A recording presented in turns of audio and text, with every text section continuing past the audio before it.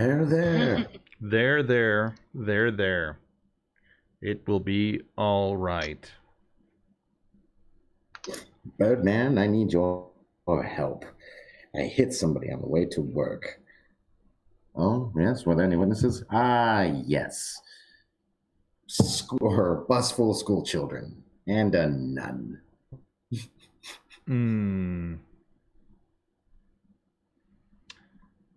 There we go. I All think I'm right. good. I've leveled up now. Level up. All right. It's official. I've leveled up. Okay. So just to be sure, everyone can still hear me, right?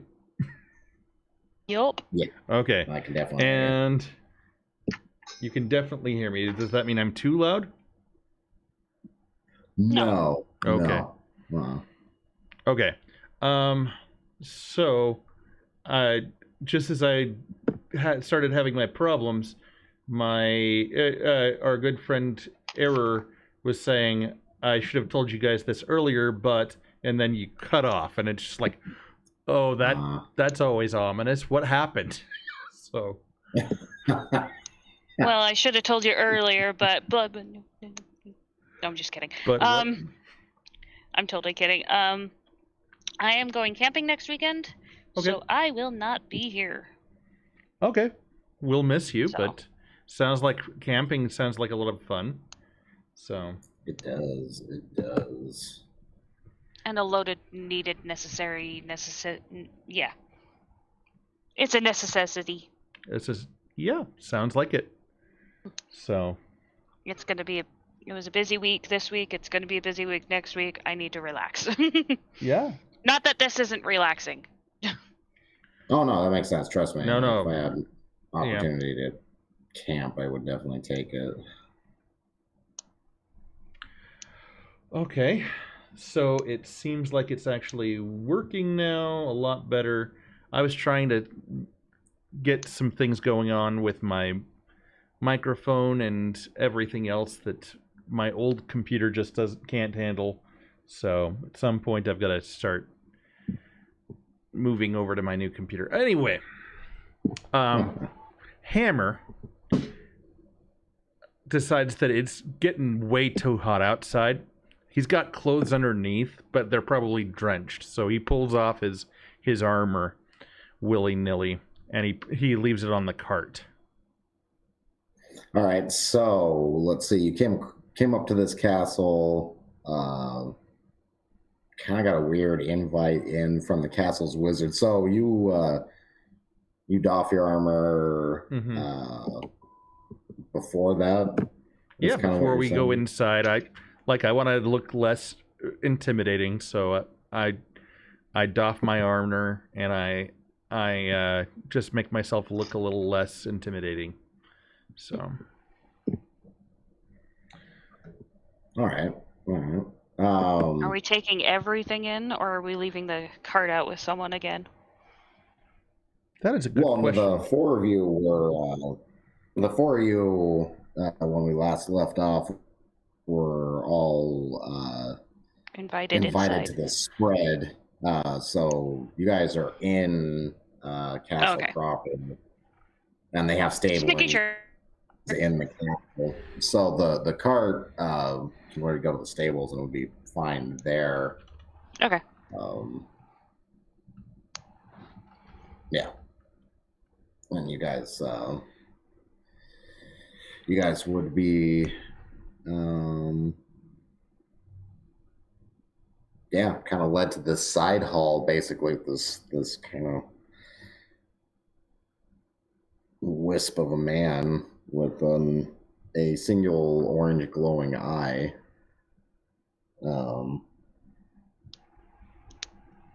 Yeah. Mm-hmm. You're not really sure what the dude's intentions fully. I just wanted to have dinner with you and reveal the fact that he could, tell them that you were holding artifacts, basically. Mm-hmm. So as I'm undressing and redressing, I try to put my artifact in my up my sleeve rather than in underneath my beard. I'm guessing. Okay. I'm guessing that he can see where this is anyway, but Hammer wouldn't know that, so he's trying to re-hide it. Because he's okay. I mean, let's be honest. He's not the smart one here. So nah, that's all right.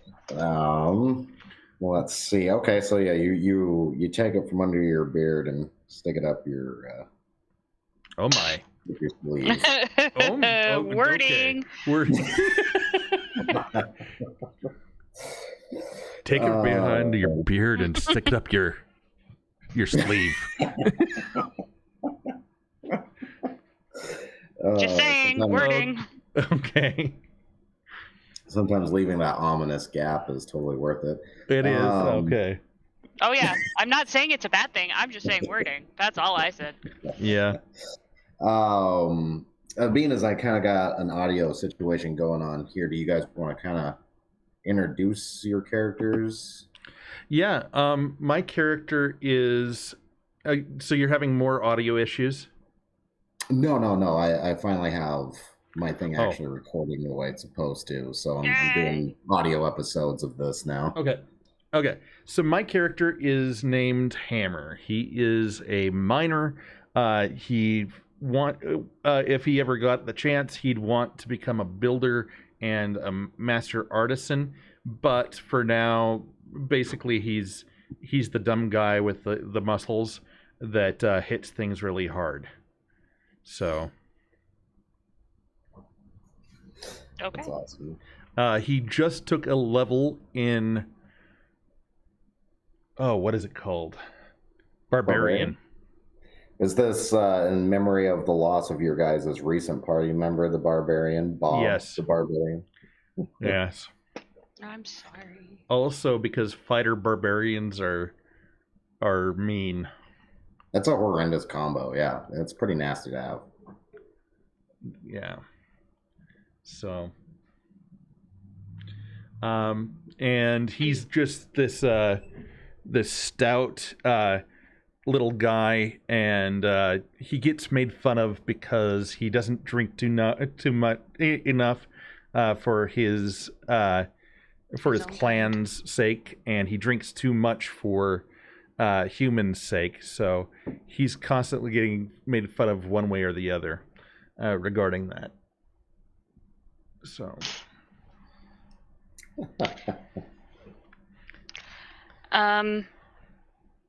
My character's name is Leandrin, and she is a rogue elf, wood elf, who just lost her short bow. Yeah, damn it! Right. You need to restring that. Yeah. And thankfully, you're in the castle. Huh? So thankfully, you're in the castle. You can get it rebowed here, or restrung. The rebowed. Wow. I knew what you meant. And yeah, so level 2 rogue elf, who recently adopted and who adopted her, I keep wanting to say puppy because that's how I do it in real life, but I don't know if she is a puppy. She's probably like a year and a half. Younger. Maybe Lemon. Yeah. A dog named Lemon from Link, who passed away in our first episode. Leandrin was like, we lost Link, but Leandrin's like, we're not gonna lose this damn dog. So. And yeah. It's almost become like the group mascot. She's such a cute puppy in my head, but.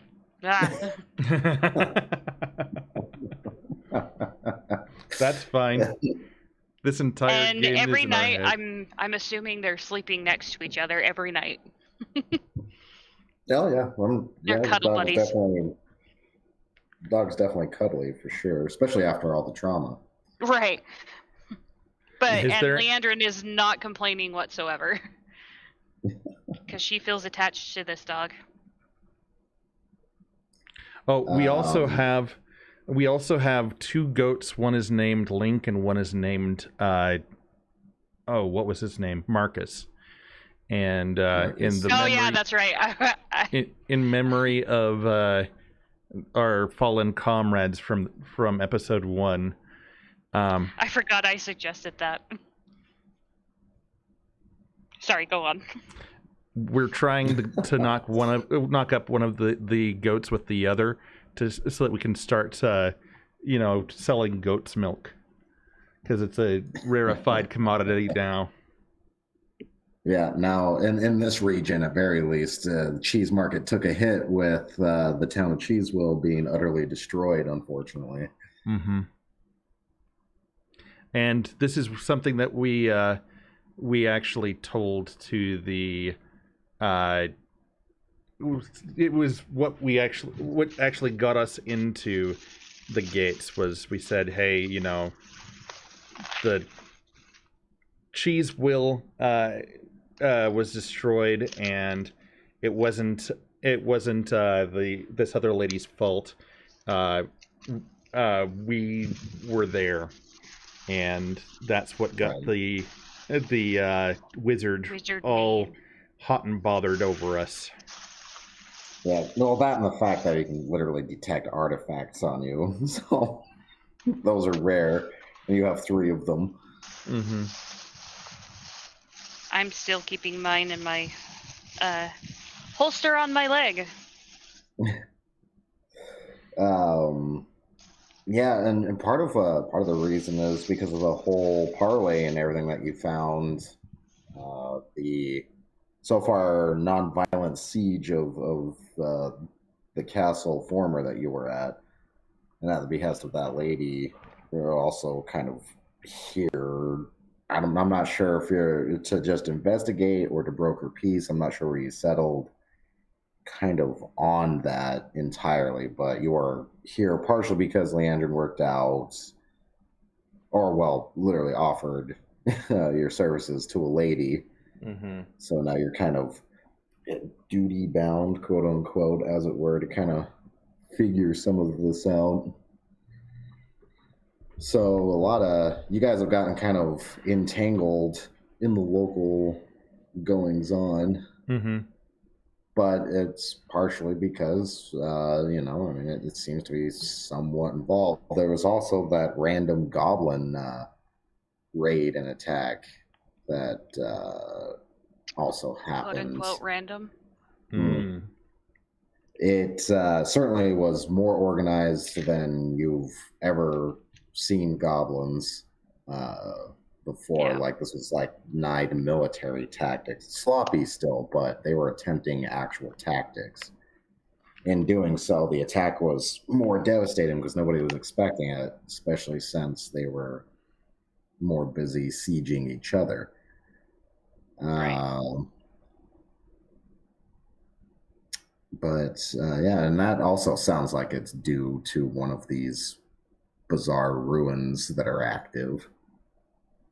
It was closer than your original northern target of the one of winter. You're the one of the in-between. You'd have to figure out exactly what the in-between symbols mean. Still haven't quite gotten that part figured out yet. Just the 4 main symbols. You have 4 other symbols, and they're all related. You just don't know what they are. Right.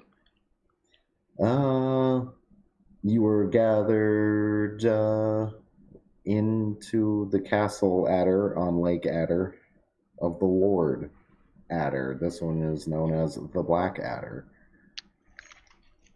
Though you're not meeting with him, apparently his court wizard,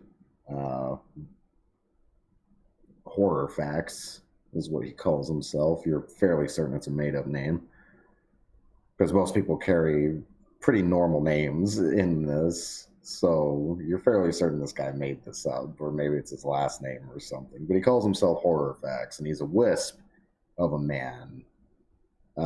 Slightly be older than you guys, comparatively for a human. Maybe he's middle-aged.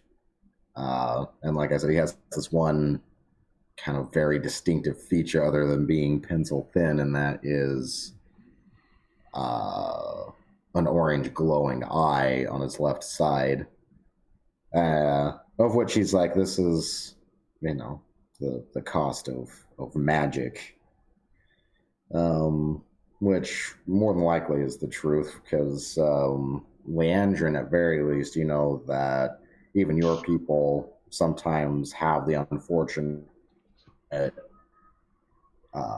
physical or mental side effect after obtaining another level of magic. So he may not be lying about it. It could very well possibly be. It's not like magic users are very commonplace, though. So, you're not sure whether this guy's on the up and up or not. Everybody's always seemingly wary of magic users, even when they're court wizards. So this person is literally approved by this country to be here and practicing. So he's not technically doing anything wrong. So there's that. But what's ironic is they're giving the other castles so much shit for even harboring a magic user. Yeah, magic user. The lady is supposedly a magic user, which she admitted to you that she dabbles, but it's not like she's a witch or anything like that. Right. That being said, you were taken into, when you see this layout of this castle, just imagine that it's 3-tiered and the layouts are exactly the same on all 3 levels. Okay. So this castle, it already sits on a lake and has a bridge to it, but this thing's walls are like 20 feet tall. This thing is slightly more formidable of a castle, though the same size, if not a little bit smaller, actually, in fact, than the castle that they're sieging. This one actually seems to be a little bit more built for, well, withstanding in combat. Technically, all castles are, but this one seems specifically designed. You would see snake coiled around sword motifs hanging from tapestries and stuff all over the places. This is this lord's regal or symbol. A house shield, however you want to put it, kind of adorning the place. Nobody looks in distress here, but everybody is slightly on their toes because there's a border dispute going on. And though it's several miles away, everyone is still at the ready. You get taken into one of the side rooms after the goats and the cart get stabled. And as I said before, he's offering a lavish meal, as it were. He's takes you to a side hall where there's a bunch of portraits hanging, where I put this blue circle. There's a long table, and there is food being set out in front of you all that is, higher level quality than what you're probably used to. Leandrin, you've probably experienced food of so many varying kinds, given your wayfinding travels over the years. So most of this isn't new to you, but some of it you haven't had in a while. And it's definitely a hearty, nicer meal than you've probably had in the last little while. Being offered to you guys. He's like, drink also. Yes, I am fully aware of Dwarven's proclivity for the imbibement. We have excellent stores here. Some have been aging in casks in our cellars for generations. I am more than willing to definitely let you sample the deliciousness of our ports and wines. Yeah, but do you got? Yeah, but do you got any, of the good stuff? Well, yes, that's what I'm talking about. I only want to. Didn't say that. Damn it. He's like, I want. You're very crude little individual, aren't you? He's like, look, let's cut the fat, as it were, and yes, somewhat attempting to bribe you with food and imbibements in hopes that you could lend me information, as it were. That and the fact that you seem to be at the heart of the situation, showing up from the other side the castles with continued information and carrying not just magical objects, mind you, but you are carrying artifacts. And if you don't know the difference between, I can assure you that, yes, though difficult and powerful, magical objects have the limits, much like a person. Artifacts are truly pieces of magic. It could be rings, it could be a whole, I don't know, a chest or an orb. But the fact that you have them, and I believe that they are wands from what I can feel and see, well, you carry with yourselves just one of those, a grand fortune in knowledge and in gold. And you have 3 of them, as well as hello, Orbalist. Thank you for being here. Damnable. You are the wonderful person. I'm just the one that gets to point it out to you. They've been causing quite a problem, and my lord, he looks at all the oil paintings and stuff of the same man all over this room. You would realize, oh wait, this isn't portraits of other family members. This is just all one the same guy. It's the same dude. He's like, my lord, and he looks over. Is very particular about results and does not enjoy failure. Yes, you're both a wonderful people. I was hoping that we could help each other out, you see, because this is, how do they put it in the South? Thank you for the 10 has me bits. in a bit of a pickle. Yes. So, I share what I know. Hopefully you will share what you know. And perhaps I could hire you to deal with a situation that involves investigation, as it were. You're wanting us to go and check out the darkness. I'm game. What's in it for us? Oh, what's in it for us? She makes a good point. Half-beard literally just kind of face palm. I hope you're face palming Hammer, not me. Just kidding. And Stonefist is just like, oh man, didn't we hire her for the talking? Maybe we should leave her to that. Half-beard's just like, oh, let them make.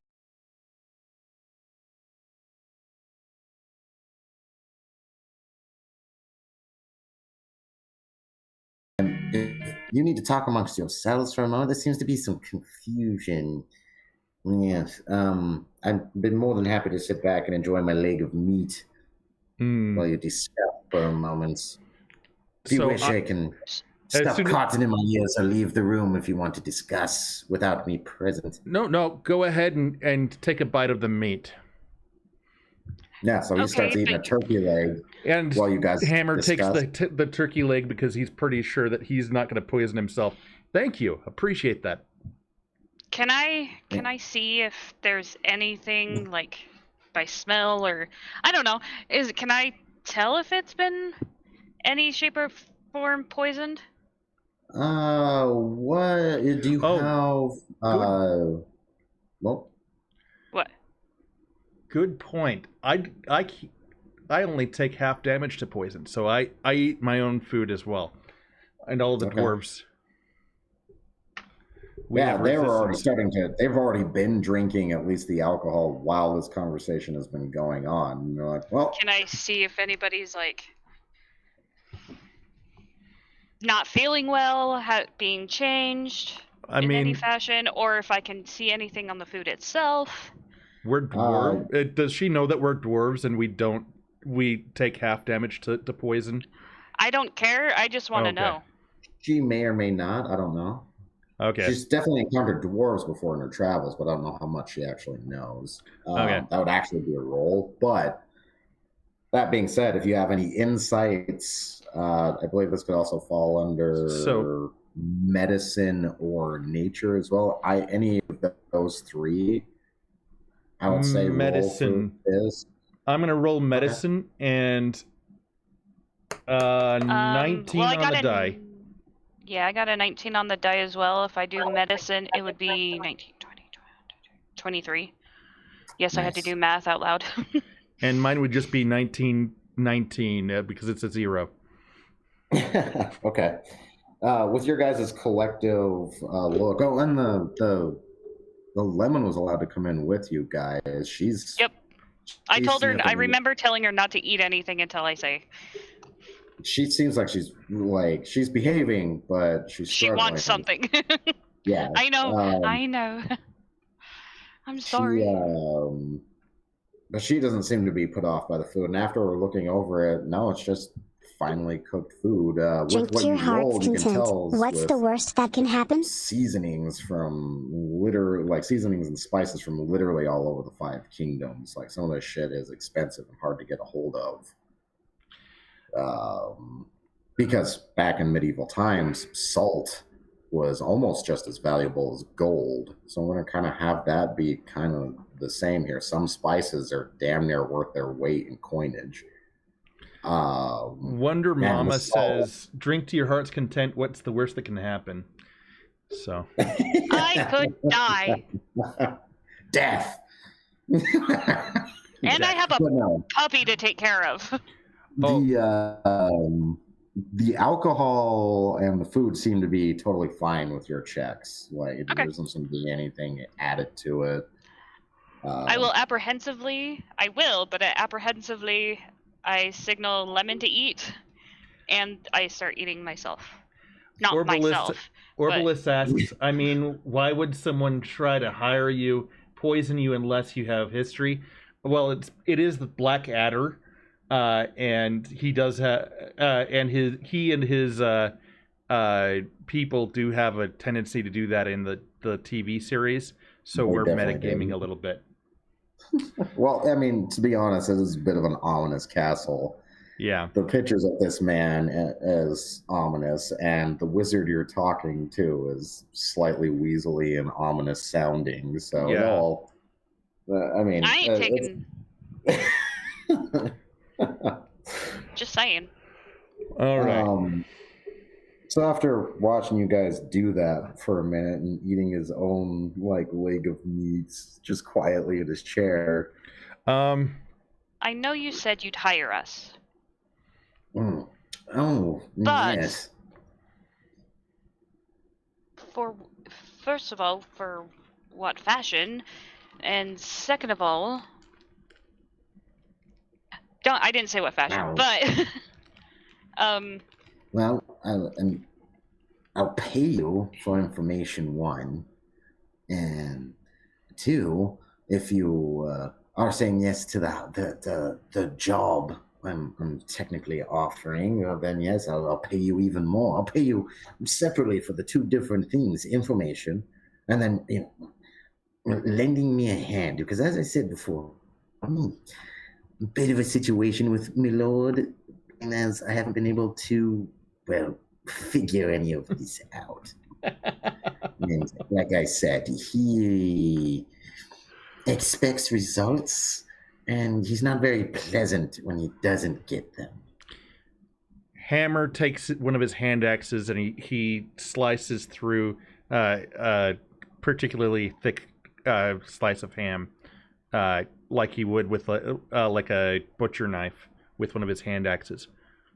He looks down at the obvious. I mean, it's medieval silverware, but it's still silverware on the table. There's knives and forks. So he just kind of looks down at them, looks back at what you're doing, doesn't say anything, but he definitely is just kind of like, yeah. But he's just like, hey. So, and I'm offering payment for information at very least. But yes, these locations are definitely causing a lot of problems, even for us. And I believe it might have something to do with the fact that the neighboring lordess of the next country over is, well, got something to do with it. Before we give you anything, and he holds up his axe like he would like a fork or a knife or something like you'd see at the dinner table. What we want you to give this one your best bow because she doesn't know how to make one. Uncultured animal. Elbows off the table and use your silverware. Your mama would be ashamed. Wonder Mama says that she's ashamed of me for not minding my manners. So. Wonder Mama, have you met him? Just kidding. Dr. Pepper? Anyway. That's your Maudie's Dr. Pepper. You gotta ask Maudie about Dr. Pepper. What? You do? No, not again. Yeah. No, I don't. Well, it's Maudie's Dr. Pepper, dude. What? Yeah. And I guess you're not getting Dr. Pepper. Just kidding. Not again. Okay. What, buddy? You've got to ask Maudie.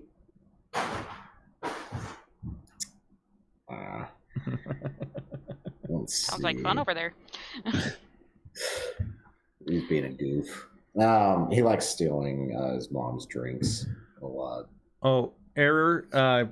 Wonder Mama says, miss you, Aaron. Miss you too. So.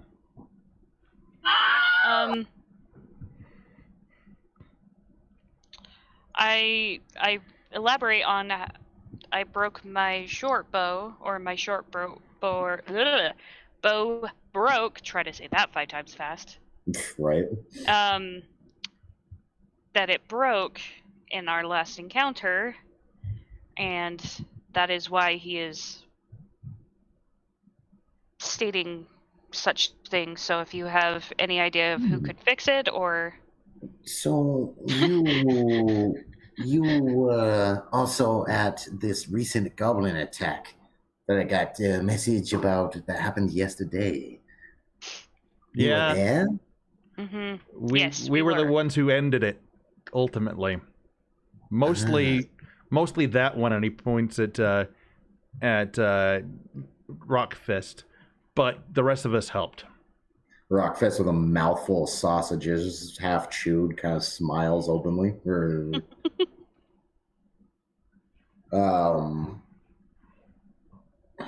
Man, so you really are just in the thick of these situations. It would seem so. I've heard of things like this happening before. Not exactly like this, mind you. Now, it's not what I'm talking about. But I have heard that sometimes when fate is involved, if you believe in such things, my jury is still out on that, being as I'm a man of the sciences. There is no doubt that there is mystical power to the divine, but that is a topic of discussion that could be had for hours, and I don't wish to digress. But I have found in my investigations that these situations tend to draw individuals to handle them in such ways.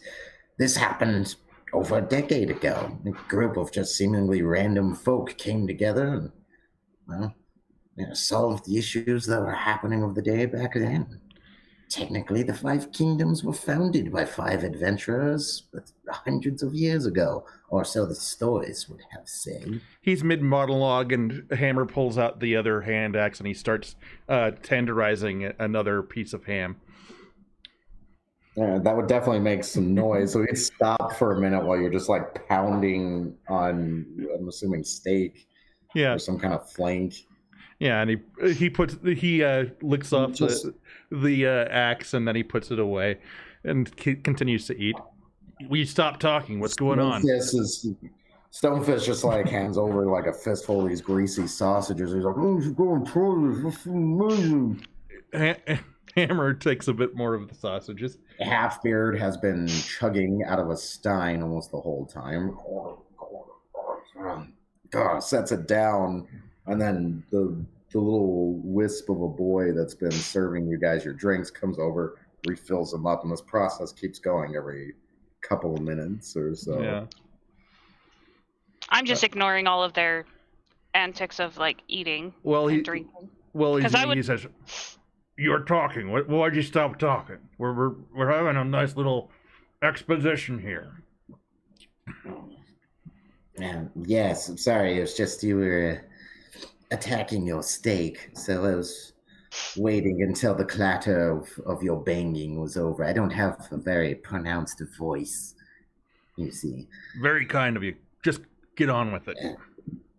He quirks an eyebrow, and yes. He looks back at you, Leandrin. And he's just like, so you are the leader of this group? It seems like you're the leader. So, yeah, I pay attention to a lot of different things. I wouldn't say because I know leader. Because if you recall, I do a bunch of different just a bunch of different modding. Go ahead. What's the word I'm looking for? Mild-mannered one? Halfter's just like, she's the diplomat, basically our barrister. She does all the wordsmithy. We do all the pounding of face. Yeah. Stonefish is just like, yeah, she's great at that kind of thing. These are wonderful sausages. Yes. I look back at him and I'm like, I can hold my own in a fight. No, he chuckles. Well, yeah, of course. It was a similar. All I'm saying that is just, man. Anyway, He takes a big chug. He's like, I know you could definitely lay waste. Hey, be nice to the elf. She saved your life more than once. Well, that's what I was saying. She's actually probably, now that I think about it, the best one at killing people. We still have a group of Yeah. Shut up. And this is Aaron talking. Yeah, the best one at killing people, and especially one of our own party. Oh, well. However unintentional, but still happened twice. Yeah, that's what I'm kind of talking about. You've killed whole groups of people in one go a couple of times now. Yeah. So he's like... Unintentional, but can't say it hasn't happened. Anyway, the wizard. He's just like, oh, well, yes. I mean, it's skills such as this that I need for myself. Not directly myself, but what I need capable individuals. To head the investigations that I'm attempting to unfurl. I sent some hirelings beforehand, but I don't believe that they are quite up to the task. Okay.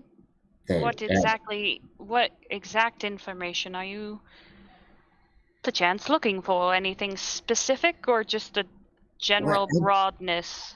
Believe that there might be some information about these goings on that could be quite handy, located within an old tower, as it were. The tower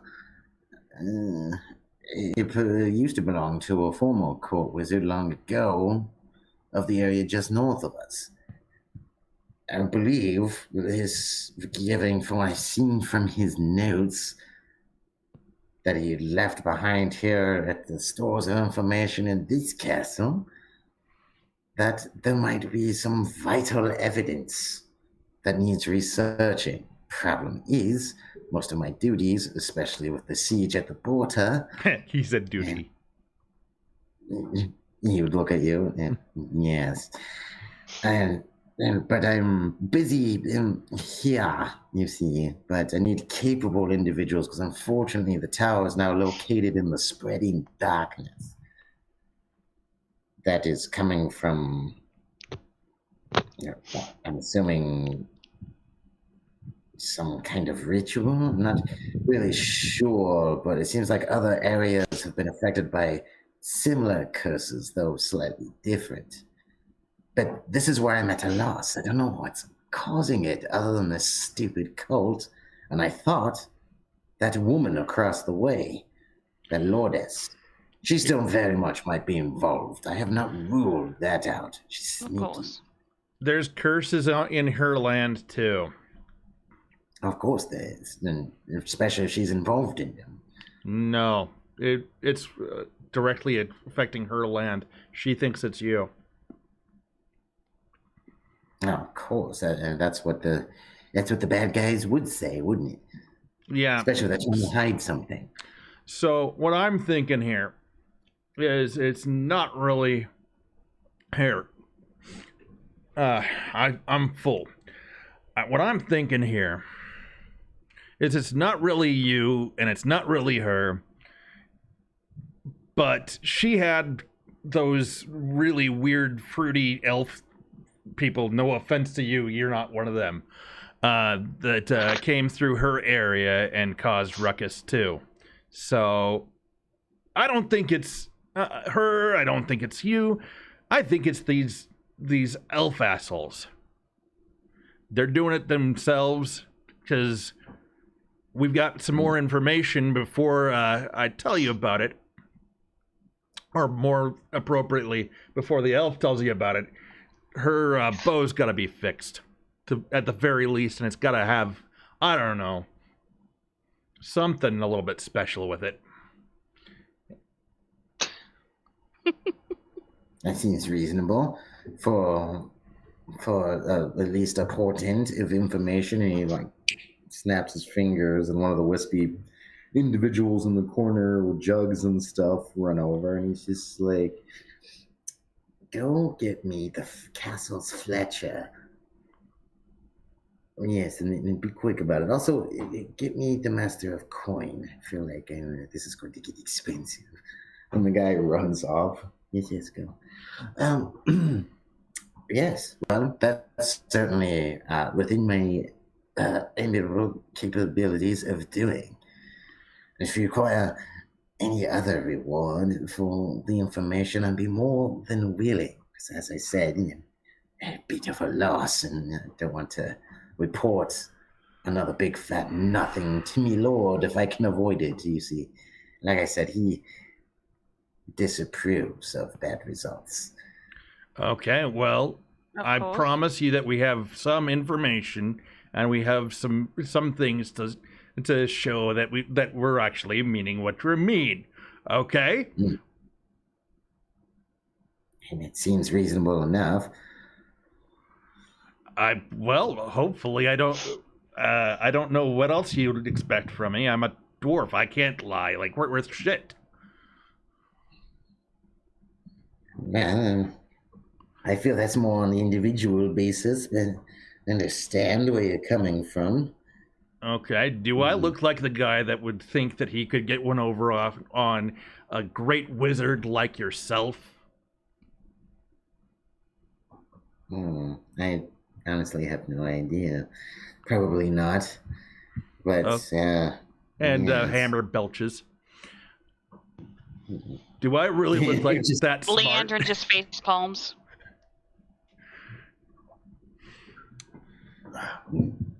Stonefist would tug on your shirt and he's like, "Hey, you're doing it again." Yeah, well, you had a little bit of drink. Yeah. Anyway. Leandrin would just find this amusing and just kind of let him talk and see what happens, so to speak. Haven't you heard anything from anybody even further east? I'm guessing you haven't, because nobody's hearing anything from anybody. Yes, I suspect that the messages are being interceded. How? There's definitely some spycrafty going on, at least in the area. Well, most messages are sent by bird and pigeon, aren't they? All of her For. holdings are in her castle right now. I can tell you, I saw a bunch of crazy people outside her gates and like more than enough people inside her gates. And I can tell you, I don't think it's her.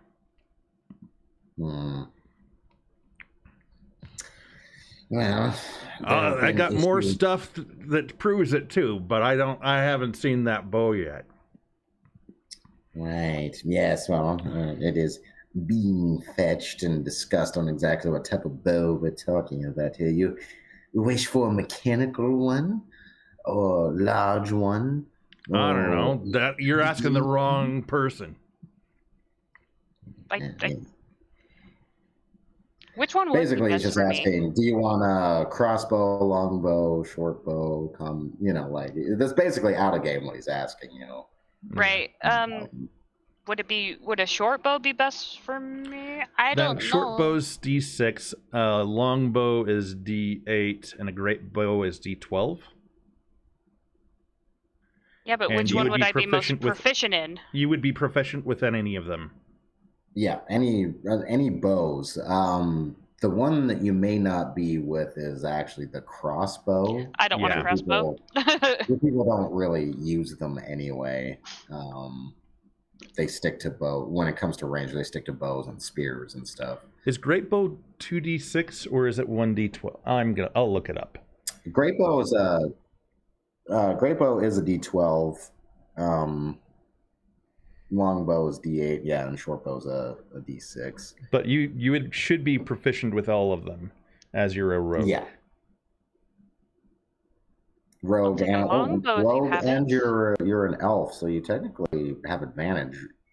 You're wayfinder, I mean. So your wayfinding, their background, gives you also a bonus with ranged weapon, like bowed weapons. So technically, you have advantage on all of it. on bows, yeah, like ranged weapons. Well, what kind of bows do you have? The siege bows, long bows, short bows for hunting, and bows. These kind of says. Right. I can offer you one of the finest one that we have in stock. I mean, it's all pretty uniform, I mean, right. Our military doesn't really require individualized materials. How about this, if I may? I will enchant it. Okay. That would take some time, though, at least a day. What one do you got on hand? He eventually, Fletcher would come in and he would mention, you've got your regular range of bows. He's like, then I can enchant one for you. How about this, if I may? How about, can I give you my short bow for re-stringing? Please. Maybe an enchantment, and I will take the finest longbow you may have. For any information on this and further explanation of your artifacts, that seems incredibly reasonable. Yes, that is a deal. Okay. We haven't... that's a little bit of information that we have. We have some... we can give you any information that we do have. But we do have some other things that we could bargain for as well. I don't want to just leave it at just a bow, but like getting her a +1, getting you a +1 great bow is actually really good at this point. And it's like, yes, you do you prefer fire or cold? Do you prefer to watch things melt He's asking you, Leandrin. Mm-hmm. So for this basically out of game, he's asking what damage type you want him to add to the bow. It's just harder to put in actual words. He's like, I could enchant it with fire. I could enchant it with ice. I could enchant it with. Do you know what acid is? Do you have a way of making it go brighter? Do I know what acid is? Yeah, you would. I mean, your people also deal with alchemies. It's just different than how the humans do it. You guys do it more of a natural way. You go and gather it from sources and process it there at sources instead of technically manufacturing it like the humans do. But yeah, you're aware of acid. Ice. Seems like fun. Yes.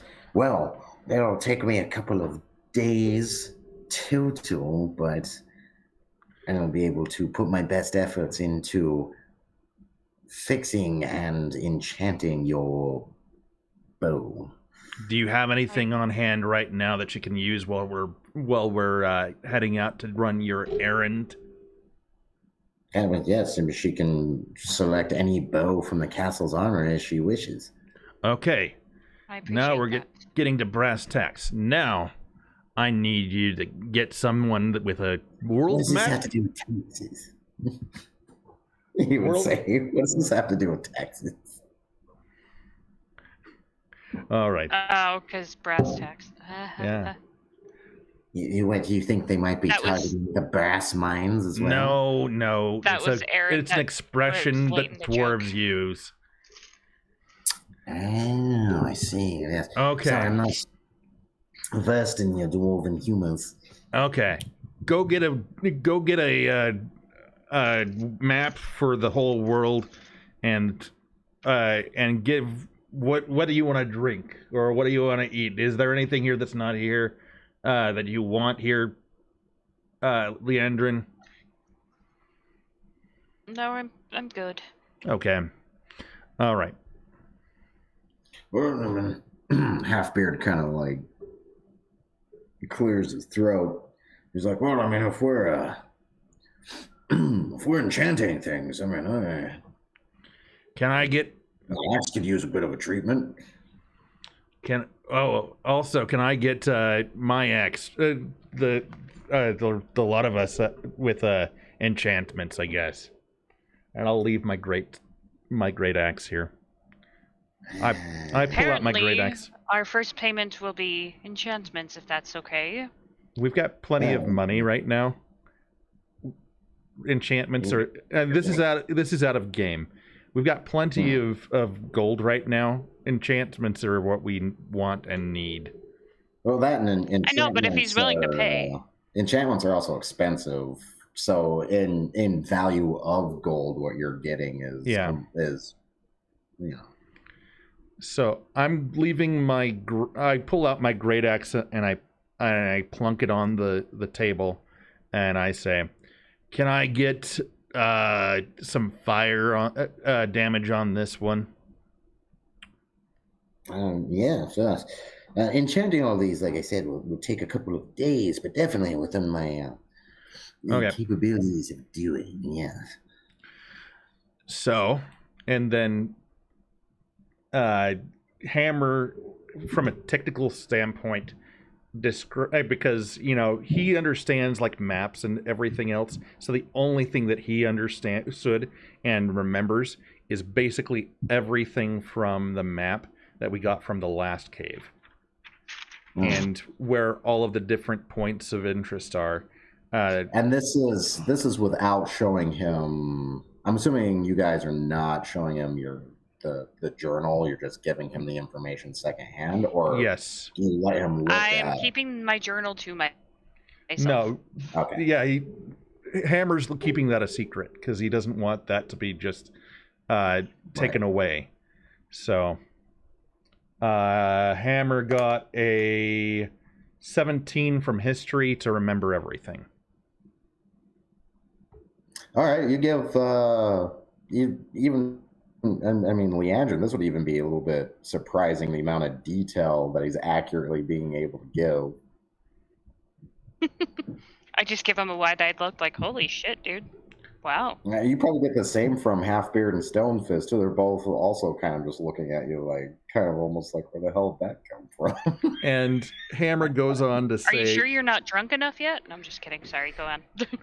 Hammer goes on to say, now, where this darkness is this point right here, and he points on the map where he's assuming is So I see these locations are causing the effects directly. So what I'd like you to do, along with everything that you're going to have with us, we'd like to go and investigate this for you. We'd love to do that. But if we find that it's some weird cultist in the middle of here, we'd like you to try to talk to your master into stopping the siege so that you can prepare yourselves for those stupid goblin things, so that we don't get overrun by the little goblin things. Does that sound reasonable? And yes, I mean, in an attempt to advise on besiegement as best I can. Best if you have alternate proofing that will help my arguments. But yes, that seems completely reasonable, especially with what you've already told me. So points me in a better direction in my investigations, now that I know that physical locations are causing this problem, and it seems like a bit of a pattern from what I can see and what you've described. Yeah. Yes, this is all incredibly useful. What is it? I'm assuming it has something to do with the horrendously powerful objects that you also happen to carry with you. Yeah, that's right. Last guy that saw our objects that was outside of our group went blind. We don't want to pull it out. We don't want that to happen to you. Roll to lie to this guy. Hey, it's not long. It's accurate. Come on. I guess technically, but it's still a repurposing of the truth. Okay. It's not a full-on lie. Deception. You're definitely not telling the total truth. I got a 12. He kind of just like, it's an odd defense for them to have. How do you wield them if they're so blinding? Well, or affect the user. Before we defeated their masters, they were a bit of a hard thing to handle anyways, but now it's a real deception. Being wielded by individuals before you acquired them. Not exactly individuals. It's kind of hard to explain. They may have been individuals at one point. Oh, you mean undead? Yeah. Yes. Concerning. Very concerning. Very. That would suggest that these areas that are causing all the problems are old. Very old, if you are dealing with skeletal corpses. More and more questions than answers, but still answers nonetheless. Well, so and if you could, if you could go to where Cheeseville is now, you'll see a bunch of standing stones. God, that's dozens of miles away. Yes. And in a different kingdom, and needed here, unfortunately. But I will take your word for it. You all seem very honest and forthright. And you've done me already a great service, even without running to this tower, by sharing the information that you have. This could potentially save lives. Could potentially, he grabs his neck, save mine. We have more information that we will give you once we have our payment. And, yeah. He's not going to threaten the guy this time. He's like, all right, well, I'm not going to have you investigate that ruin, obviously. What I need is within the area of it, though, in the darkness, like I said, in this old wizard's tower. It was already somewhat abandoned and looked over because it had information in it before the darkness spread. Just outside of this small town that temporarily had to abandon due to the unnatural darkness. So he'd give you a location of where he needs this to happen. He's like, but you are more than welcome to rest yourselves in the castle tonight and head your ways out, refresh in the morning. I have a lot to process. I also have my laboratory to prepare to enchant all of your equipment. Please feel free to drink and eat to your fullest delights. You wouldn't happen to have any useless squire boys or people that we could send in places to? Never mind. It's just like, do you have any red shirts that we can? At the moment, that wasn't really Leandrin asking. Okay. He would just gesture one of the stewards to come over, and he's just like, make sure that they are kept in fine guest quarterings. They are allowed on the first level of the castle and surrounding grounds. Any normal requests from them, from the castle uses, is definitely permitted. If it's unique, run it by me first, but more than likely it would be fine. These are guests. My guests. I treat them as such. Thank you. Thank you all very much. This is more than useful for me. You might have really saved, as they say in the north, saved my bacon. Yes, quite fortuitous. Have a good evening. I have much studying and preparing to do. All right. Yes. Yeah. Good luck upon the morrow if you do stay the evening.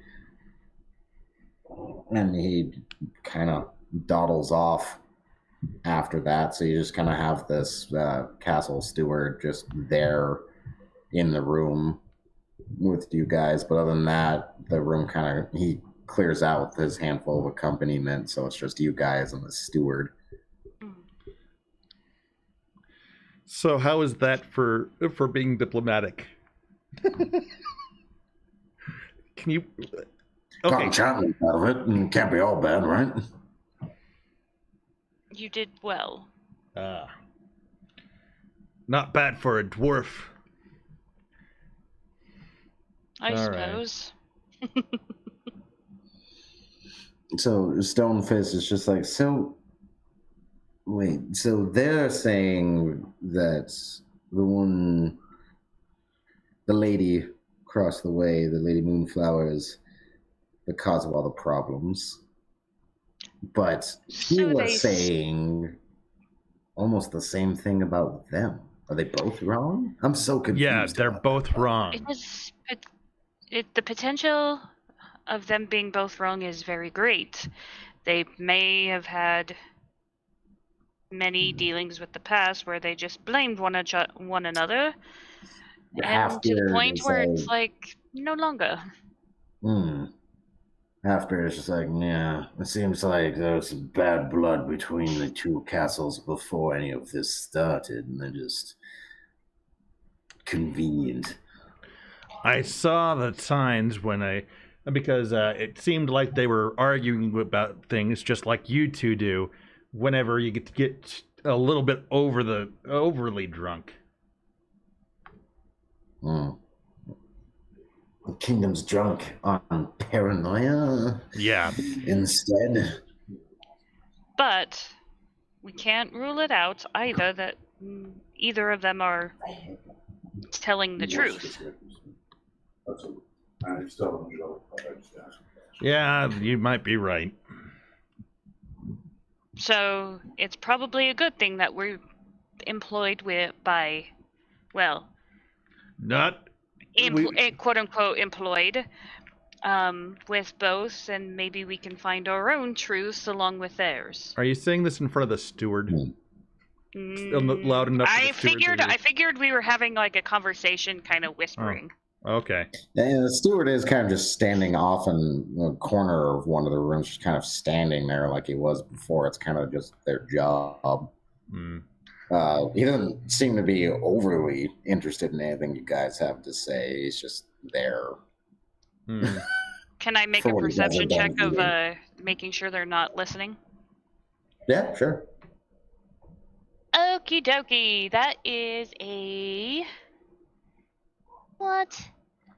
natural 20 for a 28. He is not dropping ease on you, but being as you rolled a critical, you notice that one of the sets of eyes in one of the many, many portraits of the same man have actual eyes in them.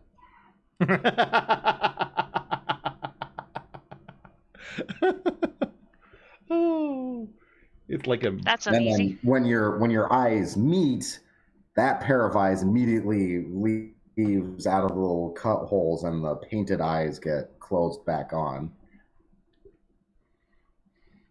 So they notice you noticing because they were already watching you, and then when you meet eyes with your critical, whoever it is, you see the eyes go wide, and then they put the covering. Oh shit! Yeah, pretty much. Yeah. And so they put the covering back over. So you were being listened to. Whether it was by the wizard's hand or not, you don't know, but somebody was listening. Okay. And Hammer beckons to the steward, and he's like, "Do you got any dried goods that we could carry with us, like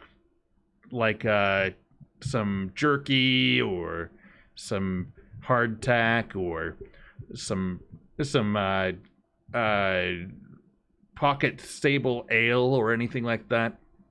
Oh, yes, my lord. Is this for your travelings now? You want this in your room? Yeah, we'll split it up amongst us, but we would need enough for at least 4 days. He just kind of nods. Yeah. And he goes over to the door, opens it, says something to just one of the other stewards that are just standing in the hallway. They run off and get it set up for you guys. It's your provisions will be in your room. Yeah, it makes and then he goes back and stands in the corner again until you guys need him to either fucking take him to your rooms or whatever else. Okay. They're literally like a young teenager, you know. So he runs back over and stands back at his position. Well, what do you think? Should we spend the evening here or try to get our bearings about us, per se? It's dark out right now. They want something out of us, so I don't think they're going to attack us. But, you know, I think it might be good for us to have 8 hours and then immediately leave so that we can go do what they want us to do. And so that we can prove that what's happening is really happening. So. Good, because I'm tired. Okay. So, ultimately, we go and try to do a long rest. The elf doesn't actually sleep, right? Right. You have I can get some sort of rest. You take they're kind of like a 4-hour meditation. Pretty much. That makes up for their sleep. Yeah, and it counts as like a long rest. Yeah. For them. But dwarves have to sleep the entire time. So, whatever you do, make sure that we all wake up before first light, and Hammer sacks out on the ground, like not on a soft piece of ground, just like whatever piece of ground is in this nice castle. He's just looking for the hardest part of. So you don't. I'm assuming you do this going to your rooms that Yes. you were. Okay. Are we sharing a room, or are we getting separate ones? They would have set up separate unless you guys wanted to share one. The dwarves would probably sleep in the same room. Yeah, it's kind of what you guys are used to at this point anyway. You'll kind of. I'll take a separate room, but as close as possible to them. Yeah, I'll be right across the hallway from them. Okay. Make sure we wake up before first light. We want to get out and out there and on our way as soon as possible. He says. Of course. Can I make some sort of like perception or some sort of check to make sure I can hear anything or make sure nothing will happen to us when I'm not resting? And before we go in, like as we're walking, like where it would be very difficult to have anyone listen in, I want to make sure that I say, hey, you know that journal? Don't let them see it, and try to hide it on your person so that they don't try to steal it from you. Of course, it's packed deep in wherever I have it. So, I don't know where I have it currently. And that would be a stealth check. Natural 20, so that's 22 for that conversation. Okay. You definitely do it away from any tapestries and portraits. Speaking of which, Lan, did you say anything about the set of eyes that you saw watching you? Yeah, I would have told him. Okay, so yeah, you would have done this definitely out of earshot of any hanging tapestry or portrait. So. Just down one of the hallways. Yeah, so that being said, you also wanted to kind of be alert for your resting of the evening, so go ahead and roll for that as well. What would that be? Perception. Probably just a perception. Okay.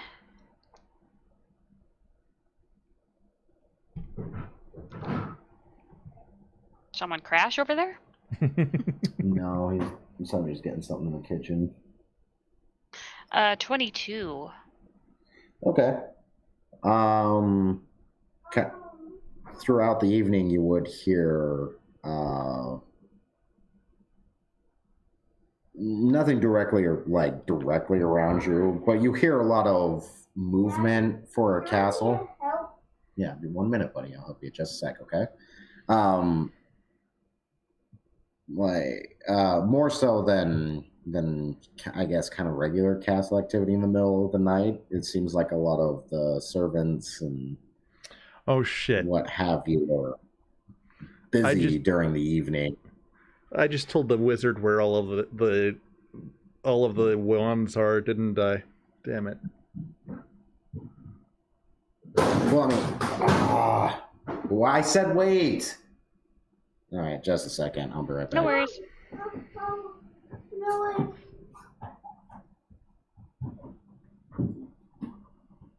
No, I don't think you did, because the wands are still on her person. No, I'm talking about like the ones that are still where the heavy fog and stuff were. Like we had sunlight. Where we're potentially going to get more wands? Yeah.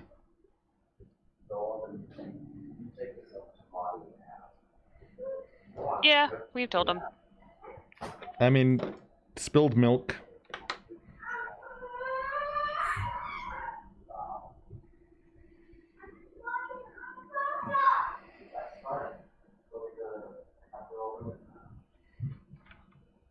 Someone's having fun. Sounds like it. She said sarcastically. Yeah. Herbalist was like, natural 20? And then he's like, let's go! And when I got my my natural 20 for stealth, he put up a second 20. He's really excited about that. And by the way, Herbalist and Wonder Mama, thank you for being here, even if you are just lurking. This is a lot of fun hanging out with you today. So back. All right, sorry about that. So, don't worry, we just created a strategy without you.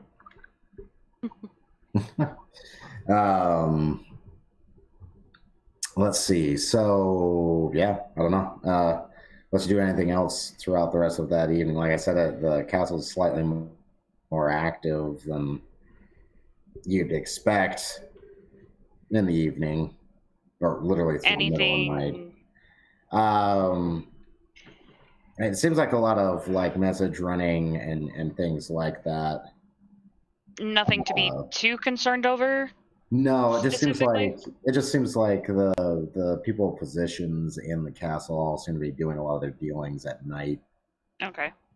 Instead, so maybe there's a lot of like the way it would kind of seem is there's a lot of sneaking around between each other in the castle, but not necessarily directly because of you guys or anything like that. Just seems to be the activities of the castle. Okay. I will meditate now. I don't know why it was muhahaha, but it's there now. So you, let's see, the next day, provisions are set up for you. Yes. Okay. But yeah. So you have the extra provisions set. None of your weapons are enchanted yet. But you get replacement weapons that are equivalently the same as what you already have. Mm-hmm. Okay. Does it seem sturdy? Can I check it out and just be like, yeah, this will work? Yeah. It's military grade equipment. He hasn't given you anything crapper out of the norm, as it were. Okay. Hammer still likes his war pick and hand axe combo, but he might swap to the great axe when he gets back. Who knows? All right. So Hammer heads back, and where to first again? we were gonna go to that tower that's in the middle of that. Oh, that's right. Darkness. And that's right. Yeah. I'm guessing the only way out is the way we came in, so. Yeah, so you guys take in order to get out of the castle, you've got to recross the bridge. It's only out. And yeah, I don't feel like swimming. And then do we head south or north? If I recall right, it was north, but I could be wrong. It's just slightly north from where you guys are currently located. Alonzi.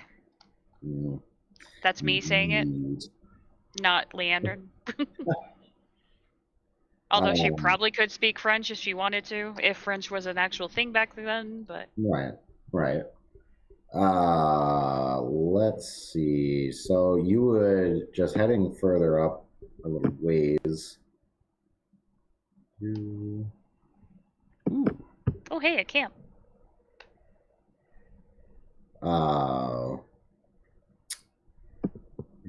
You would be heading up. I'm going to say like maybe this is about 10-15 minutes up the road from where the castle is at that you just left, and where I'm marking is where you guys are entering from, prospectively on this. So this stretch of land here. This is kind of what the surrounding area looks like. A lot of small babbling lakes, small babbling waterfalls, lightly treed areas, and fine hills kind of make up this landscape.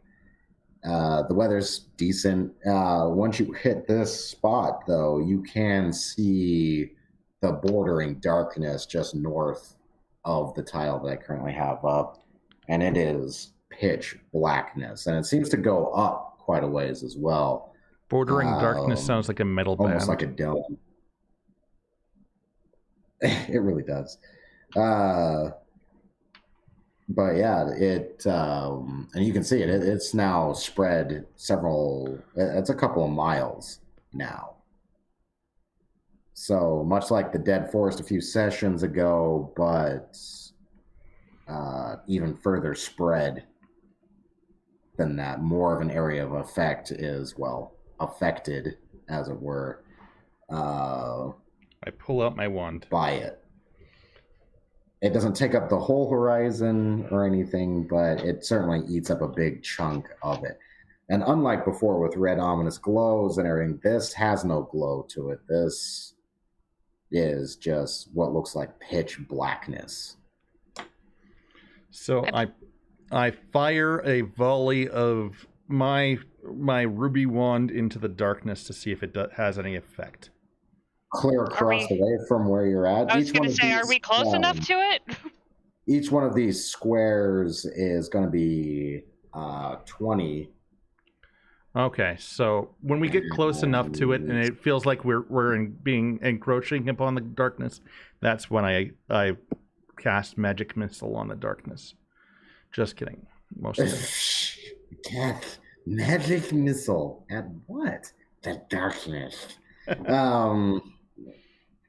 At the top of this tile, where it ends at its north top, is where the line of darkness starts, or where the barrier of darkness is. So about right here, or is it all the way up? Like all the way up here, where all the I way put to my the blue top. box? Oh, Yeah, okay. just beyond that, where you can't see off of the tile, is where I'm talking about starts. Okay. Is there really like a campsite there? Yeah, it's like a little. It looks like a little. Normally, it looks like a spot for fishing, like lake salvage, things like that, or streaming. Is there anyone there, or does it look abandoned? There are people currently there, yes, but it does not look like your regular river mongers. It looks actually like some representatives of the Church of the Creator are camping out there. Oh no! Is that the people that were I'll leave you with that for just a minute. I got somebody at the door. I'll be right back. Momentary pause. The Church of the Creator, the people that were with the sun, or is that a completely different group of people? Because I can't remember what they were called. Like they were the Holiness to the Sun or something like that. I don't remember. I am. No. Bobby. Bobby? Bobby? Did you just say Bobby? I didn't understand. No, I said puppy. Puppy, okay. I heard barking. Yeah. So Church of the Creator is not the one that nuked our town, the weird right? sun cult? No. The Church of the Creator is literally kind of like this lawful good religion. It's the primary religion of the Five Kingdoms. It's not the only one, but it's the primary religion. So they carry some weight politically and things like that. Damn. Overall, generally, they're lawful good. Lawful and doesn't good. mean every member. I'm neutral, like true well, maybe chaotic, but I thought there wasn't. I thought it was just chaotic lawful and yeah, it's more world. chaotic, lawful, and neutral. I'm more speaking in more of like the general sense, kind of give you the feel of what I'm talking about. The Church of the Creator is that it's literally more like, it's the Creator is good. Are they the self-righteous type, or are they more the humble righteous type? It's a mix of both. Okay. As you get with most religions. Mm-hmm. But there's an encampment of them, a small-ish encampment of them over there, though. And it seems like they've kind of set up. Not like they're planning on staying, but they're definitely encamped on that little peninsula. Okay. Okay. And you see where the road tarries off to the further east, and the one road kind of leads from that bridge kind of up and around to where they're at. The eastern road, or the one that heads more east or facing right, hooks up at some point and would lead also kind of in the direction of the darkness. But yeah, so that's what you guys would see. Handful of individuals from the church camped out, and this kind of valley. Okay. I whisper over to the party, it's like,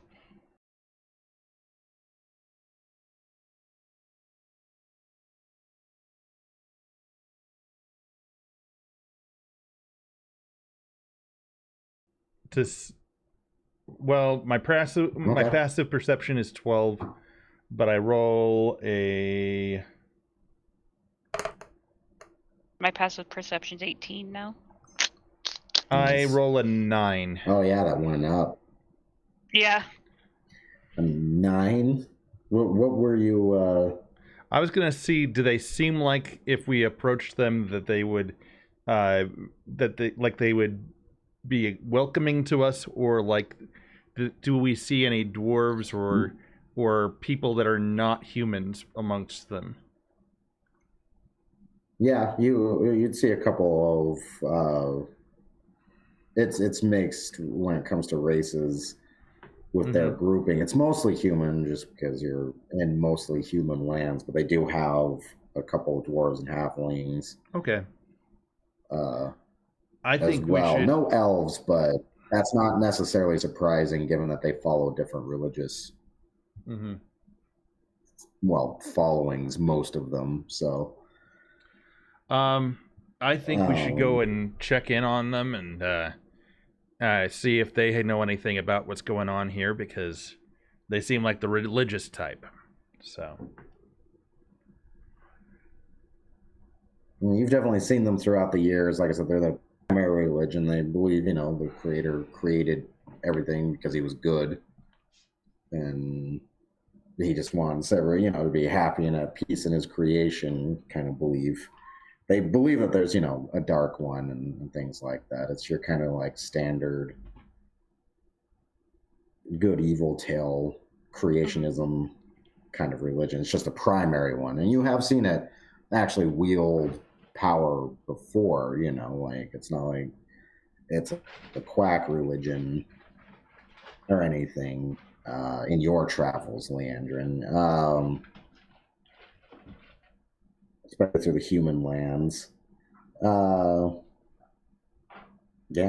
And the half-beard would be just like, as long as they don't try to convert me, I'm fine. Maybe they know something, but I don't know how long I can stomach these types.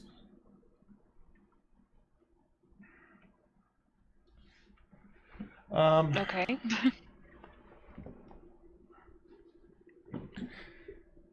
Sorry, just went and put something in the microwave. Just some nice little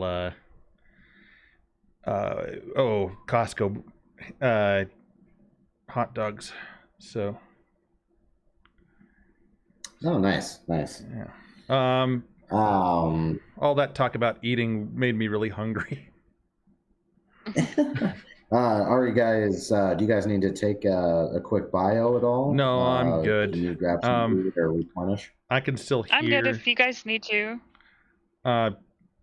I can still hear and do stuff. I'll probably just mute myself while I'm eating. But alrighty. Let's see. If you need to eat, by all means. But no, I will at some point. But at the moment, I'm all right. All right, yeah. So, really, kind of question is, are you guys gonna go talk to these individuals at the lake camp, or press on? I guess. I am rolling a wisdom check. I'm kind of think. Okay, so 15. So he lets Leandrin decide. Jeez. What? Thanks for that. No, it's the smart thing for Hammer to do. When I roll low with those, that's when he starts talking.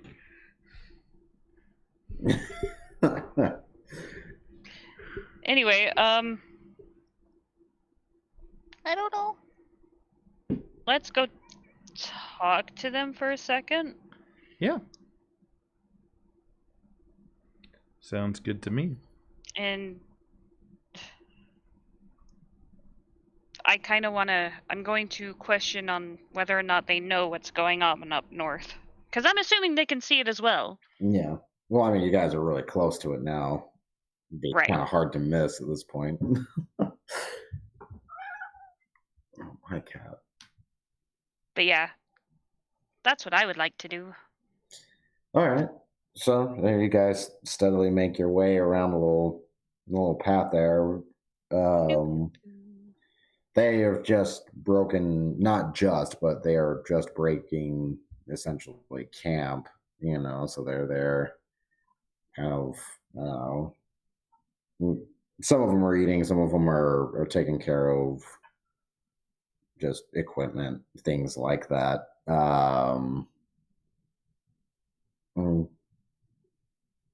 It seems like a woman with slightly finer robes than some of the rest. It seems like the robes and how ornate they are is where they fall in some kind of hierarchy. You're not sure, but it seems like the lead priestess is a woman. Kind of walks to the border of the camp as you guys are approaching, holds her hand up peaceably, almost kind of like a hi. And she's like, oh, bless you this fine day. What can we do for said travelers? Best thing I can do is to offer advice, and that is if you are heading in a northerly direction, the eastern road leads to danger. You must travel farther east to go around this. I do not suggest pressing forward unless it is necessary. Rolling Fair wisdom roll. Have you guys been 13. He holds here his long? peace. We've been here a handful of days. Protecting travelers and warding the area. Mm-hmm. Any changes from what's been going on over there? Has it just happened? It's spread. Do you know it seems to from where grow in size almost daily. Unfortunately, no. Somewhere near the town of Woodblock, and they had to abandon temporarily the town. But somewhere near there, and it happened a little over a couple of weeks ago is when it started, and has only progressed. So the church is here to, see if we can't bring the Creator's good justice to the situation and hopefully get people back to their regular lives. So I know darkness can invite invitation for more darkness, if you will.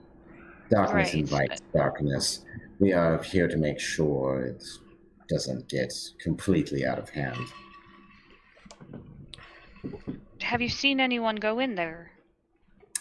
Yes. There was a small group of mercenaries that went in a few days ago. Some kind of hired ons, but we've not seen them.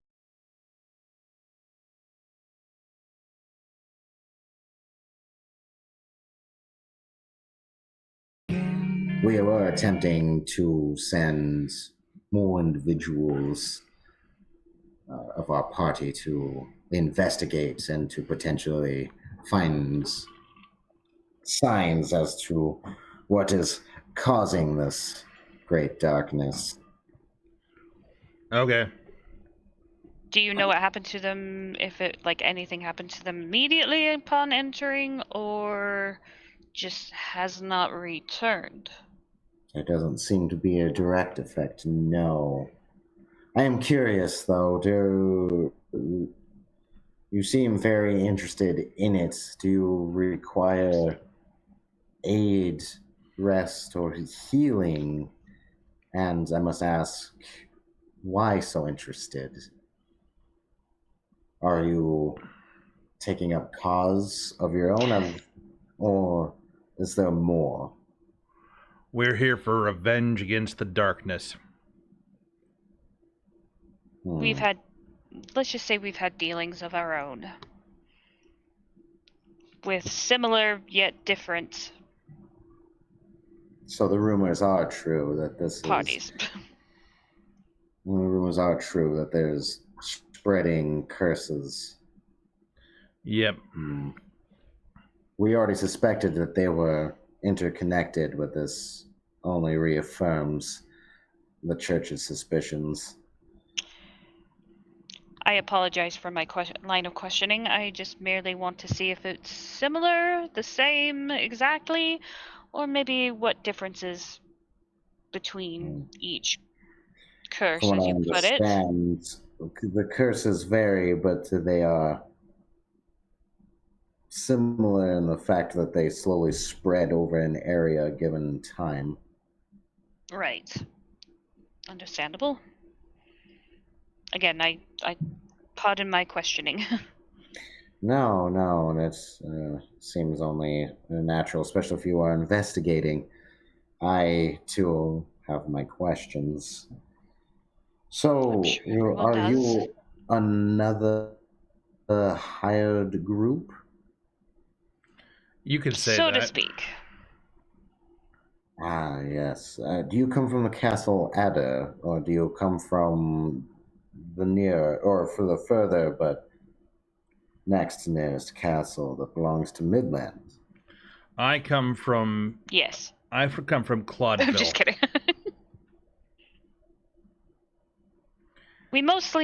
Let's just say we mostly speak for ourselves. We've had, like I have said before, encounters of our own. I was previously from Cheese Wheel, but I can't say that anymore. Well, you can still be from there, whether or not that it... Yes. I am truly sorry for your loss. Yeah. You got any holy water that we can drink if we get hurt? She kind of quirks an eyebrow at that. She's like, that's not necessarily how holy or blessed water works. But yes, we do have fresh water if you are so needing.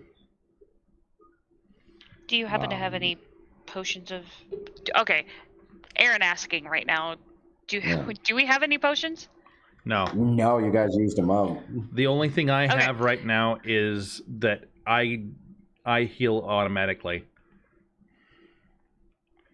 because I have second wind, but that's because I'm part fighter. Then I forgot Do you about. Go ahead. Nope. You said you have potions of healing. No, we Or the healers. oh, By divine pardon my touch mistake. and the grace of the Creator, we can even reattach limbs if we can get to someone soon enough. Hmm. Well, damn it. She doesn't say that, but I did. Like, we also seek to prevent a war between these two nations. Between Adder and the other, yeah, we're trying to stop it too. We don't think it's. They both think it's the other person that's causing the curses. We're trying to stop them from attacking each other because we're pretty certain that it's not either of them.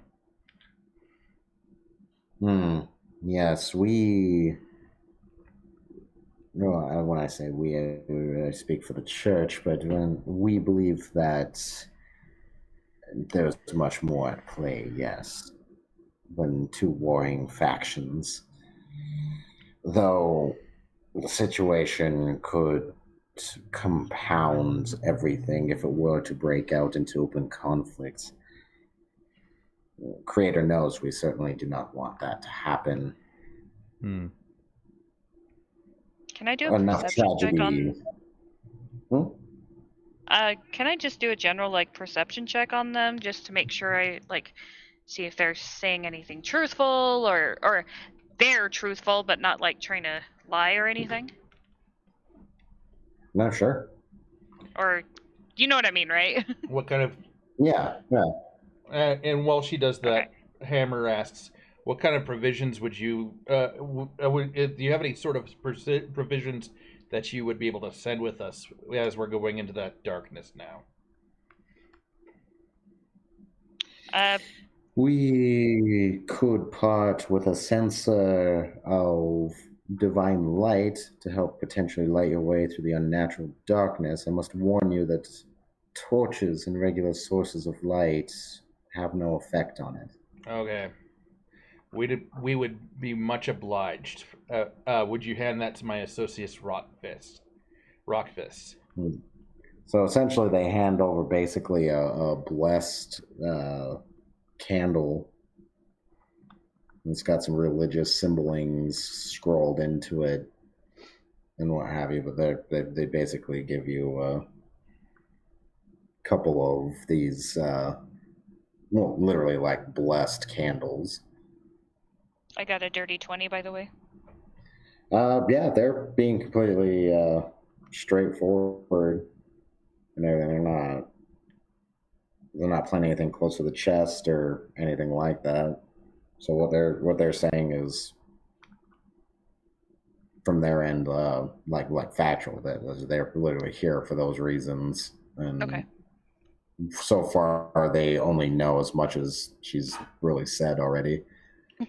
Did we increase any of our? How did she get to +8 on perception? Did she? Did you add a proficiency on there, or what? How did? No, she got another skill. Okay. To pick, and I'm assuming it was put in perception, right? That's why you have the +8 now. Yeah. Yeah. Okay. So yeah, it was just another. She gained another proficiency. She'll be gaining one almost every other level. You'll get another proficiency option for yourself next time you level up. But being as you're both direct combat classes, that doesn't happen as often for you when you level up. But next time you level up, you'll be able to choose another skill. Okay. Let's see. Right, yeah. So they seem to be on the up and up. They're just kind of here on a basically holy aid, or they're literally here because of the church and everything, and them just trying to help and investigate in their way. Right. All right. Well, Blessed Mother, I appreciate everything that you've done for us. Let's head in. I don't know. If you are too into there, perhaps we can assist each other. Okay. When she's just like, I received in my prayers a vision of lights, red and whites and blues, coming from a southern horizon. I believe that was a sign that I was meant to have this encounter, which tells me I need to send a representative. If you are willing, we can send someone with you. Okay. We have individuals in there that we must find as well that have yet to have returned, and we could only benefit from helping one another. Okay. Fair enough. So, who are you sending? I'm going to roll and see.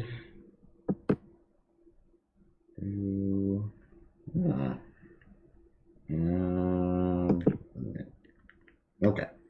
So she's like, I shall lend you Andrew. He is our most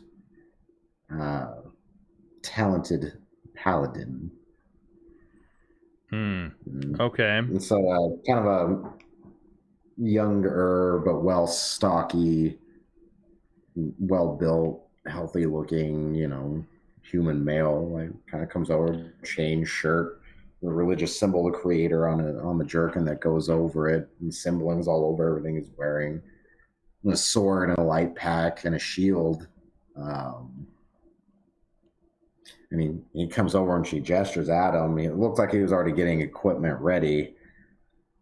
He's like, Andrew, it appears that the creator has given us a sign or a confirmation of the sign that I received about the darkness. These individuals are directly involved, and I believe they walk with destiny. Well, if you're going to send somebody with us, I'd like. Do you mind if we go into a private area and we can discuss some things that you'll likely learn about sooner or later about us? You mean you wish to confess to me? Sure. Interesting. All right. Well, yes, this way. And she gestured you to one of the smaller tents. The big tent seems to be just kind of like a commons or a command center kind of tent. She takes you to one of the side tents. Come on, guys. We're going to confession. So, do you join them, Leandrin? I kind of want to see where this goes, so yeah. All right. So she leads you into the tent, lights a small brazier of literal incense, and sets it and has you guys kind of set with her. Since you're sending a spy with us, might as well tell you up front. We got these magic things, and he pulls out the red magic wand, and he says, "Mine's red. She's got white and blue." The sources of light Amber. that I believed I saw in my vision. Amber and blue. Yeah. That's sorry. But true, yeah. I mean, pretty much. But he's not going to correct her. But they would both say that the paladin and the cleric, in almost creepy unison, would say, "There are no mistakes, only happy accidents." Okay, Bob. And no, Bob's gone. Out of game. Yeah. The creator is very loosely based on Bob Ross. So okay. If you hear some similarities to it, there's a reason for that. Bob Ross. The next time I hear somebody say that, he's going to beat the devil out of it. Just kidding. Right.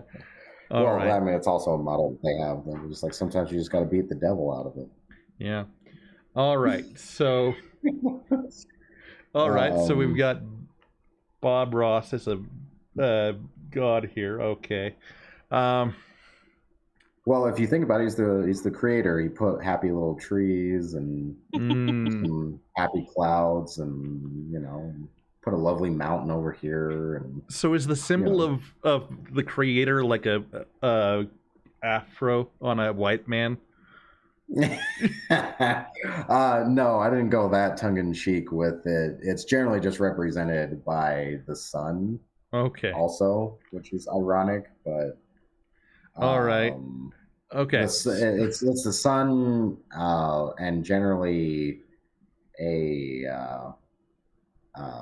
not a warhammer, but like a tooling hammer and a brush, generally crossed with one another, because he used all kinds of tools to build the world, essentially. So, but they would say that when you pull out the wands and everything, and the cleric, she's like, yes, this is definitely a sign from the creator. This was meant to happen. Pointing towards the darkness with the with my wand, is there any area that brightens up any brighter than others towards the darkness, or no?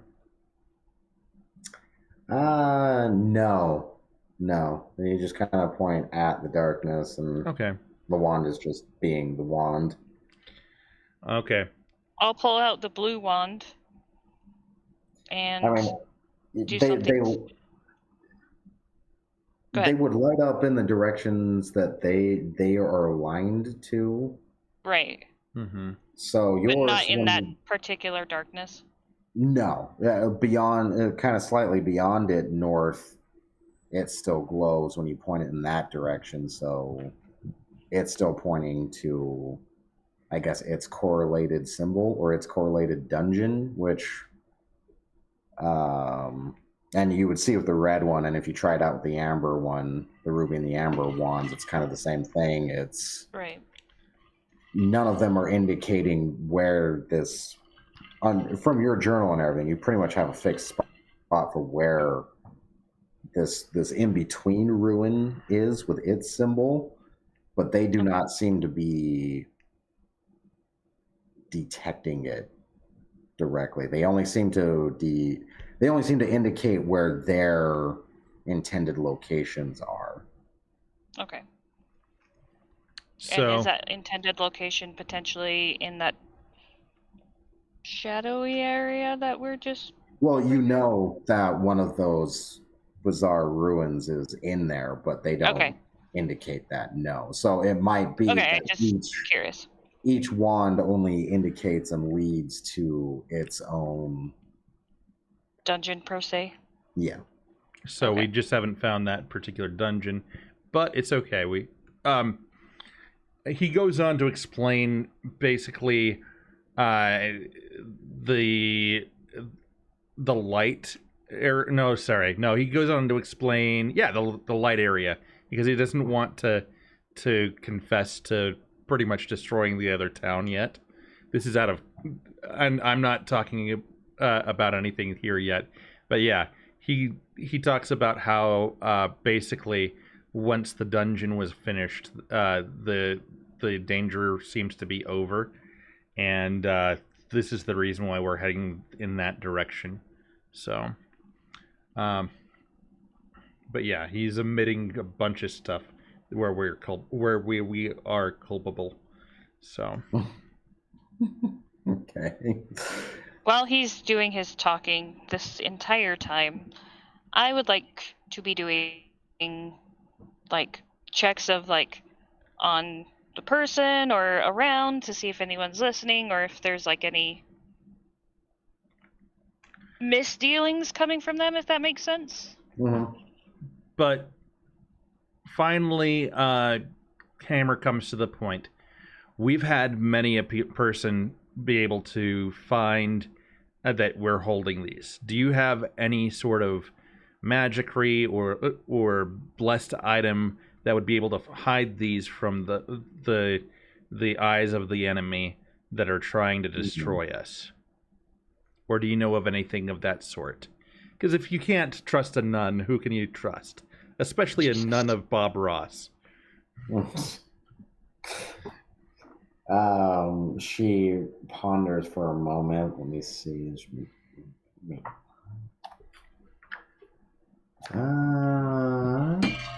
And he goes on to explain that the last 2 times where people were able to notice them and how we got made. I don't like that. I don't want that to keep happening. I don't want that to be like the everywhere we go, just this magical person looks at us and says, "Oh, it's you."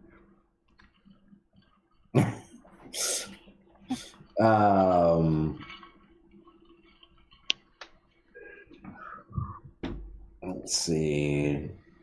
She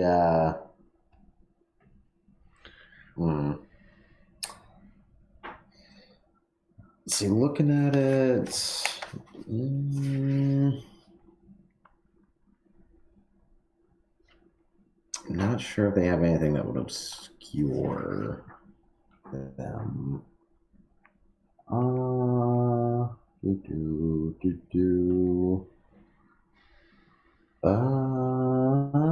Looking over kind of what I've got set up for them, they don't really have anything in the way of obscuring, really. She's like, unfortunately, no, but what I can do is bless a container, and that'll make it difficult for evil and even neutral magics to attempt to detect anything within. Okay. That's about as close as you can get to it, but it'll still be useful. So he pulls out like a what would he use?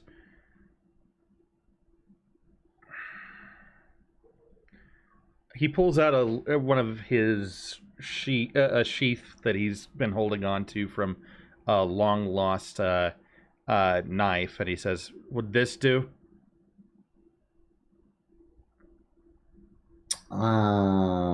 Yes. As long as I can technically bless any item, but if that's the item you wish to attempt to store your wand in, then yes. He tries to put the wand in the sheath? Does the wand fit, or is it a little bit short? It's about, I was going to say they're about standard dagger length, so not counting the handle. So your handle, it would look like it almost fits in there. I mean, it's a little loose because it's a knife scabbard and it's a wand. Hi, but, Gabby. Thank you for being here. It would fit. Okay. For the purposes of what you want for. What about her scabbard over there? And he points it at her leg, the nice, shapely thing that it is. You're the one who started it. Not intentionally. Show him a bit of leg. Anyway, she's like, yes, I can. And I can honestly bless anything, so okay. Yes. Would you mind terribly if you did that for us? Not at all. Okay. Anything to boon your upcoming endeavor. And something that Andrew's got to understand is that these things are not play toys. We're gathering them, trying to Andrew smirks and he's just like, I'm fully aware of the dangers of magical items, especially unidentified ones or ones used from other persons. I assure you, my stout fellow, that I am no fool. So we've learned so far that we don't use them underwater, okay? And for some reason, I will take your warning to heed. For some reason, when we kill goblins with them, they can also explode, make the goblins explode. He's making assumptions as to what happened. So, grim. Is all he would say to that. Kind of making a sour face. All right. But she's like, yes, I can bless both of them here and now if you so wish. Yes, please. All right. So if you guys set them there, she literally place her hands over them. And she's, says a small kind of writ almost to herself, like creator protect. This is on the wands? No, not the wands directly. No, on the sheaths. She actually would be like, no, I'm not going to attempt to bless. Oh, okay. Wands. Sorry, I misunderstood something then. But she'll bless the holsters for them, so it makes them harder to be detected. Oh, right. Thank you. Now she's like, this is not an obscuring spell, so they could still have potential being detected. This just makes it more difficult, especially for anything evil. We understand, but we figured since you already saw them in your vision that it wasn't going to be bad for us to tell you about them. Please keep it between us. No, and of course, anything confessed to me stays with the confessors and the confessee. Okay. Anything that happens in Vegas stays in Vegas. She would hold her. Sorry, I couldn't help myself. She would hold her hands over this while saying some kind of religious writ, and you would actually see a faint glow from her hands kind of softly twinkle from her fingertips to the scabbards. They would glow slightly for a moment while she does this. And yeah, then they would go back to being mundane looking. And so if we're bringing Andrew along with us, we have one understanding: he goes in first everywhere. He smirks and is just like, well, it is my charge for the safe and well-being of others. I do not have issue with this. Okay. Though I do believe that you are joking, I will still believe what you infer. He smirks at that. All right. So yeah, the cleric's just like, she's like, now please, do err on the side of caution. As I said, darkness has a tendency to attract darker things.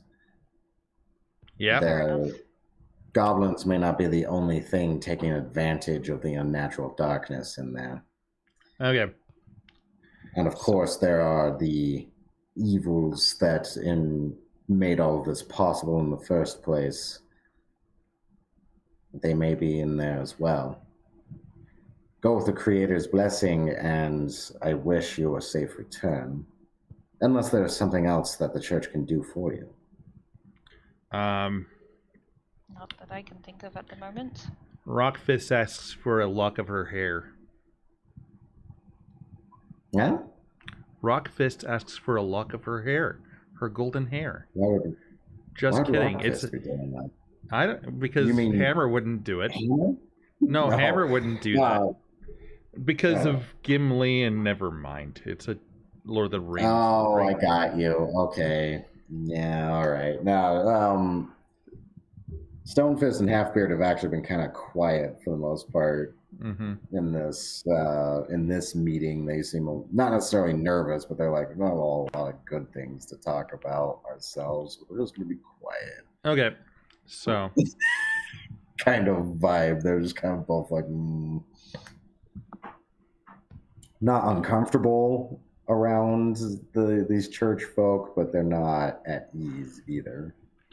Okay. And so we head out. Thank you for your time. She was just like, Creator, be with you. Though I believe that you were meant to be heading this direction. Yeah, be kind to yourself. And she would smile. Yes, indeed. To yourself and others. But I believe destiny has something else in store for you. This was no chance meeting. Okay. Smile. She seems to wholeheartedly believe that, and so does pretty much the rest of the camp, that like you guys crossing paths was totally meant to be. Okay. So Hammer at the edge of the darkness. So you guys move a little bit away from the camp, go up to the border. Hammer pulls out his wand and he points it at the darkness. And points it at a tree and wisdom roll.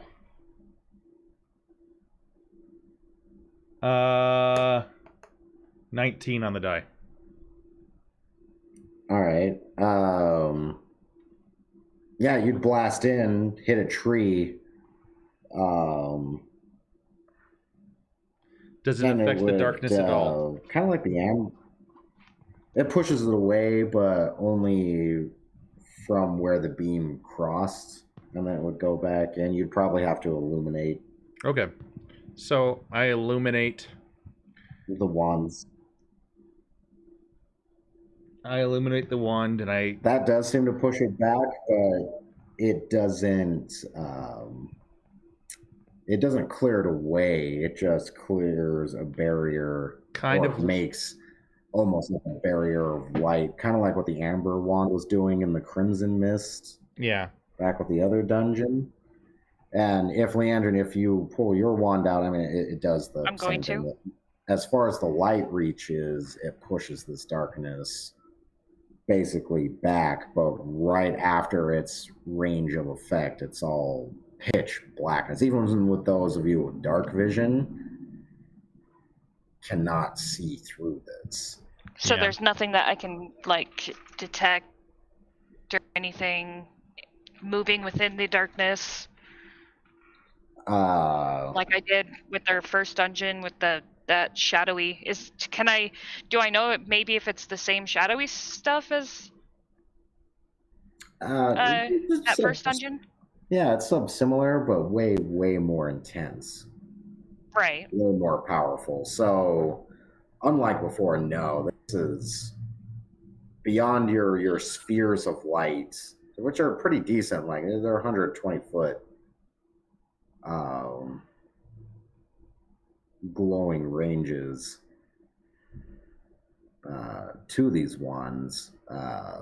Beyond that is literal pitch black. Okay.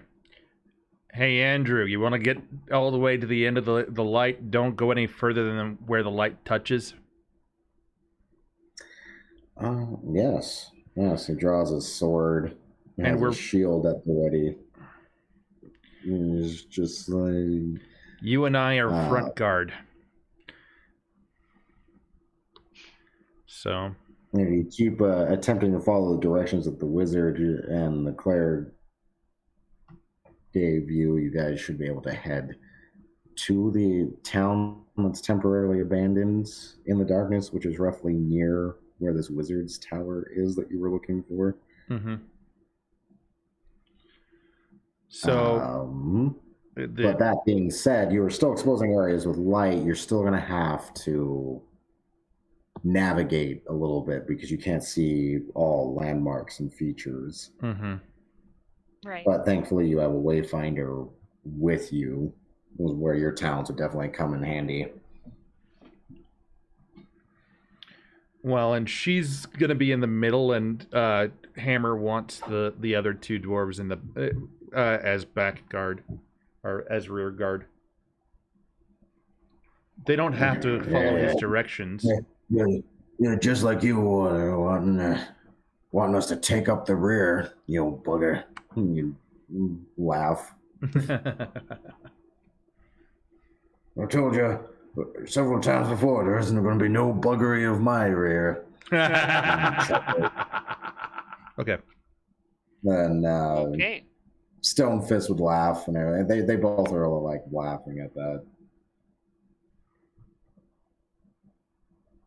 But yeah, so Stone Fist is just like, so we're looking for a rundown tower? Yeah. And Andrew's just like, yeah, there's some group that didn't really want to talk to us very much, or hires on, that were sent in here looking for something similar. Interesting. When was this?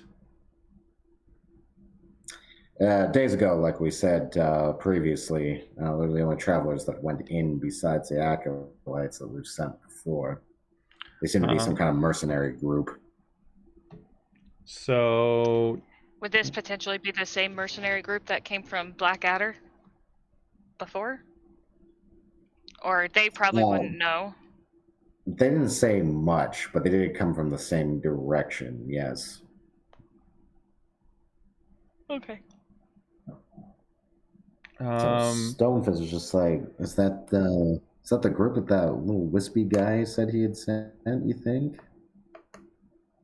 Potentially, especially if they came from the same direction. Survival roll of 18.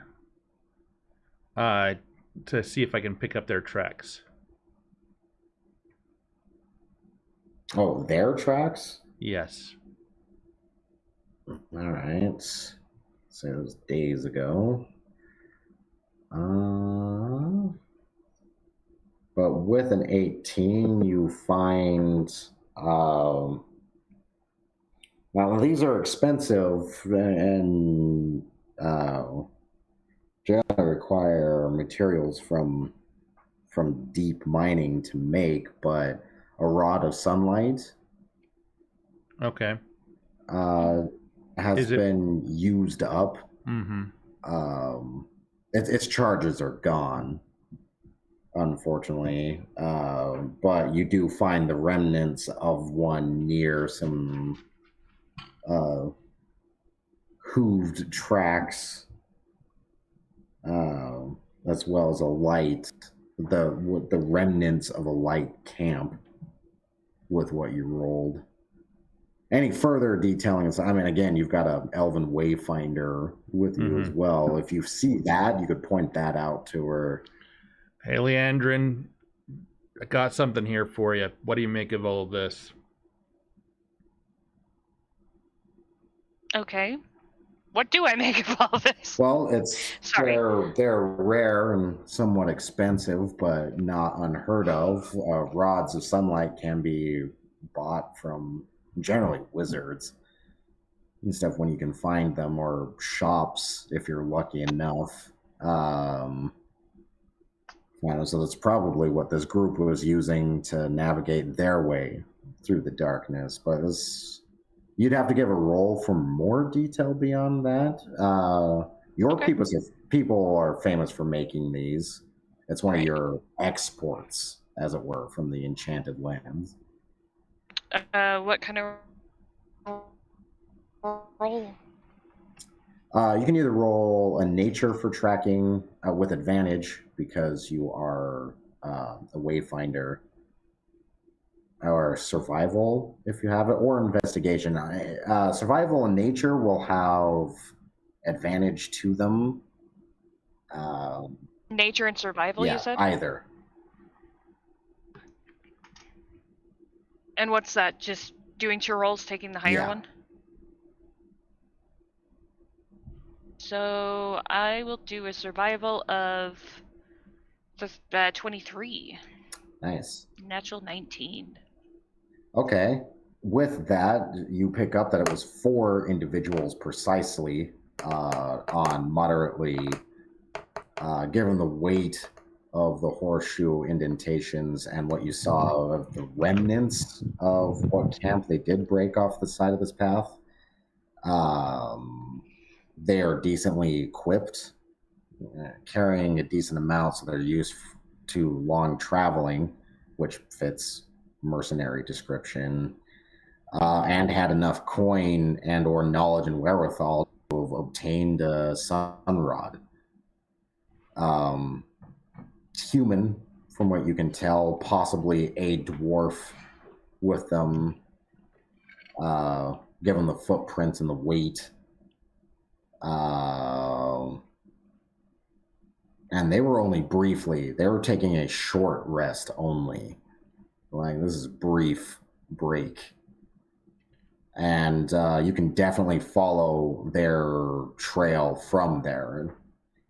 And upon following their trail, it seems like, yes, given from what you've rolled and everything, they were heading towards the exact area that you guys like supposed to be heading to. And following the path, given what you off of what you rolled, they also encountered something. You keep following this trail for a little bit, and you get to a point where it's very obvious from the tracks in the ground that some kind of combat took place. But you'd have to roll again. Survival. You won't lose the trail. Sure. You won't lose the trail, as it were, if you roll bad on this. This is just to glean details from whatever the encounter was. 14. Right. So would that still be like nature or nature or survival, and you do it with or advantage. it's survival? Yeah. Okay. 7. 11? Fuck. All right. With I got a 14. 14 and the with the 14 and the 11 that you guys rolled on that, it was you're not sure what it was that attacked them, but it was ambush style. It doesn't seem like there was like many feet or anything. It was just a set of tracks. But what belongs to these tracks, you're not sure. And you're not sure how well they fared or not. But it seems like the trail does continue in the direction you guys need to go beyond it. So somebody survived. Oh, goody. You don't see any bodies or any corpses of horses or anything nearby, as far as you can tell. It's not dead silent in the darkness around you guys, but damn near. It's very quiet where you're at. Like I said, not dead silent like the red mist, but close.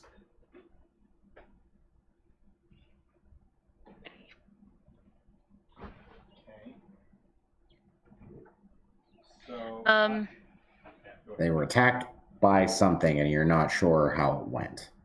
But enough of them survived to continue pressing on. That's what you're able to tell from those rolls.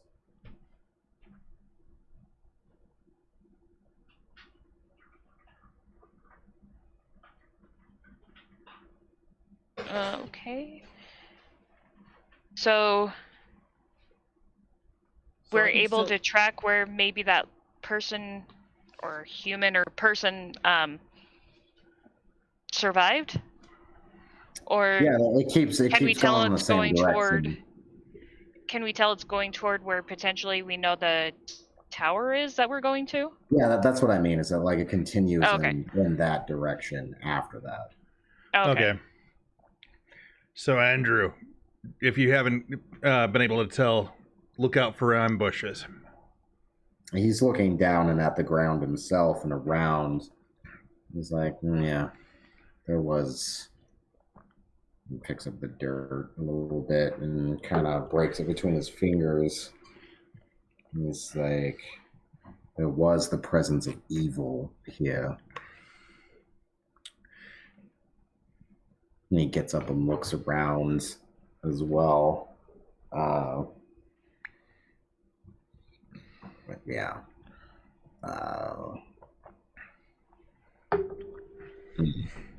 Anything that you can sense, Andrew? Andrew? Is that his name? Yeah, that's what he's saying. Is like there was evil. Anything more that you can sense? Yeah, and he's looking kind of around, though he can't see beyond what your lights are lighting up.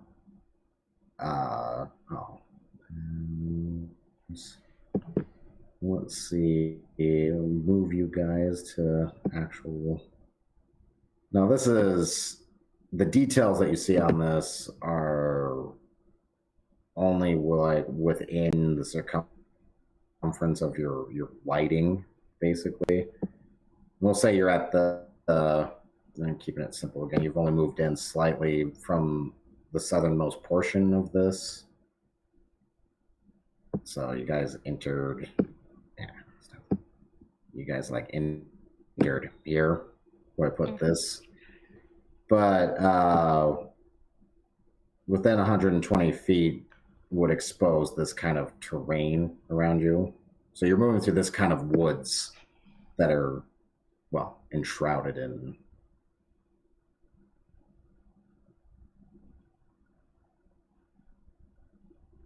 Are you guys there? A natural darkness. Okay. I am here. Yep, we are here. That's what you're presented with. This kind of terrain. Each square in this is 10 feet instead of 20. I just had a little bit of a stutter, just like I had before I had the issues where I had to restart. So I was like, no! And yeah. No.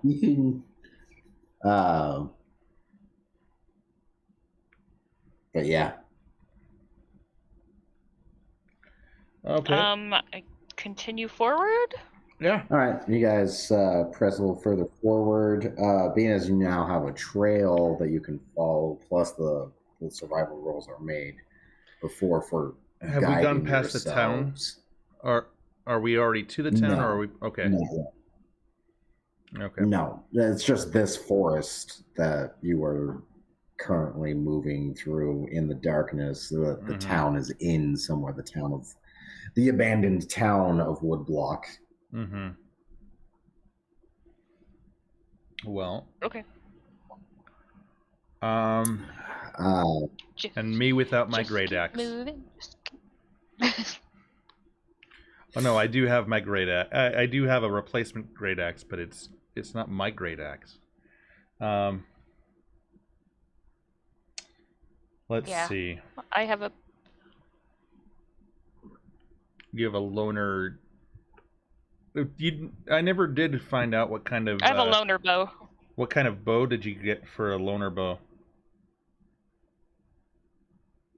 I don't know.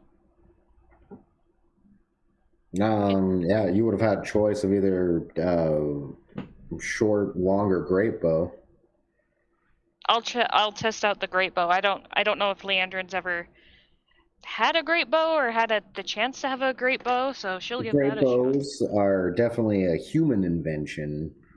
They're basically a bow that like stands as tall as a person. And that's meant to these arrows, like these bows, like they can be used as any bow and arrow, but almost the main idea or purpose or design behind them was for charging cavalry and things. You arc these arrows up and let gravity do the rest, but they're basically long bows in the truest sense of the word. The range on them is really high, and they hit with a lot of force. They're meant for heavy charging units at distance. I will give that a shot, at least for this time being. All right. They would have replenished your quiver of arrows too, though you didn't really lose many. No. But you'd be any ammunition that any of you are lower on would have also been basically everyone got replenished at the castle. Right. For free, basically, which was really nice. Sweet. Partially because you're basically doing them a favor, but 2d6 piercing plus your dex modifier is the damage. Okay. I must have had that mixed up with something else. That's all right. Yeah. So, pressing forward in your continued investigations of everything. And it's, in the PHB, it's called an oversized longbow. Okay. I was going to say... I forgot that 4th edition up to 5th edition, they changed the names of a few things. So... They did, yeah. and sometimes I'll use really old school terminology from like AD&D. Yeah, that's fine. I actually have, like I said, I've mixed and matched tables from AD&D and dungeon crawl into this as well, so it's not totally 5e. Let's see. But 2d6 is actually better than 1d12 because that means that the lowest you can roll is a 2. Yep. Which is nice. Gotta love those lower minimum damage values. Right. Let's see. So, yeah, after finding that kind of bit of evidence, and you can also tell that this was days ago, so it also lines up with what the wizard and the cleric were saying about this hired group. So it's definitely looking like the group that he hired before that he never heard back from. Well, this gives me a vote of confidence. Andrew would kind of smirk at that, and it's just like, it's definitely all signs that we're unfortunately heading in the right direction. Yeah. By this point, Hammer has the thing wrapped around his neck like he has before, and he's willing it through his. He's got it up on top of his beard, but he's got his war pick in one hand and his war axe and his hand axe in the other, and he's walking through the forest, daring the world to attack him. I see Hammer doing that, and I'll get bow and arrow ready. Just couldn't hurt. Stonefist and Halfbeard already had their weapons out, watching the rear, so they're just like, great, more weird crap and low vision areas. Why can't there be one where it's like, oh, this is the curse of perfect vision. You can see everything as far as the eye can see in grand detail. The problem with that, follow the butterflies. The problem with that is that if you have perfect vision, it's likely to be that you're going to see some other nightmarish detail, like your mother in a nightgown again. They both laugh at that. Like, yeah. Andrew already has sword and shield out, so he's already been at the ready, still in front. Well, Hammer would have already had the war pick in one hand and the wand in the other. I just wanted to make you aware of, I'm not going to hobble myself by holding the wand in one hand. Right. Andrew would turn and kind of look, and he's like, I've got to say, it's my first time seeing somebody wield a magic object with their beard. And he kind of smirks. Yeah, well, you must not wield much at all. And he just keeps walking. So go ahead. Sorry, Aaron, go ahead. Nope, you're fine. I'll just, obviously I had a wand out. Well, maybe not obviously, but I did have a wand out just to kind of help with the light. Mm-hmm. How are you going to help with the light now? Well, okay, so this is what I'm trying to say. So I'll just grab the bow with the one hand. So I have the wand in one hand and then the bow in the other. Okay. So at least I can be half ready. All right. Actually, can I try something? Sure, probably. Before we continue. What happens, and I'm going to tell the party that I'm going to try something. What happens if I just drop the wand? With the light on it? Being as it's in proximity to the other two wands, its lighting effect drops from 120 to only 30 feet, but it still remains a glow because it's like you guys have discovered before, when these wands are within proximity of each other, they just give off a glow, whether active or not. Okay. because and then I explained my reasoning of, okay, I just wanted to check and make sure, so that way I could just drop the wand, grab an arrow, and do my thing. So I left it up to Stonefist whether he wanted to light the candle or not. Does he have the candle lit? Stonefist, he's like, oh, I'm just gonna tuck it in my miner's hat, but I'm not gonna light it yet. Okay. Just in case. I mean, no reason I'm burning that down to the wick if I don't have to yet. Your wand thingies seem to be working just fine for now. Yeah. But we do have it as a backup. I mean, he just sticks it on what it's actually designed for, like there's literally a little candle needle on your guys' little helmets for that exact reason. So he fixes that up, but he doesn't have it lit. Okay. He's just like, never smelled this candle smells. And he sniffs it. It's perfumed. Never perfumed candles. Mind blowing. I didn't know you could do that with wax. And he sniffs it some more. There, smell this. Like Stonefist smells it. He's like, ooh, that does smell nice. I make a mental note of that conversation between the two of them. Scented candle. The blessed candle is also scented. I make a mental note. That's all I'm going to say.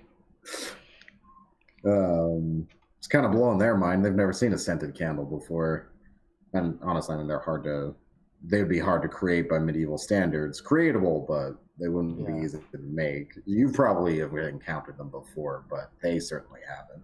Right, that's just why I'm making a mental note. Anyway, hey Hammer, at some point, I know we've said this to you before, but this time we're not trying to have you smell anything horrible. But at some point, you should come smell this. I'm gonna keep the front guard and keep an eye out in front here for the time being. I'll have to smell it later.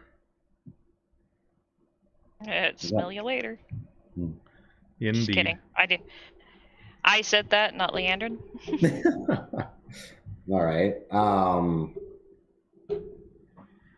Lemon and the goats would be at unease this whole time. That's like a really weird bebop name for a band. Lemon and the Goats.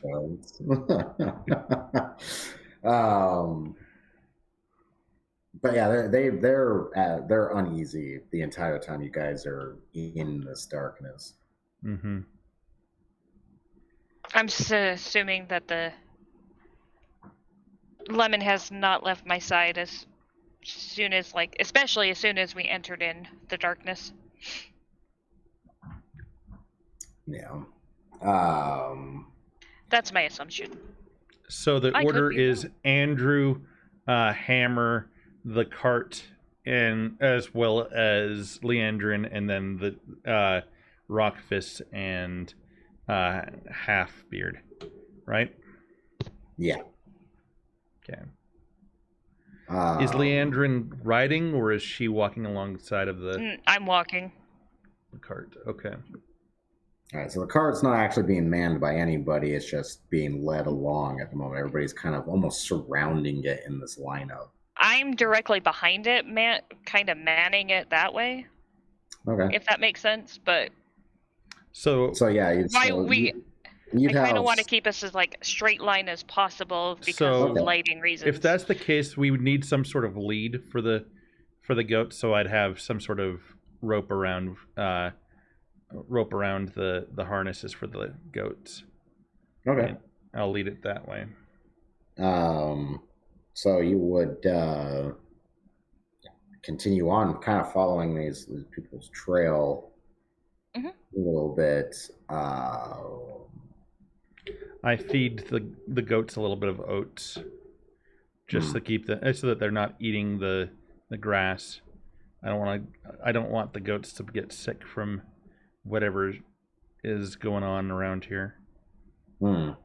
Well, so far the plants, other than looking a little wilty, little wilty because they haven't been getting their proper sunlight. It doesn't seem to be doing anything to the ground or the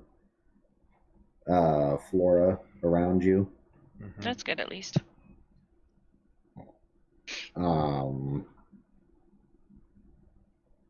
Let's keep going. Yep.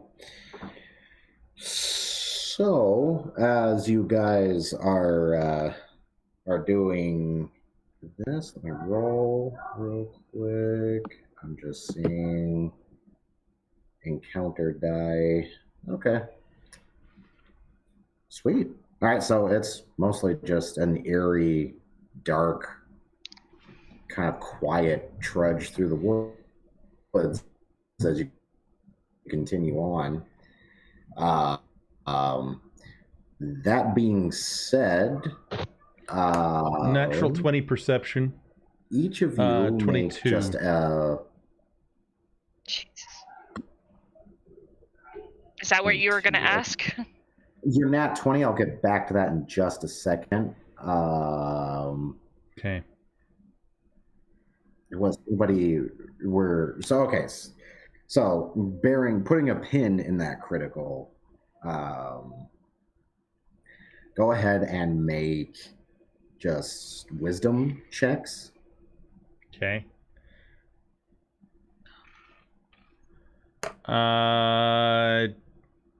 16 wisdom. Okay. 16 wisdom. All right. I have a passive insight. Passive wisdom insight. Does that count? No, I just need a bare wisdom roll. Okay. 14, 18. 18. Okay. What about Andrew? The red shirt. Does he have a red shirt on underneath the underneath his armor? No, it's mostly white and golden colors. Yeah, gold.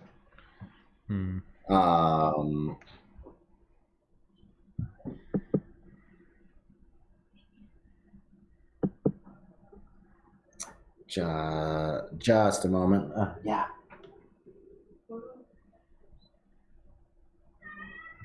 I had them sitting in my room on the long thing with all the books, my bookshelves.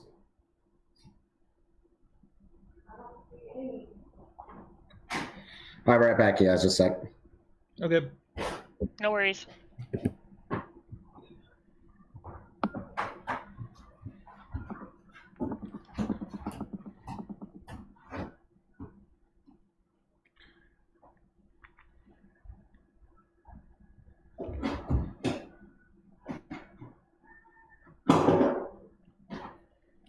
So you seem to like the simulator games a lot. Did you notice that Epic has the lawnmower simulator for free this week? I did not notice that, no. So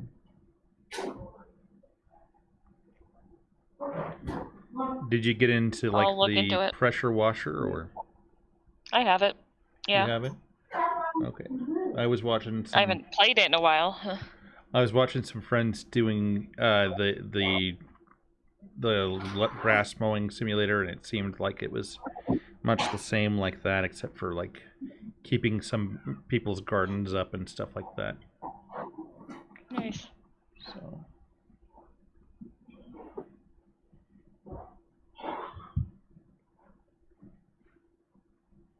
I don't know why I like those simulator type games. I mean, they're fun. Phasmophobia is kind of like that, but it's more non-realistic, I guess. Because ghosts ain't real. That you know of. That I know of. Gosh. Just kidding.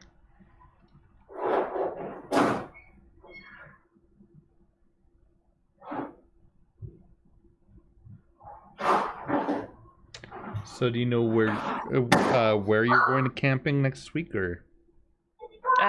Pretty much the same place I always go. Oh, nice. Up in Duchesne County. Nice.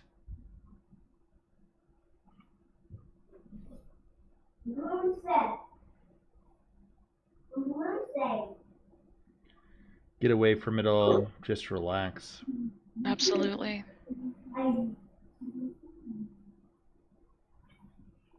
We plan usually about 4 or 5 camping trips throughout the summer, so. You and your family, or? Oh yeah. Nice. Hey, stop. Stop it. Sounds like fun over there. Yeah, well, it sounds like parenting.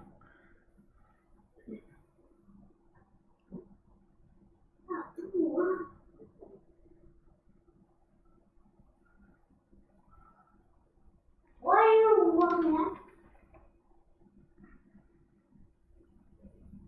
Can I take these, please?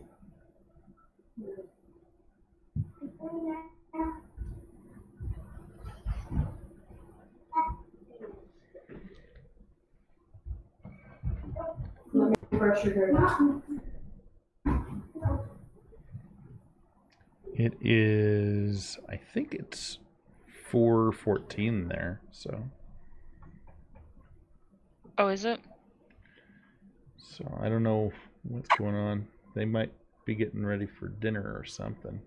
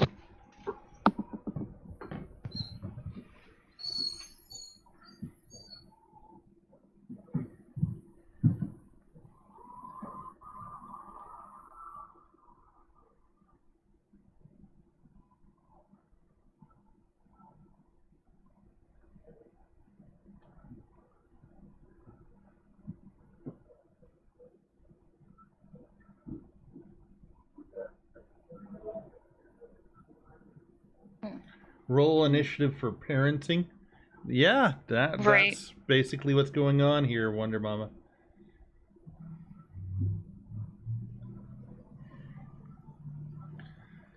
There's perception rolls. I don't that. have to. I'm not a parent. There's I just stand back and watch from the sidelines.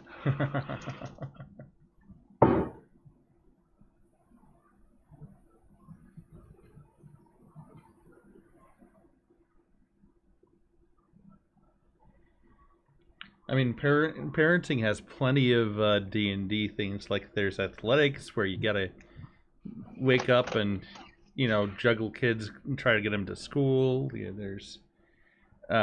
there's perception, knowing if they're telling you what they're telling you is true or not. I mean, apologies. You good. should be sorry. How dare you? Ooh, okay. Kidding. Oh no, not you. I was looking at the roll that I made for somebody. Ew. All right. So, okay. What were the rolls that you got for your wisdoms? I know you had a critical. I put a pin in that. I got a 16 for the. I got a 16 for the I got wisdom. 18. Ow! You two I got guys. 18. You guys are all right. Uh-oh.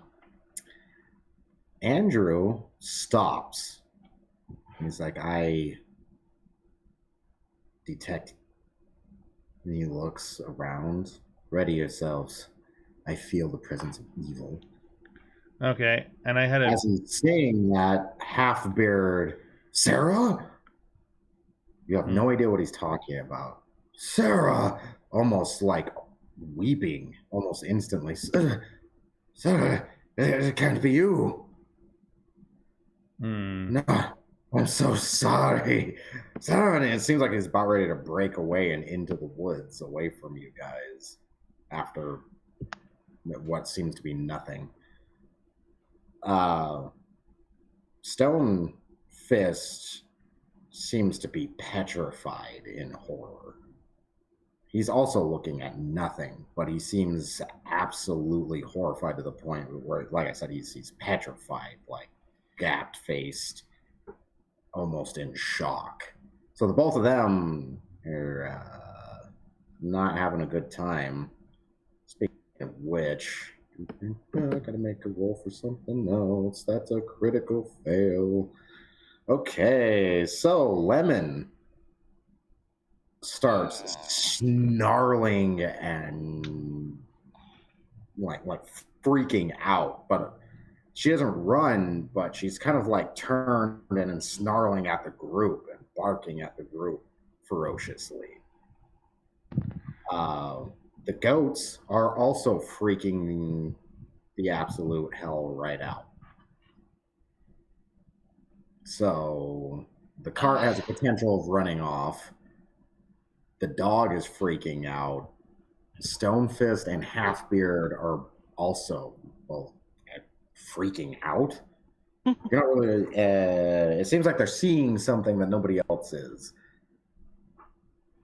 all I can really give you beyond those descriptions of kind of what's going on. So all of a sudden your line kind of starts breaking into mild chaos. Okay. Speaking of which, the pin in your critical hammer. Perception. Yep. On your perception, you, as this is going on, would see a small source of light in the darkness. So somebody else has a magical source of light of some kind. Because apparently sun rods can work in this too, as you could see by evidence of this former group you were tracking. Mm-hmm. So somewhere in the fair distance to a little bit of the east of you guys also has a source of light. And it kind of slows down or stops moving within these moments.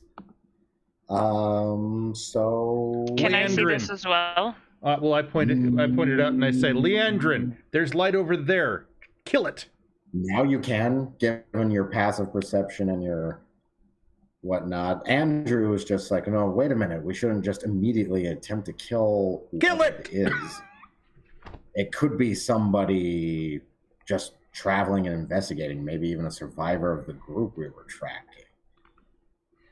Probably shouldn't just attempt to murder them before asking questions or knowing what we're dealing with. Plus, we have something more pressing at hand. Your companions and animals seem to be under effect. Duress.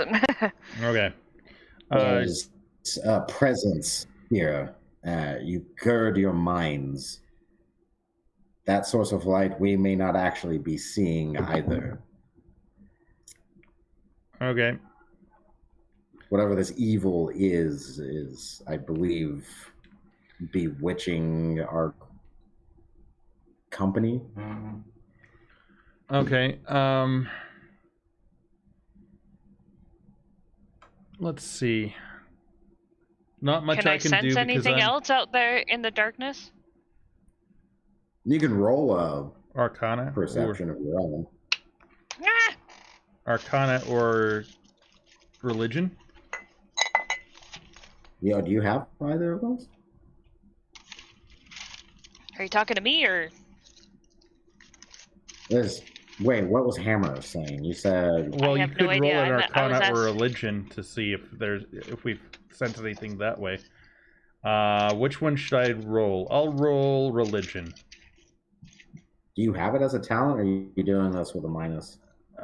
It's a 0. So. Oh, okay. There is 15. 15. Witches can literally like enchant the mind and some of their favorite hangouts are woods. Is there anything that spirits could also do the same thing? Is there anything that we could do to disrupt that? Well, I mean, luckily you have a paladin with you. Okay. Paladin, let's go. Will hold on. Let me okay. find my die really quick and roll. Okay. It dropped and I can't find it. I was gonna say, what's that rustling? You wrapping a present? Yeah, that's exactly what I'm doing. So while you're looking so what for were that, my potentials? Religion or Arcana. Yeah. Oh, wait, you're an elf in this with the dungeon crawl add-on. With that, and D&D also has the fact that you can, or you're resistant to sleep and illusion spells. There's definitely illusion being cast, but it's not in the normal way, or else all of you would be seeing the same illusion. Right. Okay. So this is illusionment, but it's being performed in a way you haven't encountered before. You don't actually see any spell work at play. You're not sure how they're being affected, but they are. And you can definitely detect it. You'd have to roll to kind of have a source, but... Well, I rolled an 18 and plus 1, 19. All right. Does look like Hammer might be on to something. It seems to be coming in the direction of the light that has stopped. Okay. But all of these are quick skill checks, and conversation is a free action. So this has only been moments. You have a feeling you don't have a lot of time to act because your party's either going to start splitting and running into the woods. You have a cart to try to maintain before it runs off into the woods with these terrified goats. And you also have a dog that seems like it wants to kill all of you. I have all of us? Yeah, it's snarling at you guys, the party, barking and freaking out. Okay. I have a hold on the reins of the goats. Do I need to do I need to punch them in the forehead to make them behave?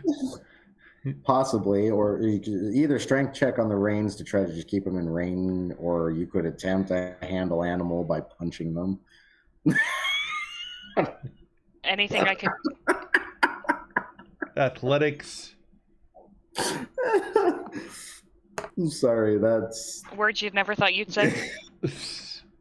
Yeah, 16 he's kind plus of 5. like Fonzie, Fonzie with the damn jukebox where he just hits it and it works. Yeah. So I got a 21. It's a dirty 21. Okay, so yeah, it actually worked, but goats communicate that way with dominance, so it's not that far-fetched. So yeah, he punches the goats and they stop. They're still terrified, but they stop trying to run. So you'd see that. So he's now punching the goats. The dogs are freaking out, or the dog is freaking out. Is there anything I could do to Lemon to calm her down? And do I recognize that she doesn't recognize me? It's a fair chance that she's being affected by whatever's attempting to affect all of you. Okay. Do I know anything to counter this? Well, being as you come from the enchanted forest, sometimes this can actually happen naturally where you're from. I roll persuasion, and I yell at Halfbeard, "Remember Bob!" I only rolled a 10. All right. Probably doesn't do much. Nah, he's like weeping about someone named like Sarah and how sorry he is. Okay. Almost incomprehensibly. He's like almost like cry babbling. You've seen this man maybe shed a couple of tears about Cheese Wheel in the several weeks that you've traveled. Mm-hmm. But it's only like maybe a welling of like a tear or something, because he knew most of those people his entire life, and most of them were his friends. Andrew, go and try to help them. And he just like, he moves on past, because it looks like he was kind of, he was just keeping an eye on the light. Mm-hmm. It doesn't seem to be moving forward. It just kind of stopped once all of this started going on, so it's just kind of over there. So he moves over to them, attempts anything, but he's just like, "Oh, Bob, there's Bob as well.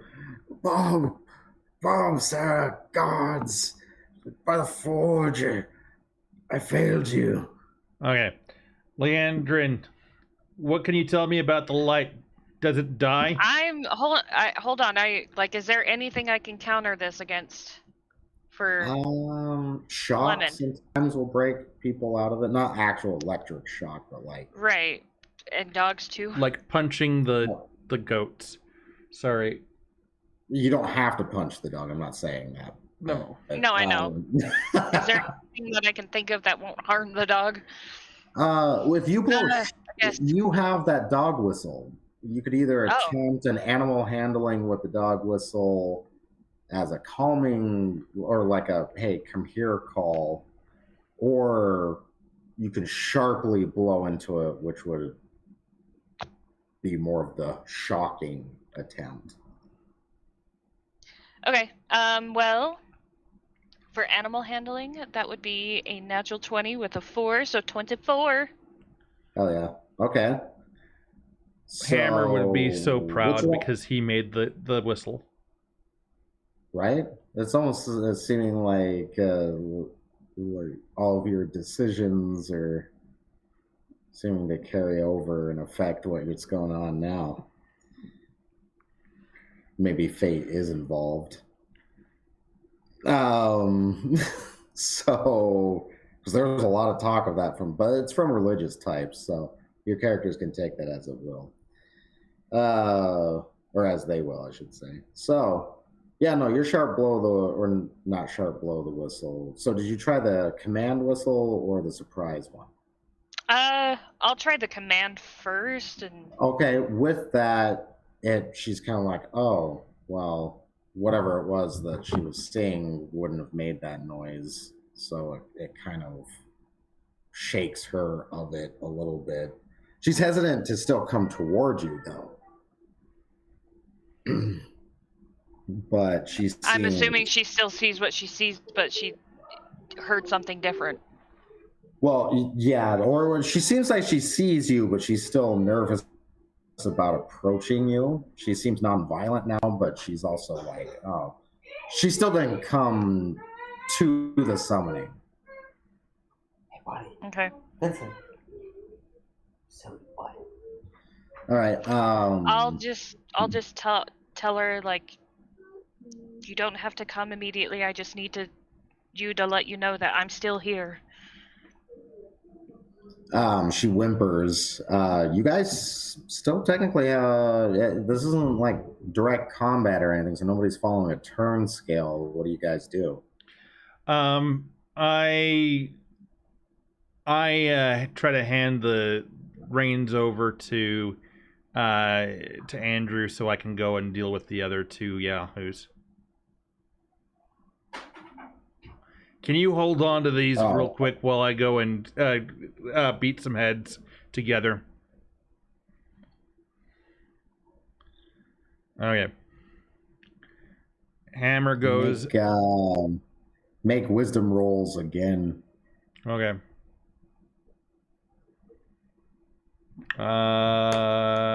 Natural 20. Nice.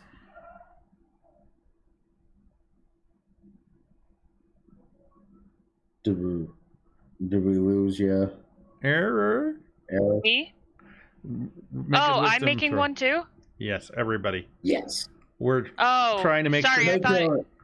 I forgot last time to mention that check should have been made for you. Should have been made with advantage. So this wisdom check also roll advantage because you have a resistance to this kind of stuff.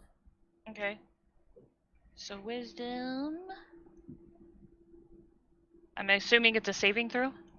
Yes. Yeah. So dirty 20. Nice. Okay. So with that, you are also fine. But you can tell that this is an attack of the mind directly.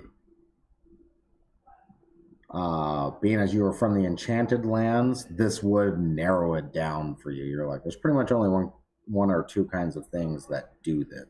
So you are either dealing with a ghost or you are dealing with a fae. Damn it. Well, fuck. Either way.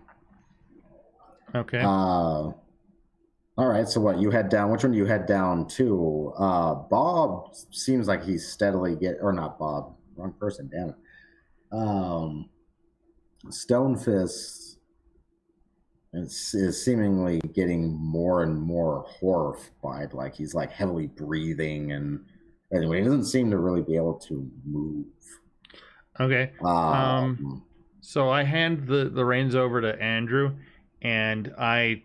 Well, Andrew's tending to Halfbeard. He's stopping him from running off into the woods. Okay. So he's kind of restraining him lightly. He's like, snap out of it, man. Please, listen. Can I hand these reins over to you? And he tries to hand them to Leandrin. I'll take them. Okay. Hammer goes and takes his canteen and pours a little bit of ale on Stonefist's face. Okay. I guess roll. You're still also trying to like rouse him, so I guess roll a persuade. Do you say anything? You just dump him booze in his face. Dumping booze in his face. 16. Say open wide. Open wide. Just kidding. Okay, so when you do that, he kind of like gurgles to consciousness or out of this weird daze that he's in. Oh, God. We're good. You get Halfbeard and let Andrew come with me to deal with this thing. Okay. Another horrifying. Did you see it? Where did it go? It's not real, asshole. He's looking around. Andrew, come with me. Do you tell them your suspicions, Leandrin? Yes. I will voice them.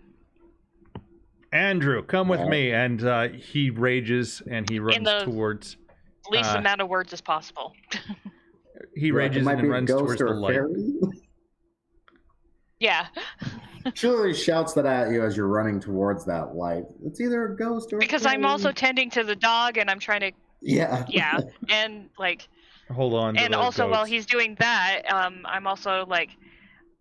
She still may not be coming to me, but I'm coaxing her with maybe a treat or two I have. What does Stonefist do to Halfbeard before we get to the light? He just like he grabs him and kind of like a bit of a bear hug, and he's just letting him weep it out. He's like, "That's it, just weep it out." Slap him silly. She ain't there, mate. Trust me, it was a long time ago. It's a long time ago. Bob's not here either. You're not seeing any of this. Some kind of bullshit. Slap him silly. Just I'll take a frying pan and toss it to him. No, just kidding. Okay. He's just like, no. He just needs to hear me. That's he's seeing something horrible from his past. I've got this. Go. Okay. So Hammer is raging, and he's got his war pick and his hand axe ready for so whatever. So you engage rage. Yes. Okay. Does that drop? Does it temporarily drop intelligence when you do that? No. Okay. No, it does not. It just gives my strength checks, including athletics and acrobatics checks, advantage.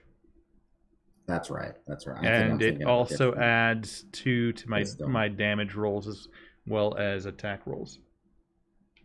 That's right.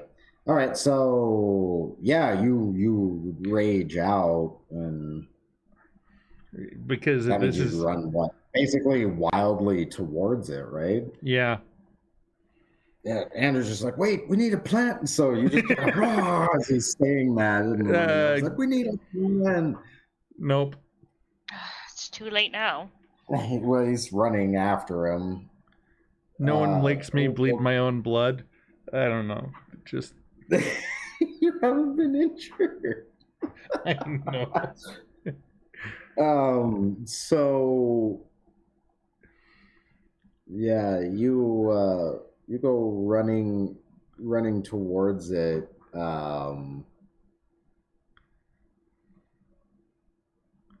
What is he running towards? Like, so do we? The light. We don't. You see. Oh, that light.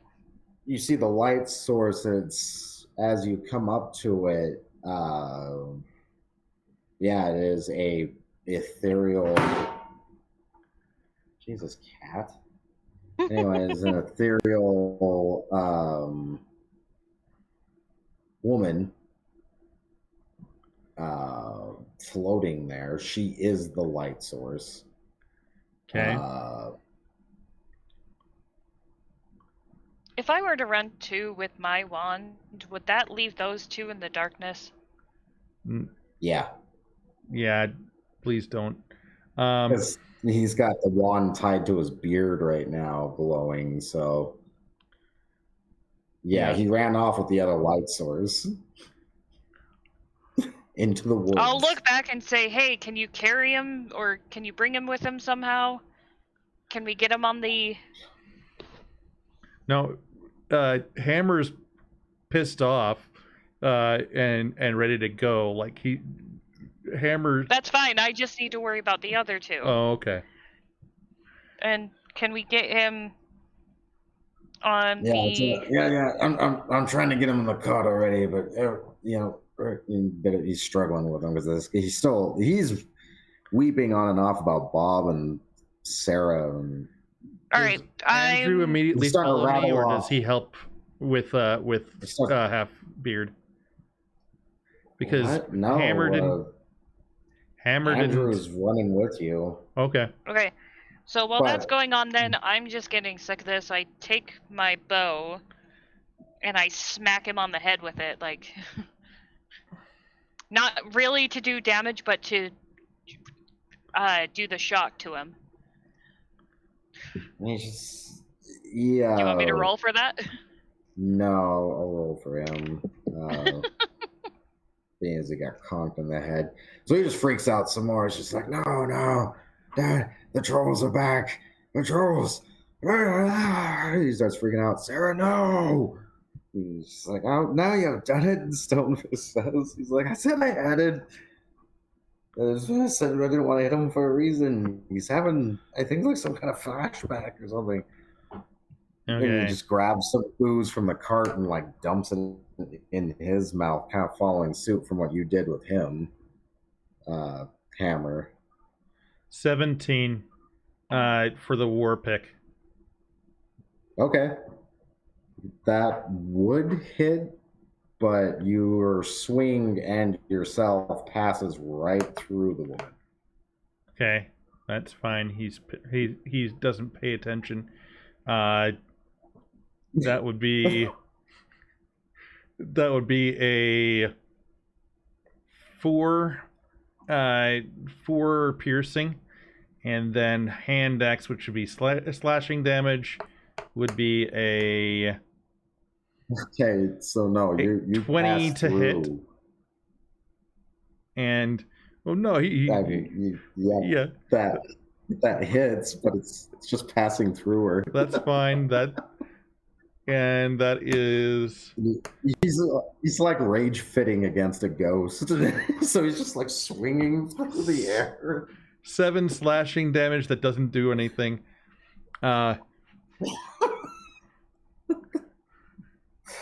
Doesn't seem to be doing anything, so he ends his rage. Sorry. You say sorry, or oh, you well, say sorry to the, yeah, to the I said ghost, or sorry. Something happened. A little bit angry there. Well, her face would grow rotten and gaunt. Her jaw would unhinge, and she'd shriek at you as her Fucking hair banshee frills out into the air. Make a wisdom check. Can I hear this from where I am? Oh yeah. It's a loud, ethereal sounding. This is an 18 on the die. Okay. So it's ear piercing, but nothing else seems to happen. Do I need to make a wisdom saving throw? Or just him because he's right next to it? It was just him. It was all directed at him. So I pick up the wand and I wisdom attack it. Oh, wait! You've got Andrew chasing you up. Okay. He would make it to where you're at actually at the end of his action. So yeah, no, okay. So you pull wand. Pull wand. That would be 19 on the die. That would definitely hit with the wand, and it does. Let's see, what 19? So it does a. So D8 plus what other D4? what other? D8 plus D4. It should be a D10. Oh, D10 plus D4. Yeah.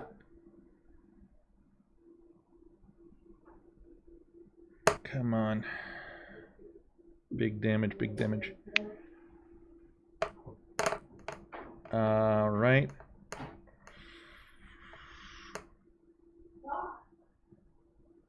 $14 max damage. Nice. All right. So. Yeet the man. Yeet the man. Yeet him. Whoa. Okay, so the crimson beam, it would be bigger than normal because of what you rolled, so there's bonus effect, but you're starting to learn that about magic, it seems. The more deftly you do the spell or whatever, the better the result. Damn it, it's necrotic damage against a ghost, but he doesn't know that because he's dumb as rocks. So the beam, yeah. Wait a minute. It would. If you heal someone past half their health pool, that over heals them and causes damage, right? Or is that was that something else? Never mind. You talking about the incident with the wolf? No, I'm talking about a different system. I think that I'm thinking of. Like if you overheal someone by half in this other system, that causes them to go unconscious. So. But it's probably not D&D 5th. I'd have to look that up. Interesting. Though interesting concept, I can see how it could be applied. I see why I came up with it. Yeah, that makes sense. I almost want to apply that now that you told me about it. Anywho, so Crimson, you fire a Crimson Ray out of the wand, and it would blast a big hole through her, and she burns with that. What's left of her burns like paper, like not paper directly on fire, but if you like cinder a hole through the middle of a piece of paper and it just burns. Burn, baby, burn, burn. Sorry. It would be crimson instead of normal fire looking, but the rest of her gets eaten up with that until it disappears. So essentially you kill it, but she like burns away. You almost like, you see Star Trek where they hit them with the damn phaser kill instead of stun fucking shit, and they melt, or not melt, but incinerate. It's basically what happened. He would light up a big area for a second in crimson red.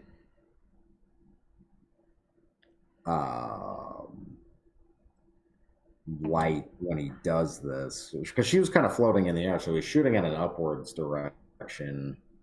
She was enough that he was able to swing at her body, but you know, she's still high enough he pointed up. Roll perceptions. Both of us? Yeah. 18. 12. With the 18, you would see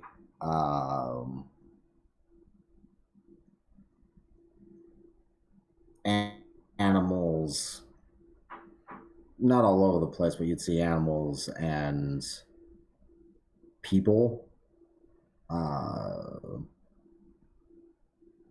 kind of scattered throughout the forest, not alive, but various stages of decomposition and stuff. And you only get a brief look at it because everything lights up red for a second.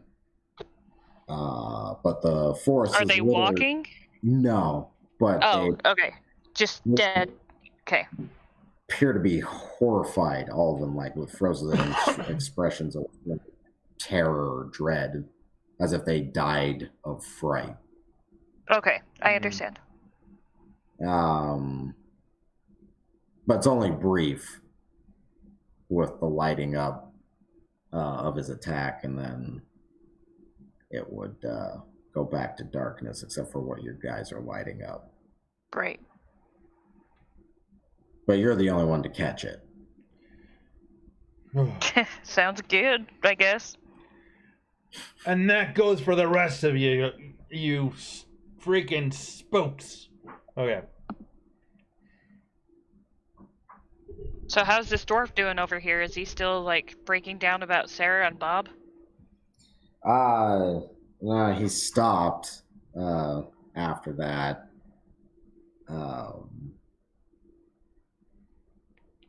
So did Andrew do anything? Well, he was able to catch up to you because you literally took a rage run action from him. So running with advantage, he had to catch up with you because you didn't say anything. You just freaked out and ran towards it. He's like, "Hey, we don't have a plan, damn it!" And had to run after you. So his entire action was taken just getting to where you were at, and then you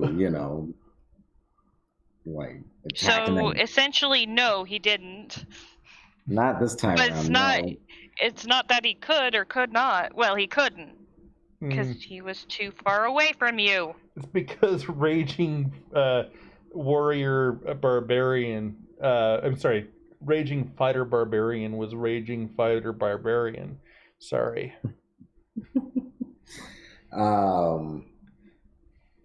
It's like, it's never good when the dead are unsettled.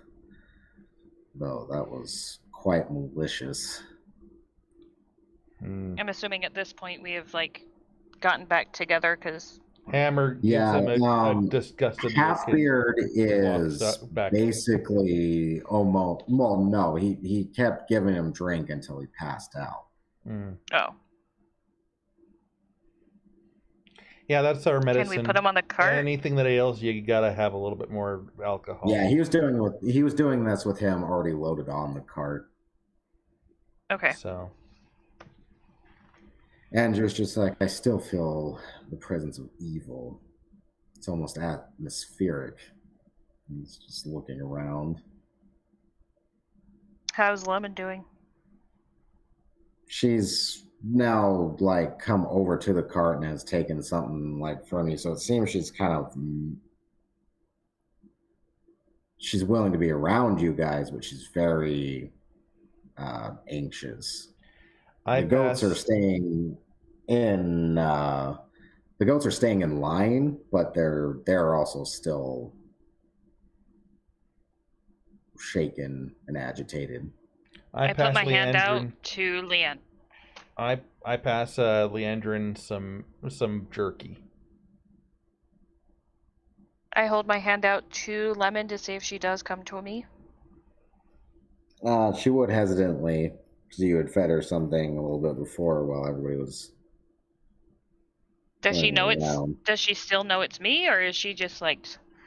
She knows it's you. She's a little apprehensive, but she'll follow along and stuff now. Okay. Hey, did Paladin. Our bond get broken?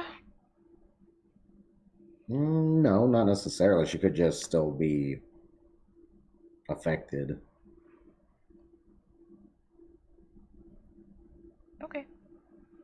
I just be sweet to her and let her know everything's okay, and I promise it's me, and I blow the whistle. Just blow the whistle. I don't do it in a commanding way or a shocking way, just light blow. All right. So maybe that will make her comprehend. All right. She seems to, like I said, kind of follow along. Okay. Everything. You'd be able to keep moving after that. You still haven't lost the trail of those people. Good. Because you technically stayed like following their tracks. You didn't break away from it with the cart and everything. So you're still able to pick up where you lead it off. And you would see a portion as your lights would start to slowly reveal of this woods getting thicker. And also, you see a trailhead. So there's actual starting of a trail again. Yay. You got me. Okay. So following that through the now incredibly thick woods,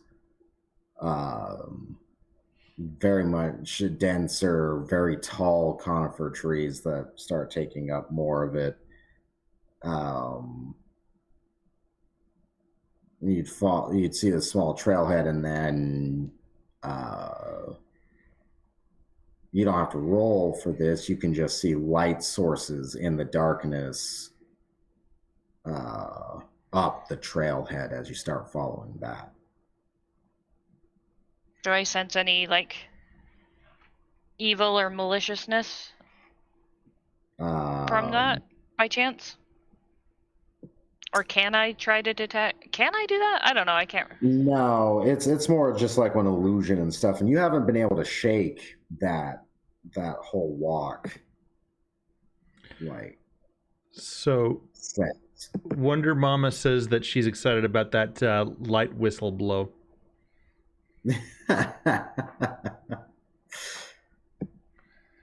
Okay. At least someone is. Oh my. I was excited because I was happy that you were using something that I'd created for you, so. Right. At least hammer. Oops. Stop. No. Apologies. Something happened to my screen.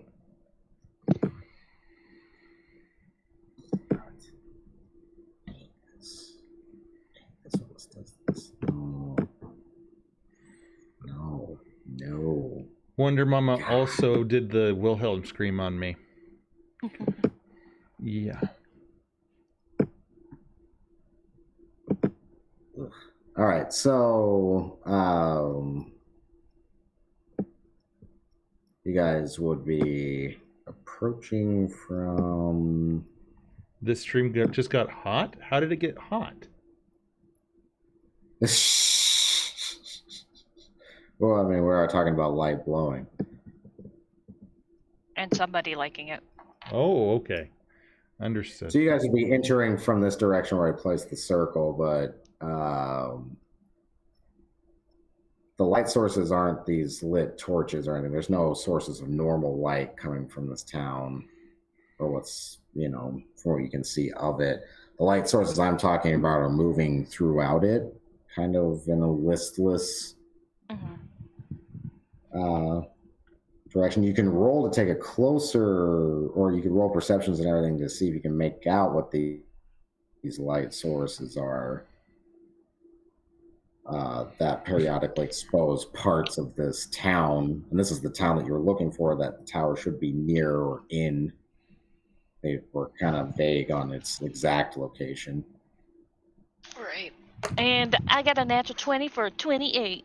I Perception. got a That is 13 for perception. So. All right, so you'd see kind of like they're not dancing lights, but, you know. Are they will-o'-the-wisp?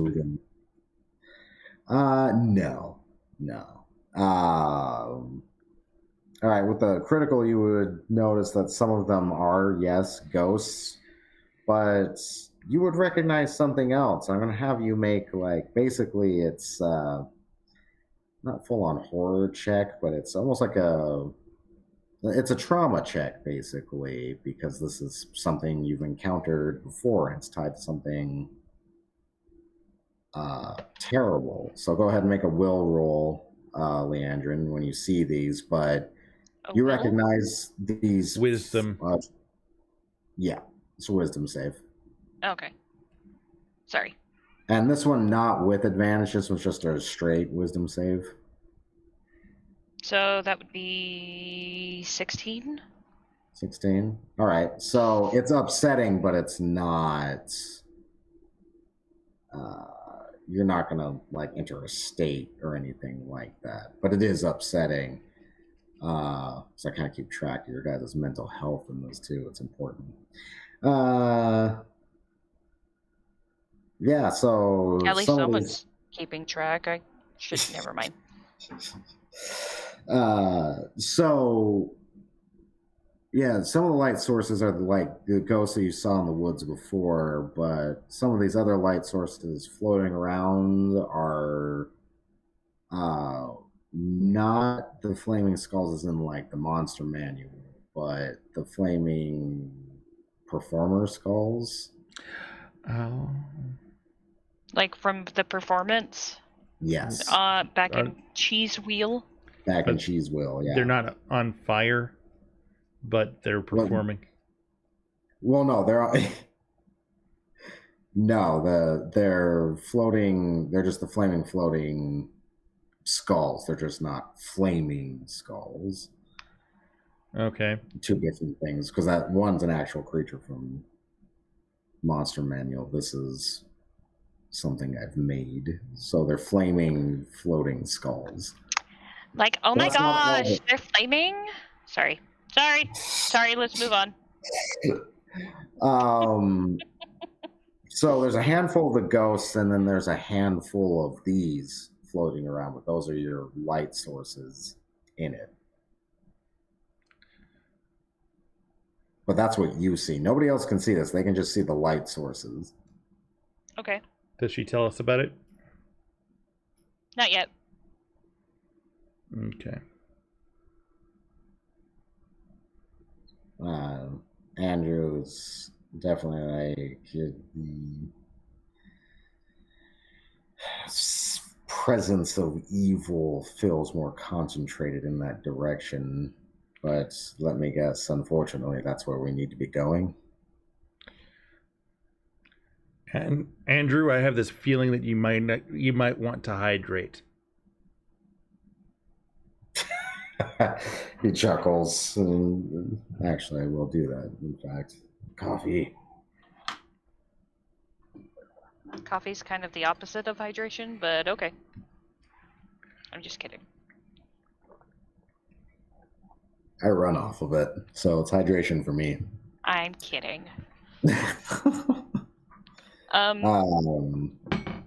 Yeah. All I say is, like, let's approach with caution. Because it may be something like we just encountered, not too... like that.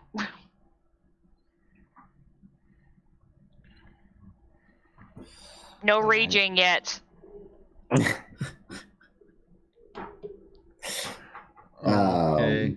Don't split the party. Okay.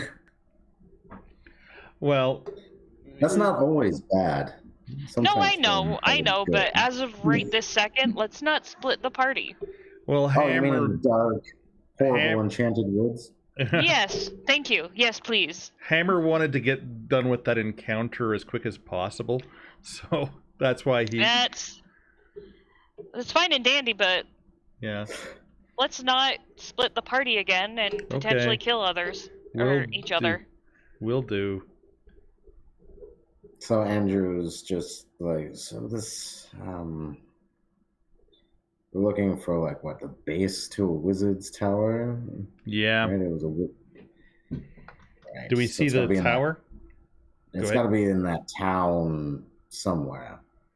But there's not enough illumination to make out any shapes, which is damn unfortunate. Well, I guess fortunate because whatever those moving lights are, I doubt they're human. Not the way that they move.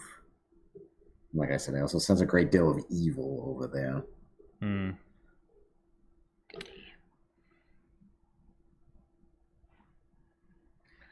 Are you sure it's evil and not just happy little mistakes? He chuckles. Doesn't seem to take offense that you're making a jab at his religion. He just chuckles at it.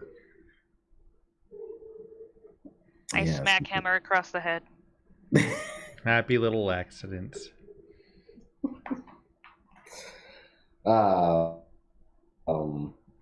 So you are down a party member technically because Halfbeard is completely out in the cart. Speaking of cart, what do you guys do with your cart situation? Who has the candle? It's Halfbeard technically did, but Stonefist is now holding on to it. Yeah, Stonefist. How much light does it illuminate? Well, we can't really leave Halfbeard in the darkness without... That's why I'm asking who has the candle. Yeah. So Stonefist is just like, I'm holding on to it. How long... I turned to Andrew and, like, how long does that candle last? Given its blessing, and it's a rather well-built candle, it should last a good 6 hours. So let's leave him on the cart, light the candle right next to him. That way he's still in a light. Should we leave him unguarded? I guess we leave the dog. She might be an issue if we're trying to be quiet. Lemon is quiet. Okay. Not in her. Well, I'm not saying she should come. I'm just letting you know that she is quiet. I think that we need to bring... She's a herding dog. Of course she has to be. I think we need to bring Stonefist with us. Do you think that that Lemon could watch the goats and Halfbeard while we go and investigate? I lean down, or I squat down to Lemon and ask that question. To her. Well, if she's you're just asking her to stay? Yeah. All right. She would sit. And watch the cart? Yeah. She sits. Like, there's not really a struggle there this time, or like a wanting of like, yeah, I want to go with you kind of reaction like she usually has. She's just like, oh, okay, yeah, I'll sit. I'll watch the cart, basically. Does she hate me? No, she's just... She's scared. I get it. Yeah. The area is having an effect on her. Right. Just Howl. What? What? I was just gonna tell her, like, howl if you feel that you're in danger. She probably will, because she is a sheepdog. They're good at alerting.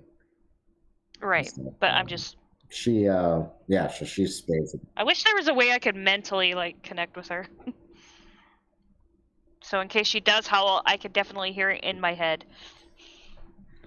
And no one else has to hear it and wonder what that is off in the distance. I once heard that anyway, the secret go on. to doing anything is believing that you can do it. Anything that you believe you can do strong enough, you can do anything as long as you believe. Okay. And That's a Bob Ross quote. Wait, what was this? Trotting off. That's a Bob Ross quote. What was? It is, yeah. Go ahead. Andrew's just he'd be like, "Oh, so you do know some of our passages?" No, what's that? Oh, were you not saying that in game? No, I was saying it in game. Okay, He's so just yeah, trying he to says mess with. that quote you just said. That's from some of our writings. Oh, Yeah. Interesting. That's probably where you've heard it. You probably heard it in passing. Mm-hmm. He smiles. Right. Before walking off, I tell Lemon to stay in the light of the candle. Yeah, I mean, it should be enough to light up the cart and everything. You should be all right. I'm just reminding her. So Andrew is just like, so how do we want to approach this? And should we maybe douse our lights and attempt to move towards their light sources as potentially to be stealthy, or do you think we should? Is that even a concern that we should have? I don't know. In my experience, they either notice you or they don't. They're dead either way. Stonefist is like, right. I think we should condense the radiuses, though, just to... Okay. I don't know. Yeah, that Stonefist is just like, so the skulls I know it can hurt, but can you punch a ghost? No. And it's just like, no.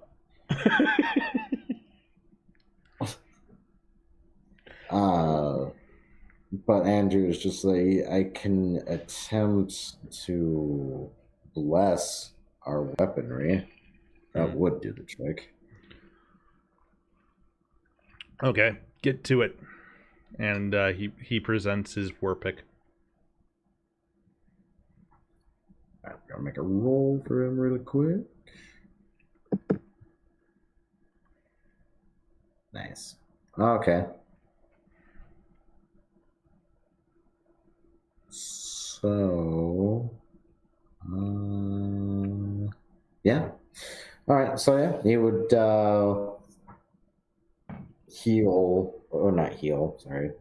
bless everyone's weapons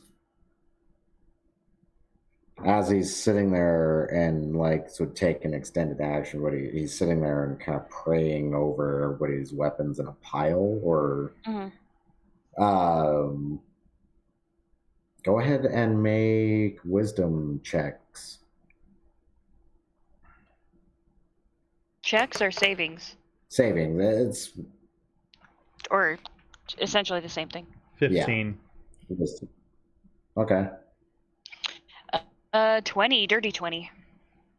All right. So you'd feel that weird looming presence again, Leandrin, but other than that, no effect for you. Okay. Stonefist is just like, oh, it's back. Hammer. Yep. You don't hear, or I mean, you don't see anything, but you hear something. It's in your ears.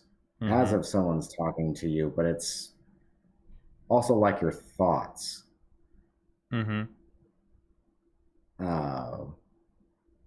you hear them simultaneously, but so it's like somebody speaking within your head and outside of it at the same time. Mm-hmm. Oh, cool. Go ahead. Yeah. Okay. So basically, you hear this voice, and it's just, I see you. I see you and your friends. I don't see you.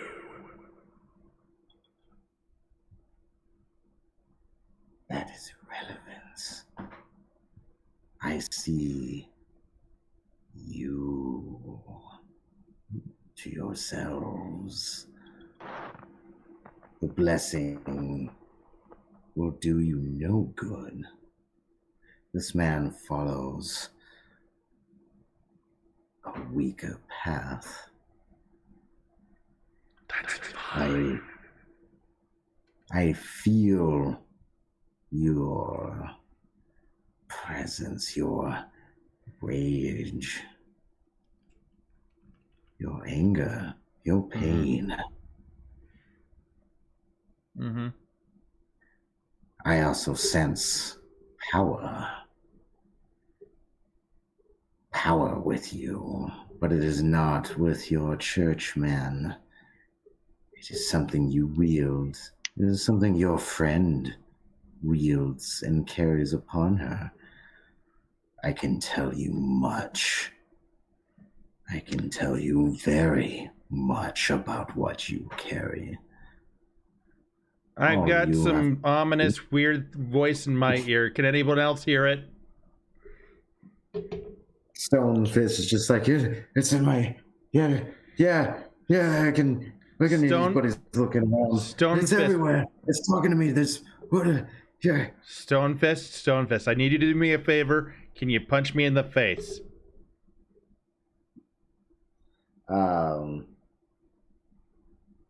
Let's see, Can I hear the voice too? No. Okay. Not with what you rolled. No.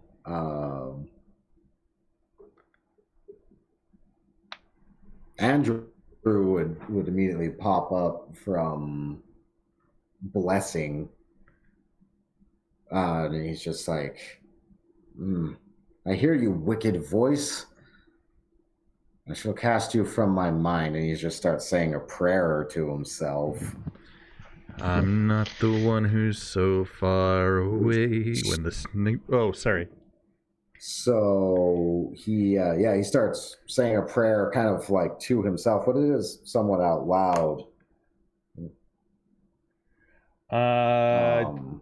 Do I get to re-roll my wisdom save, or? At this point, yeah.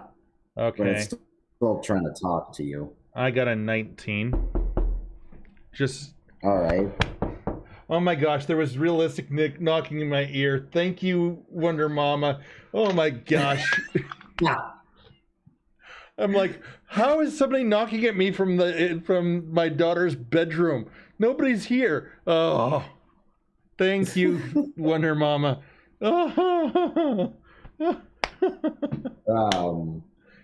Thank you for the 10 bits. Okay.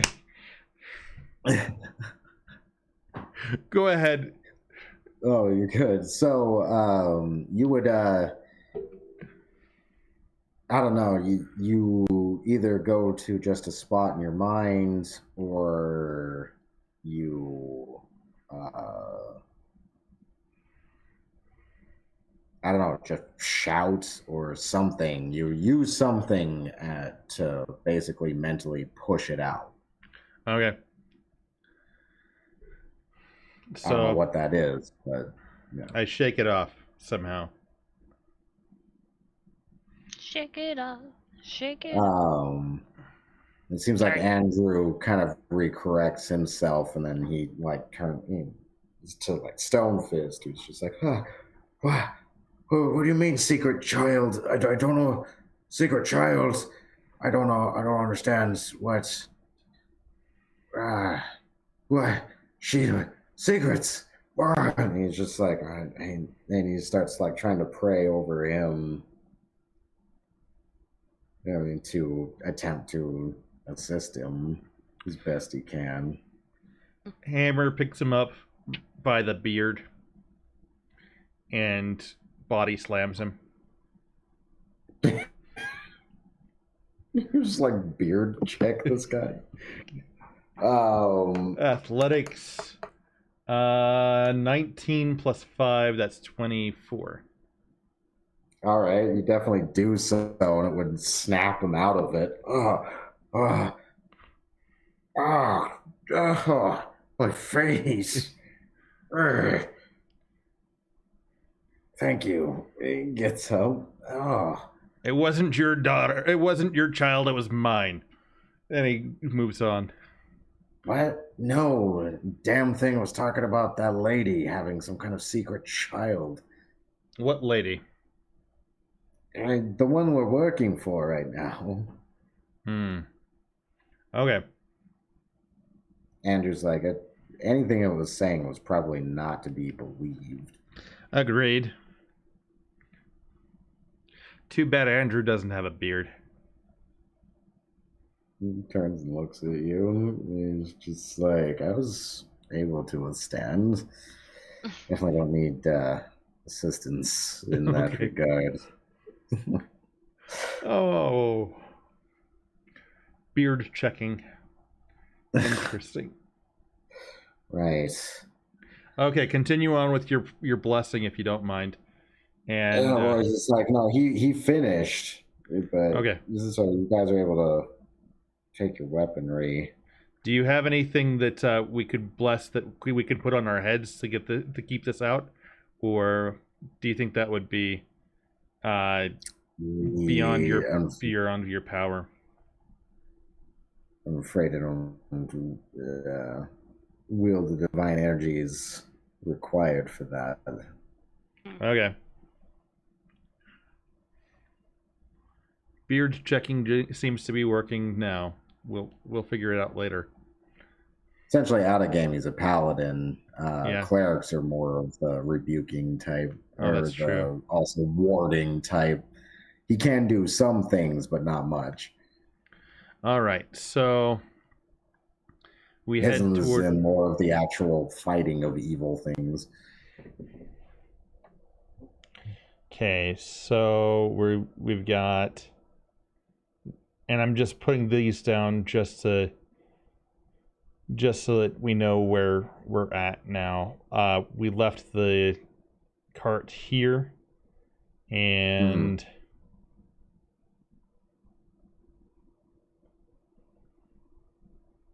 we would be heading. Nope, that didn't work like I wanted it to. Circle, dot, dot, dot. Now you've got a cutie shot. Okay. You're going to try to head to that? No, that isn't that where we started? No, you start where that light blue circle is. Where you put I didn't make that dark blue circle. Oh. What the... I didn't make anything. Neither did I. I didn't make it over there. I made it over here. Oh, I see. Okay. I don't know what's going on, but yeah, I made it over here, and it teleported over there, and I'm like, what happened? I don't understand. No, I'm not that stupid yet. Okay. So they're affecting your brain meats. Yeah. So we're heading in that. Oh my gosh.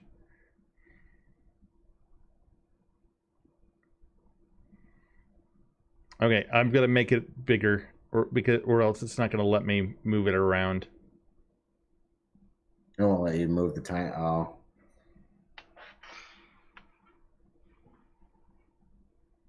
Okay, that's a bit too large. We'll make a happy medium at some point. Okay.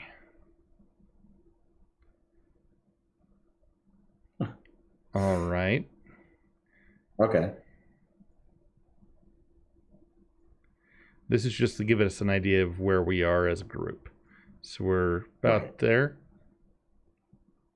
Okay, so approach. It's not like the floating skulls are in any kind of patrol or anything. It seems like they're just kind of like flying through. I look for Possibly the. something more. I look for any more. What's it called?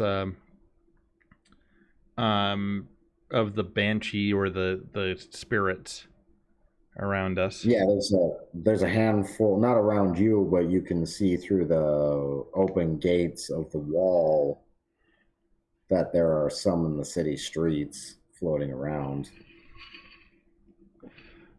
It's a little bit of a mix between the flaming skulls and. Hey Logan, yep, this game is hot and steamy. Hot and steamy.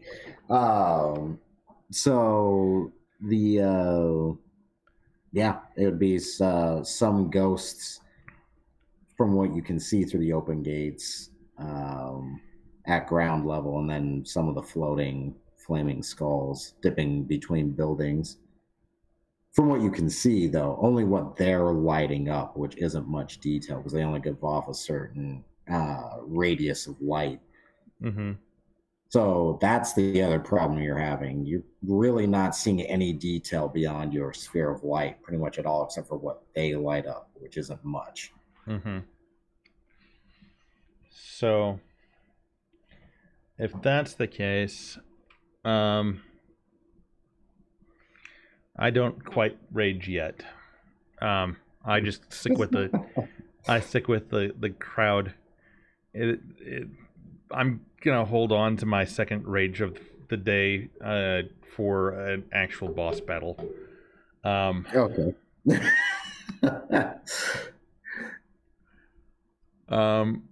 But I do. I'm going to don my armor. All right. Okay.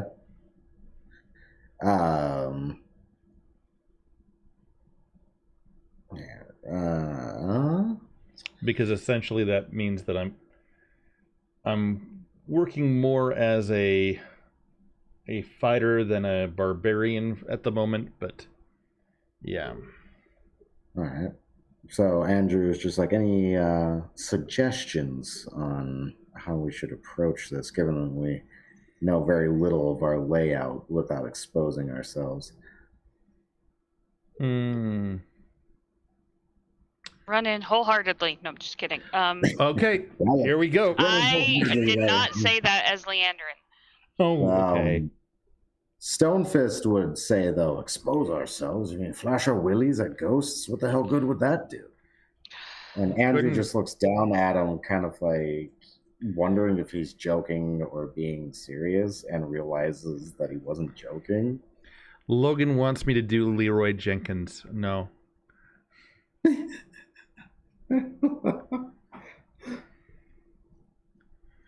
So. You're like, no. No, not. No, no, he already did that. I already earlier. did Leroy Jenkins. That ended up pretty good, actually. It ended up with me killing a ghost by myself, but you know. Yeah, by yourself. But there's more ghosts this time, so it's not advisable. What? And flaming skulls. And flaming skulls. Well, Hammer doesn't feel like peeing on flaming skulls. That was all Marcus. That is true. Yeah. The innovator unfortunately died. Yeah. I was actually going to be saved. I'm sad because I was going to main character that guy. Oh well. Yeah, those It'll be all right. Funnels work funny like that. That's why I like them, because it's very much a surprise most of the time. Yeah. On what the group ends up being. All right. So, the plan should be that this is my thought. We should stick together as a group, if we start to go crazy like Halfbeard did, we slap each other in the face. If there's anything that gets in close enough, we hit it hard and get them out of the way. And after that, we move on to the next guy. What do you think? Okay. I mean, I guess there's no other way to do this at the moment, is there? Paladin, any other suggestions? The only issue I potentially see with that is if they decide to attack us en masse. Okay. Do we want to funnel them through that doorway? Yes. I like that. Okay. Somebody like will have to be bait then. Hi, Bait. That's why we hired you. You didn't hire me. I'm here on behalf of the church assisting you. But Okay. I understand what you're saying. He smiles. Because it's a bit of a jest, but he's also making a point. He's like, you didn't hire me. I'm here because of the church. Yeah, well, he's just that's like, why we let you come with us. So he chuckles. All right, big little man. Then he pats you on the shoulders. And when he says big little man, I just giggle.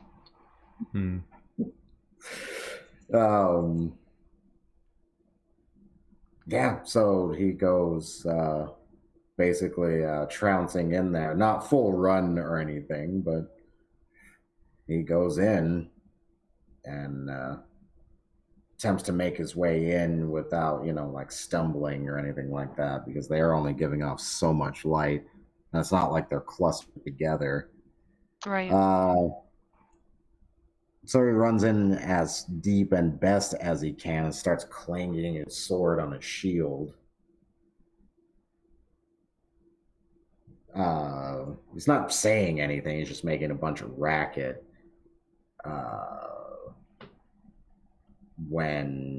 Let me roll real quick. And this is how the NPCs die. So yeah, you'd see the flaming skulls. Grand total of those would be 5. All start flying directly towards the noise. For the most part, the ghosts I'd like don't directly seem to care right away. The ones nearest him start floating towards him, but not in a rush like the skulls. And he starts doing a fast backtrack while clanging his sword and his shield back towards the entrance. He's like, be on the ready. They're certainly coming. Okay. And Hammer is ready with his regular weapons. He has the wand out and ready to go around his neck, and yeah. Okay. So Hammer readies an action whenever they get in close enough. So seeing that he has his wand, is his wand like giving off enough light that I could put mine away so I can get the bow out? Yeah, because it's still. Do you put it just to normal aluminum? Because remember, Hammer, you can, if it's still like on your person and it's a passive concentration, you can make it light up or dim down as much as you want. Do you put it back to full luminosity, or do you just keep it at the 60 foot that you had it at? Keep it at, well, I increase the luminosity because I want them pretty much to move their concentration to me. Check it out. Okay, yeah. Yeah. All right. So I'll put mine away in my holster that I have. Okay. And get my bow ready. Sounds good. Stone Fist will get his sling and a handful of rocks ready. That's the only ranged thing he has. Well, no, he'd probably just bust out his hammer. Okay. Instead, actually. Kind of take your lead on that one. Pulls out his hammer. Anyway, Andrew falls back to his actual hold position just outside the door. Being as this is a set, basically ambush, you guys are technically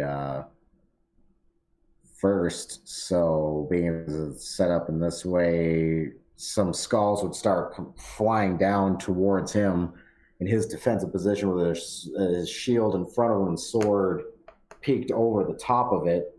Speaking of which, it's kind of a kite shield in its shape. But yeah, his sword is up over the ridge. So it'd be range attackers first, and right now the only one doing that would be Leandrin, and then it would trickle down in order from there. Okay. Which would be the two meleeers, which would be Hammer and Stonefist, and then defending meleeer, which / bait, which is Andrew. So yeah, flaming skulls. 2 of them are immediately within attack range for sure. Would come flying towards you guys. So initiative order is Leandrin, then me, You, then Stonefist and Andrew. Then Andrew turns around. Okay. Okay. I'll shoot whatever's coming after us. Okay. Or I'll let an arrow fly. All right. Go for it. Roll. Remind me again what that is. That Sorry. is dexterity plus your modifier. So that would be Dex. Dex plus. I believe it's 3 or 5 if you've got proficiency. So it should be 5. Yeah. Dex roll plus 5. 19. That definitely hits. Okay. Remind me what dice I use. 2d6. 2d6. You're using the longbow, so yeah, it's the 2d6. 2d6 plus 5. No, plus 3. Yeah. 3, yeah. And technically, it's doing bonus damage because it's blessed. Okay. 8. 8? All right. Is that 8 on the die, or is that 8 plus? Oh, including the 3. Including the 3. Okay. So 8, it gets a +2 right now because it's blessed, and it's versus something that's actually evil and undead.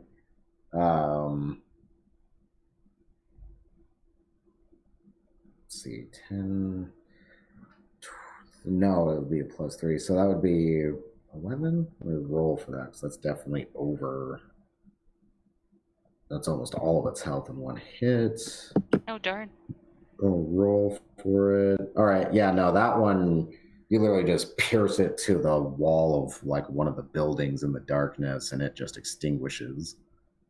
Being as you're maintaining a holding action, you can technically shoot again. You're technically have taken an arching stance. Right. If you don't move, you can technically attempt another shots. arching attack. Yeah. Yeah. The second one does not get the bonus of the 3 afterwards. Yeah, no, that's the only thing. Well, that was a natural 19 anyway, with dexterity being a 3, so. And you're double proficient in bows, so that ups the crit range. So that's technically a critical. 19s and 20s for bows for you. Okay. So total of. Criticals for me is 22? max damage. Okay. So. Do I need to roll then? No, it's max damage for criticals. So that would be 12?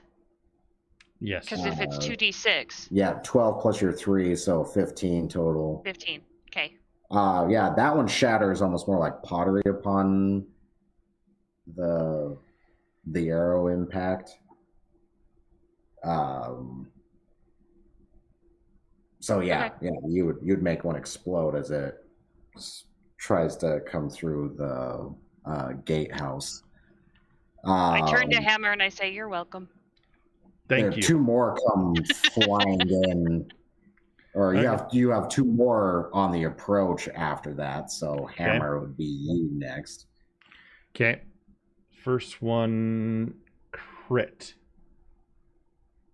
Nice. So that is 2d8 plus 3. 11.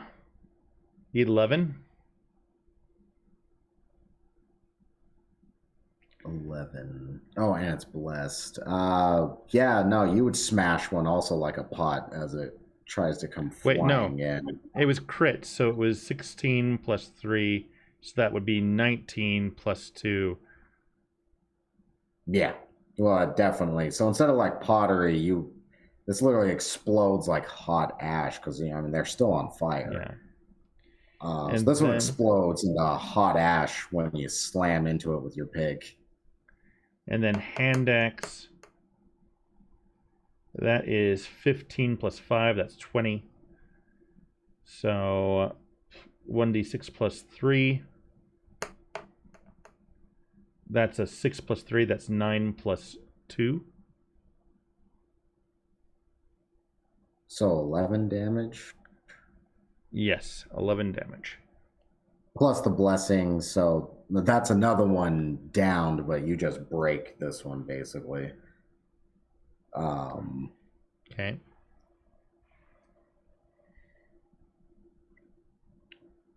Which would leave the last one come flying in. And that would be Stone Fist and or Stone Fist and or, well, do I get attack of opportunity or does Stone Fist get it? It'd be Stone Fist because you how you sequenced yourselves up. Yeah. And this is still technically springing an ambush. But no, he definitely hits with his attack as well. Roll damage. Nice. All right, so he also obliterates his skull. And this is why fighter barbarians are difficult to go against as a DM.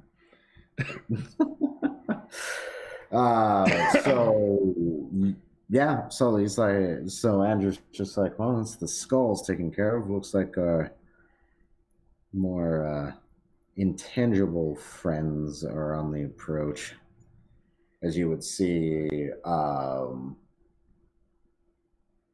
you'd see a ghost floating up towards you guys in the gatehouse. Go ahead and make wisdom checks. Okay.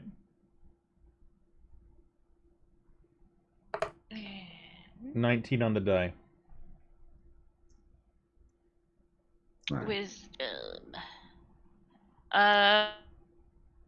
15. Okay.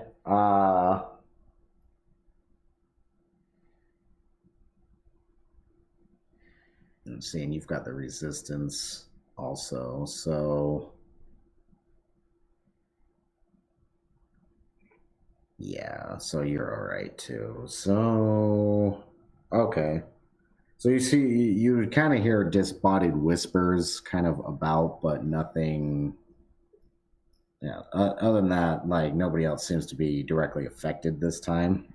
I slap Stonefist just out of habit. What that? What? Just making sure. He just looks at you like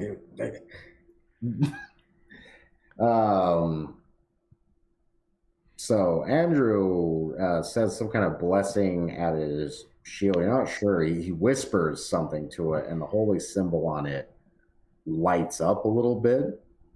Not as grand as like your guys' like wands or anything, but it lights up, and like the ghost like kind of like shudders at it a little bit, and then you swipe at it with, you know, this blessed sword, so it actually does something. But it also has holy symbols on it already, so not. Believe that you can do it because you can do it. Ooh, nice. So he slices into it. Oh shit. All right, yeah. So he slices into it, dissipating it or downing it essentially. So as it comes floating, screaming at you guys, he essentially like swings his sword through it, kills it, or gets rid of it essentially. Nice. Yeah. Let's see.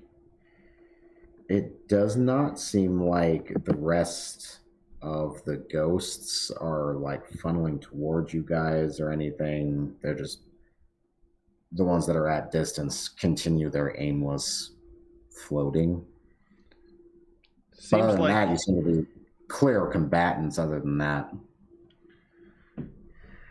Okay. Hammer pulls out his wand and he says to the paladin, do you think this would do anything to them? Well, it did before, didn't it? Yeah. So he points it at a group of ghosts and wisdom check.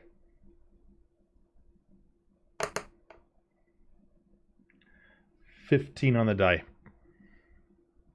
Okay. Yeah, you fire a standard, just your regular D10 beam. D10 hits. Yep. 9. All right. So let me roll. Yeah, there's like 3 of them grouped together, not too far away. Not exactly huddled together, but close enough that you kill 2 of them with the same ray. And he lets go and grabs his hand axe again and gets ready. Ducks back in. Worked the last time. Let's see if we can keep doing it. So the one that's left that was near those 2 shrieks. They're not all women. It's mixed. Also mixed. Mostly human ghosts, but you see a couple of dwarves and halflings, you know. Mm-hmm. Standard fair population. Again, not a whole lot of elves, but you're pretty far away from where most of them are.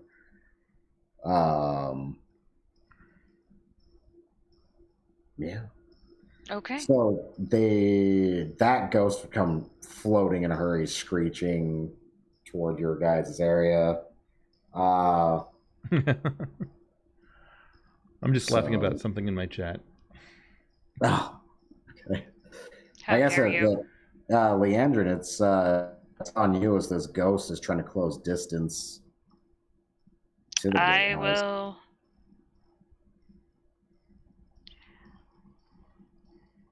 I'm so afraid to use the wand after the 2 like critical fails and killing people. Well, I'll try. Well, point it between the, you know, so that you have a little bit of shielding. So, yeah. Yeah, I'll grab the wand from my holster. Okay. Point it at the ghost that's coming toward us, and I'll cast whatever light can. Like, do I know any spells, or is it just the lights and whatever coming out of these things? You know, the illumination, you know, it has another, it has more hidden within it. You just haven't gotten there. Yeah.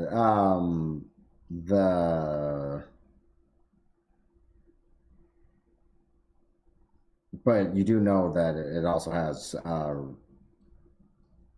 solar ray, or it's a version of scorching ray that's sunlight, so it does D10. Okay, I'll try to do that. I mean, I'm assuming I know like how to do it. Well, Does that yeah, make I sense? mean, you've done it before, so you don't have to. Scorching ray at the Okay. darkness. There we go. Right. So I'll do Because that. you've cast beams out of this thing before, and that's basically, you've used it to damage stuff before, definitely. So it's the same thing. It's not like a new spell or anything. So you don't have to call anything out or anything like that. It's literally just. I just want to make sure because I don't want to be like, I don't know what I'm doing. No, you do know a spell yourself, but that's just from your elven nature. Didn't you have identify? Oh yeah, I do. Yeah. I forgot about that. Oh, that's totally all right. It's okay. But yeah, no, you don't. Okay. There's Hey, no Rukov, they're verbal or raiding anything again. Really, Hey, get out of my kitchen! Get out of that fridge! No, that is not your pudding. Dexterity?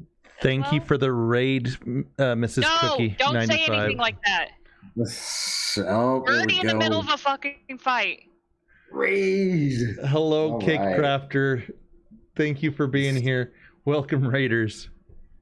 I am Rukov, and you have just caused us to have more monsters on top of undead monsters. You didn't have to say anything. I know we didn't, but it's funnier this way. Fuck. Anyway, So, I'm doing well. So yeah, it's I'll just point it at the ghost and do that. yeah. That's coming at us. That is. Sorry. Do I add? I don't. Is this just a straight roll for me? I can't remember. That's a wisdom. Wisdom. Okay. Yep. Let me get back to this. Thank you for talking about clipping that. That would be great, Logan. I'd appreciate that. All right. That would be 17 to hit. That definitely is. Awesome. And you said a D10. Yeah. It is a D10. That's a D8, Aaron. And for those that don't know, I am Rukov. That's a I'm D10. mostly doing Dungeons and would be an Dragons 8. raids recently. I appreciate you for Damage? being Or here. 8 on the die? Cookie, what were you playing? Okay. So it would Mrs. the ghost. Well, no. That'd be enough to kill Will it it? off, actually. No, it would die from that. Yeah, unusual equipment for Cloud. And let's then this see. here, that's really surprising. So, well, not really, as we already played as this certain soldier first class in the fake Nibelheim flashback. you So, kill that what ghost, are we gonna and find now? Still looks a bit out of place with. Then you would hear some kind of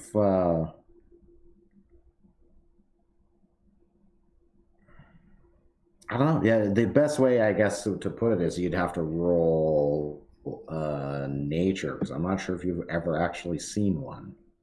Okay. No worries. Nature roll nature. of... So that's a dirty 20. That's an 18 for me.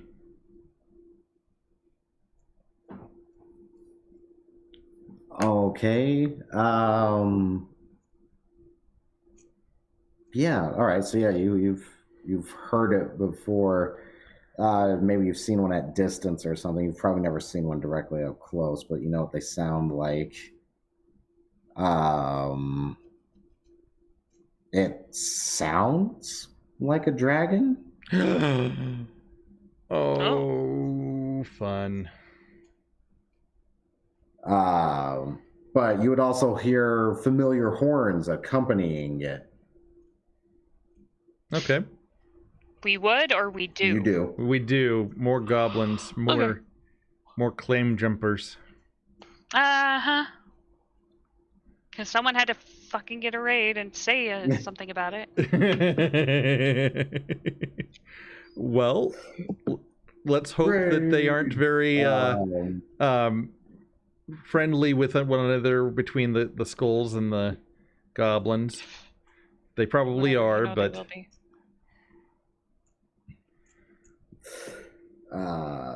So yeah, you'd hear the horns. It's a funny picture for them. So what there? And do they have their own light sources, or are they running around in the dark? They have. You'd start to see them, like little light sources. Okay. Okay. From this distance, I'm going to point and shoot at the goblins with the necrotic ray. Oh, this is gathering clear on the other side of town where I'm putting these markers. Okay. That's where it's coming from. It's from the northern. If you see on your map, that's where it's and coming from. We're still right here. Yeah. Each symbol is a group of let's see. Thank you for being here, though, guys. Appreciate that, even though you are causing us to die. Very terrible. Yeah, death. don't get me wrong. Happy you're here. I'm just mad at Rukov for saying so. I'm just kidding. I'm totally kidding. Oops.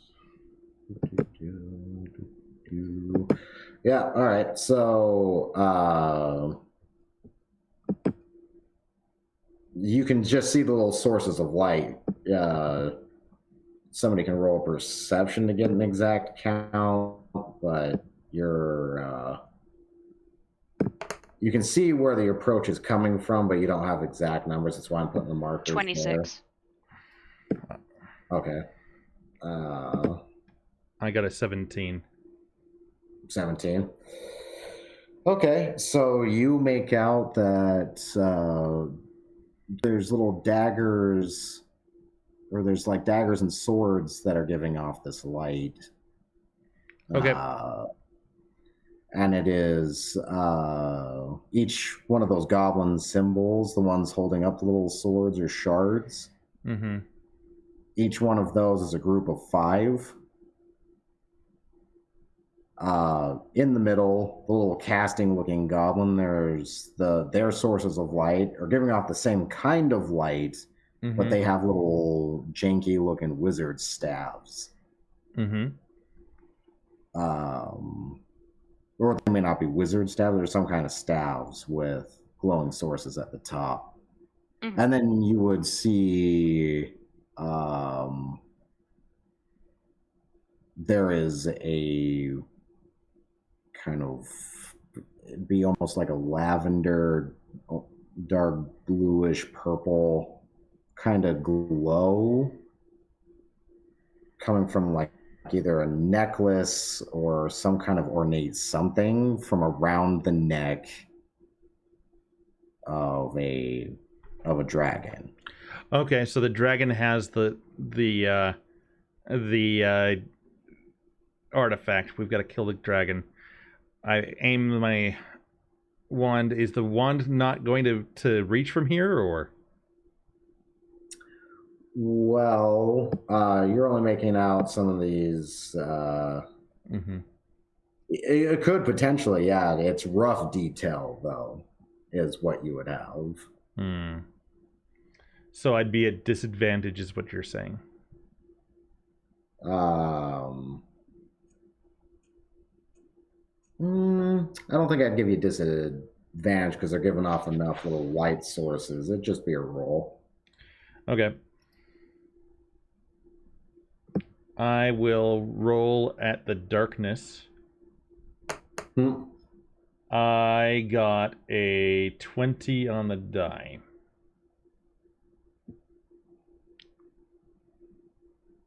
20. Okay, what were you attempting to aim at? I was attempting to aim at between the I was attempting to aim at the group of the goblins that I can see. Okay. So. Well, Mrs. Cookie, that can't stay much longer. You need to eat. Absolutely, they're people end streams because they're for a reason. I appreciate you for being here. I appreciate the raid. You are awesome. I am just joking about the whole "you're gonna kill us all." It's gonna be fine. We'll. This is a great thing that we do with our raids with this particular group. So it's awesome. It's just a bunch of fun. All right. So D10 plus D4 was what I had on a 19. What do I get with a 20?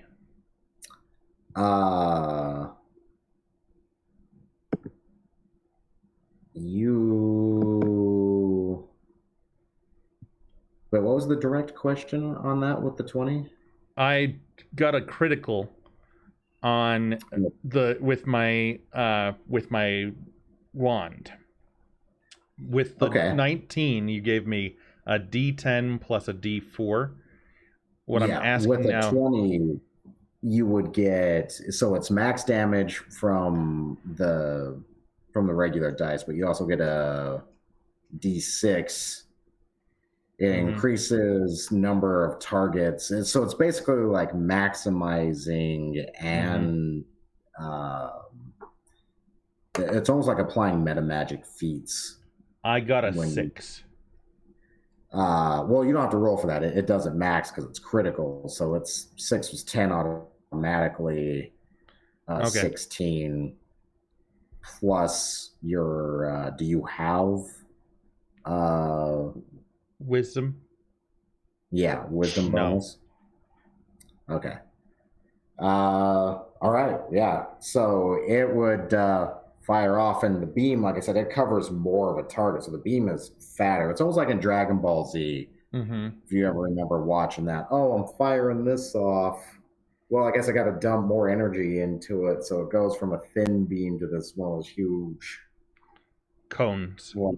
Yeah, so that's basically what happens here. It starts off a small beam and then just essentially it looks like you're giving off like a crimson Kamea wave.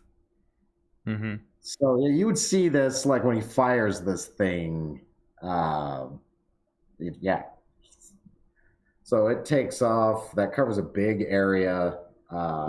It's a critical. There's no way that group got out of that. And 18, if I tally everything up, 18 total damage to all of those guys.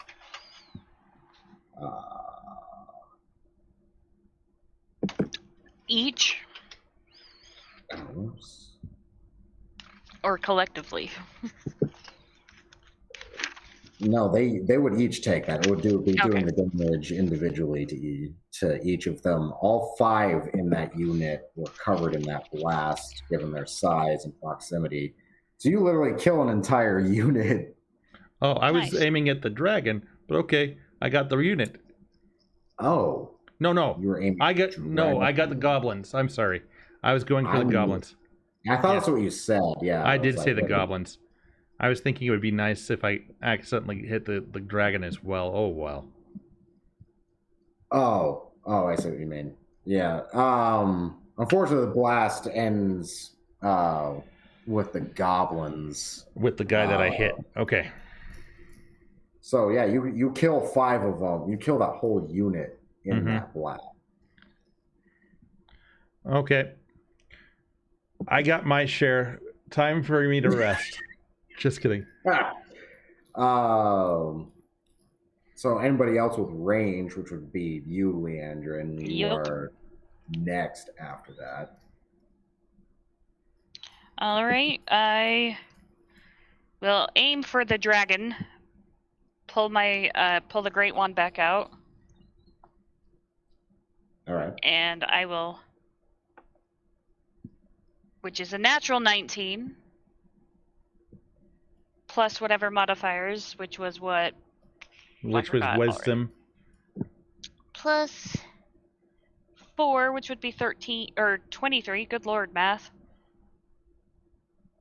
Wait, you got a critical with your bow? I got a natural 19. Yeah, so that's a critical for you with bows. No, she said it was with the great wand. No, I said it was the. Great bow. I was gonna hit with on my bow. Great bow. Okay, so it's a critical so with the bow. D12 plus 3 plus 2. And there's, and again, I'm employing tables from Dungeon Crawl for 25. Certain critical situations. So, roll the D20. Don't add anything to it. Just let me know what you get. 7. Nice. Okay. Let's see. And so what? Max damage. That's 5 plus your 12, right?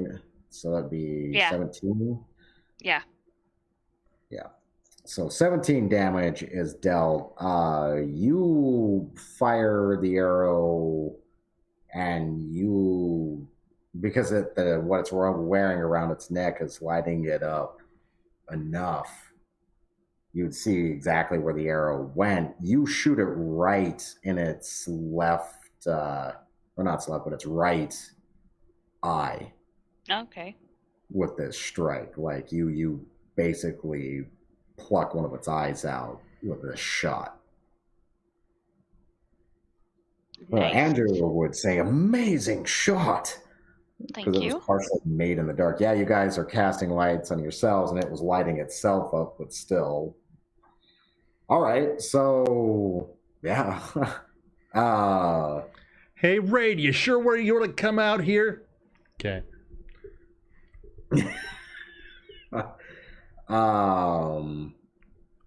Let's see. So, Andrew and Stonefish just kind of ready themselves, but Andrew's just like, I think we should hold ground, make them come to us. Okay. Pussy. Just kidding. No, you're not. No. He's like, oh, well, unless you think charging 2 whole units and a dragon. Are you daring me? No, but giving them headlong chance to do something about it, or make them come to us and use the same tactic. Okay, so that's what I was suggesting. If you think a forward charge is the thing to do, we could. Let's hold off on that for a minute or two. Let me think about it. All right. So, speaking of which, you would see a different source of light show up in town. Oh no. Did not put it there? Oh, there he goes. Okay.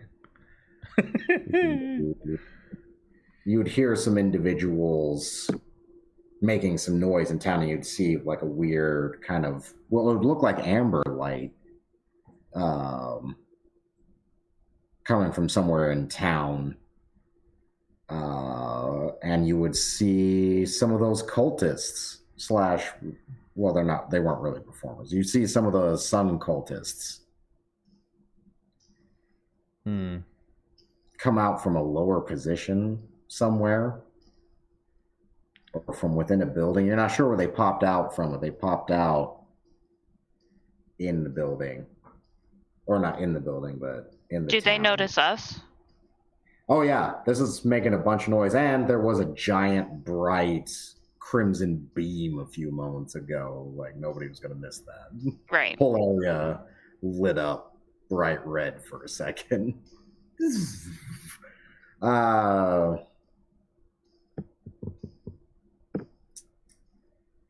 That being said, the dragon is having a fit. Does he go after his own guys? Like roaring, and you would it grabs the it grabs the arrow and pulls it out of its face. It definitely lost the eye because it was critical.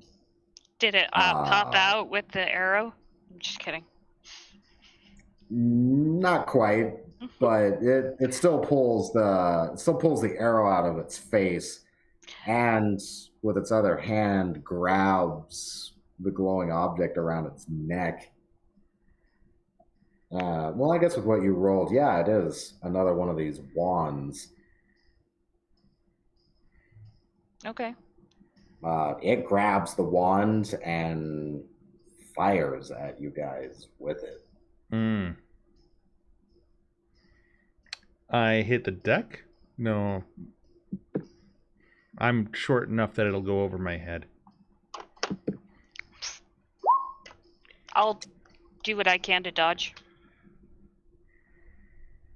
So you guys try to evade? Yep. I do. All right. Yeah, roll it. Maybe dex saves. For you, Leandrin, because you are rogue, I believe you have advantage at dodging. Okay. Because you now have cunning action. Because you're now 2nd level rogue. Okay. So would that just be the 2 die and take the larger? Yeah. 19. Yeah. Unless I can do it as athletics. Okay.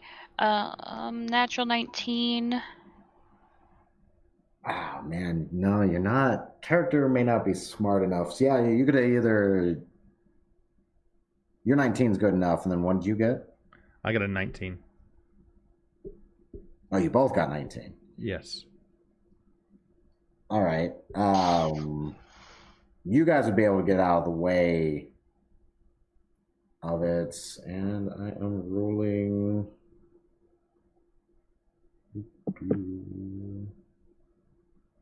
Not so good for Stonefist.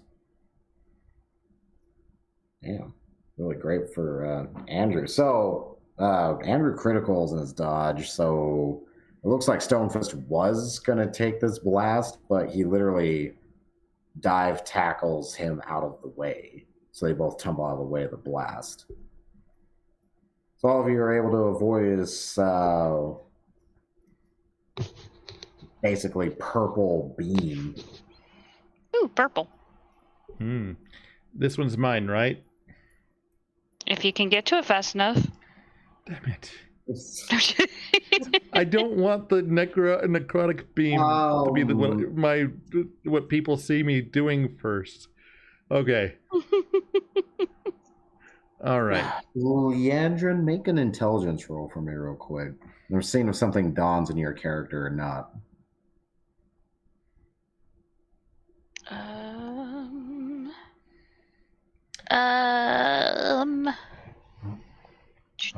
Sorry.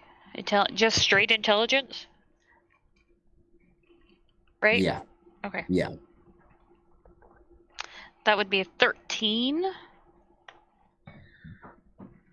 Okay.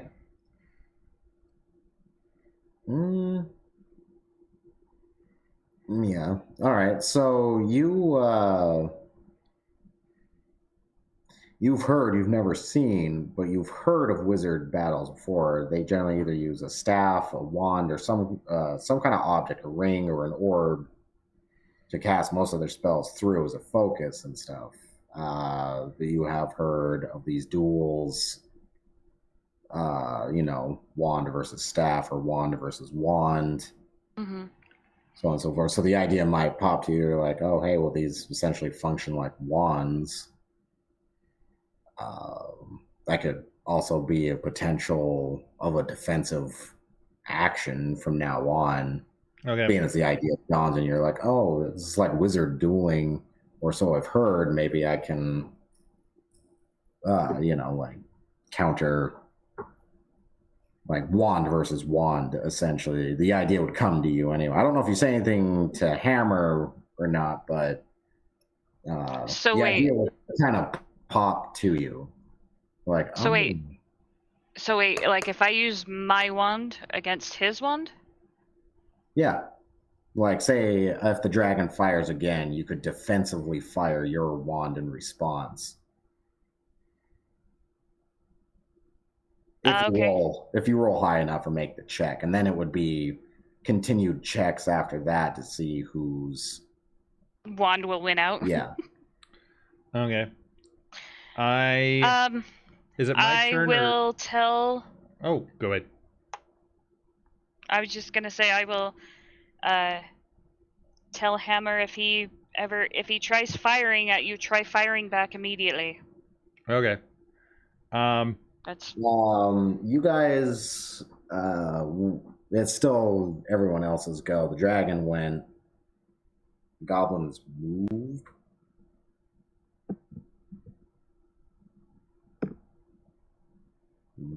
No, I don't want that. Stop it.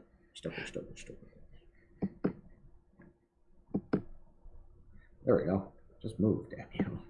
Just move, damn it. Okay. All right, so those goblins go that way. The other goblins, well, they can't get over the wall, so they don't have a choice. I guess we'll follow suit.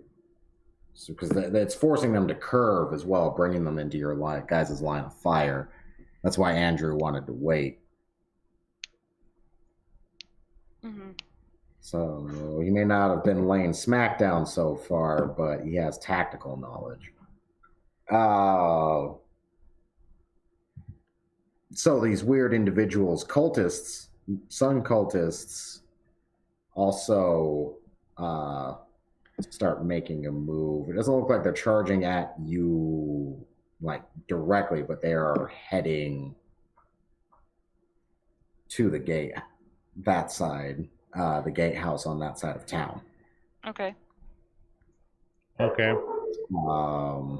One of them, it seems like there's like 5 or 6 of them. You don't have an exact number. One of them, would fire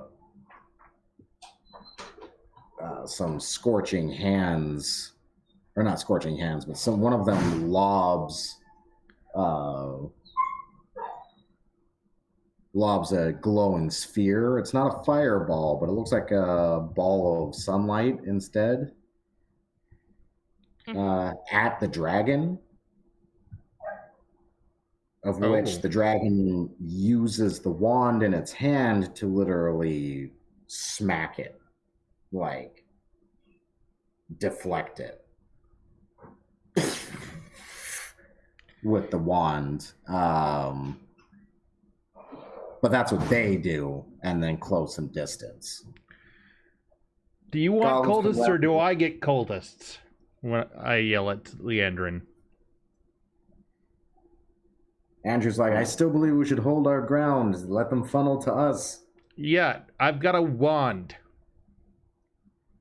I'm gonna stand the ground, but I'm wondering if I should shoot at the cultists or at the dragon first.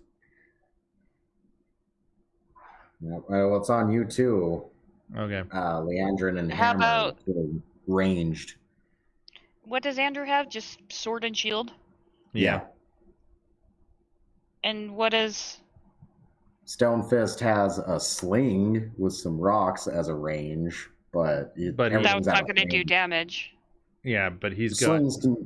Slings can do damage, but they've got to be within range. Mm-hmm. They're not. Everything's at distance for him still, so he's just got his hammer out. So they're going to be protecting us while we're slinging magic. They're going to protect us physically while we're slinging magic, is basically what it's looking like for the time being. Yeah, that probably would be the best.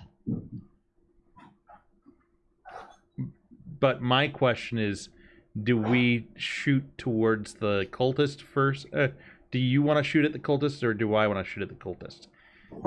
because one of us should be shooting at the dragon and one of us should be shooting at the cultist because they're the ranged. Well, one of us should probably be shooting at the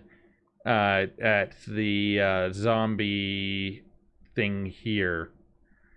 That guy should have some sort of no, attack. it's a unit of it's another 5 goblins, but they're carrying like staves or something instead of glowing weapons like the other ones. Okay, so they've just got stabs. They're melee.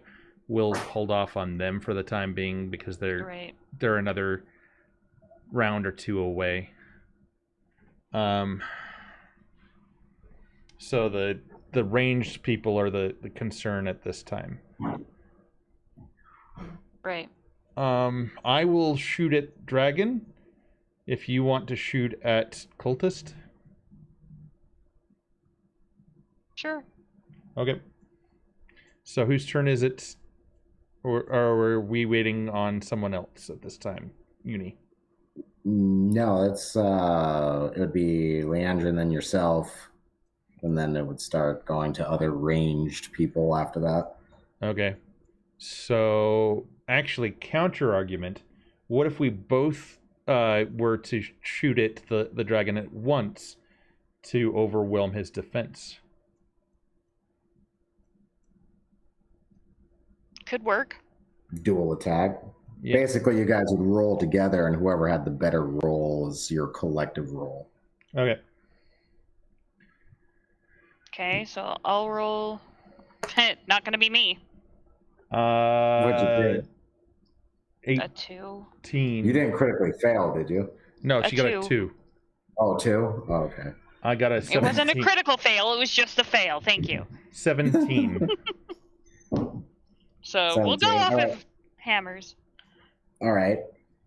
So attacking in tandem with the wands, something interesting kind of happens when you do that.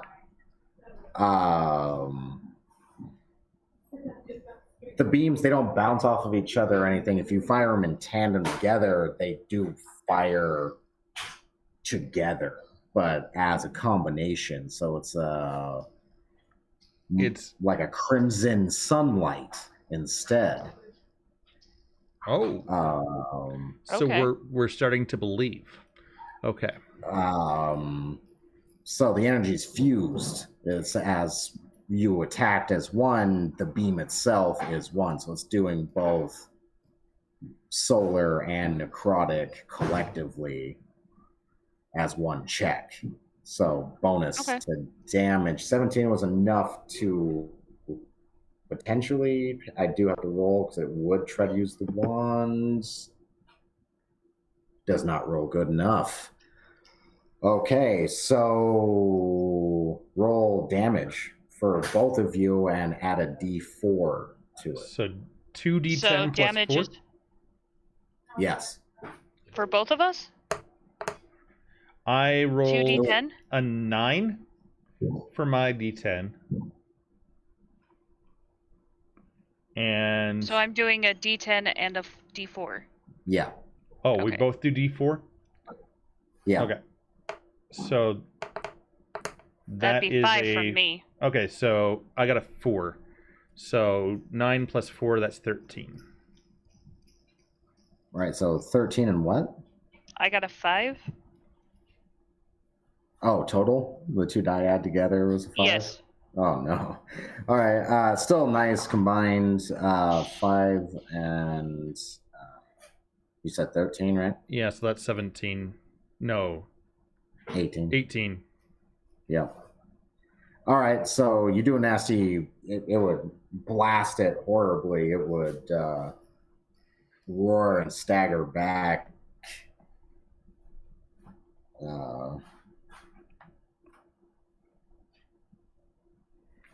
So for the audience, ranged attackers, it would be for the audience, during the week we have a shared group on Discord, and Canned Unicorn sent us some art saying this is what's coming, and I just figured I'd let you guys see it. I'm just pulling it up on a separate screen.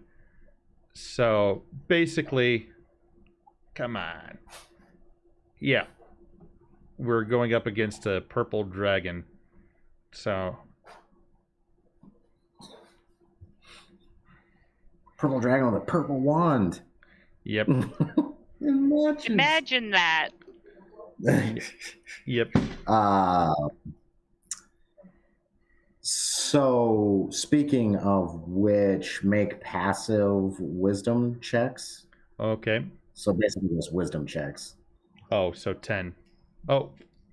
No, passive wisdom check versus wisdom check. Okay. You want a wisdom check. Okay. Yeah. Where did that go? Both of us? Yes. Natural 19 for a total of 23 from me.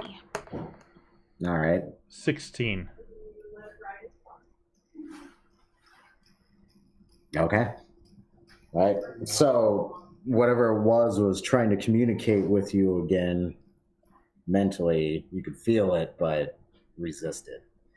So let me roll for those two. So Stonefist is just like, hey, that weird voice. I think it's been the dragon. Okay. I slap him just for good measure. All right. Stay with us. So okay, other range individuals. It will actually go.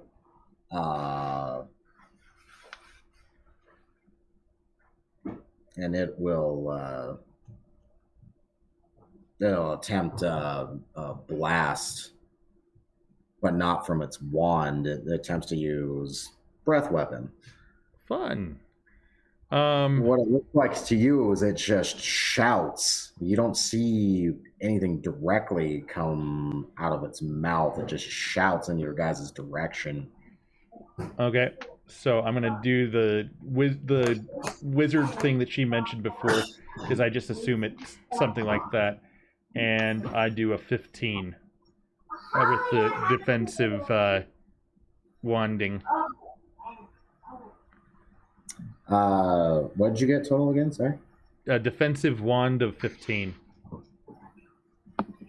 Oh, you're trying to use the wand against his breath weapon? Yeah, he's dumb. Okay.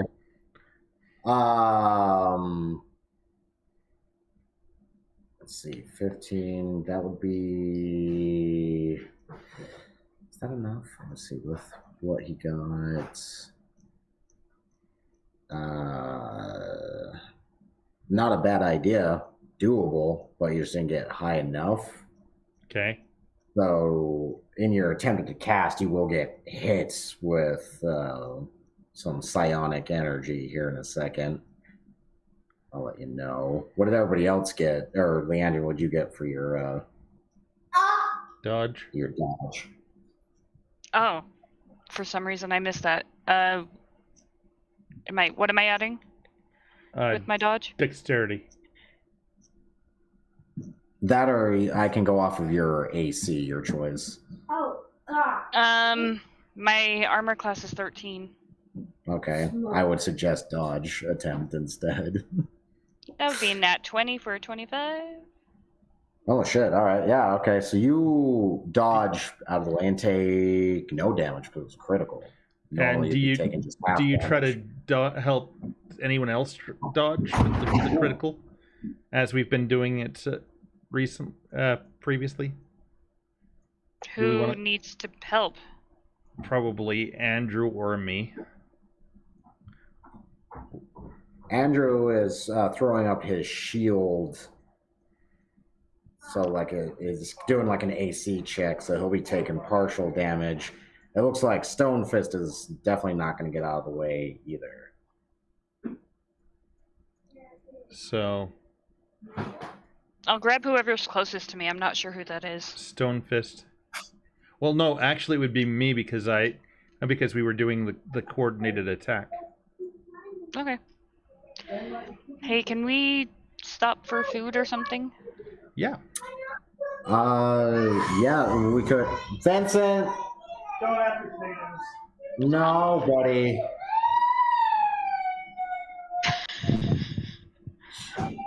Stop.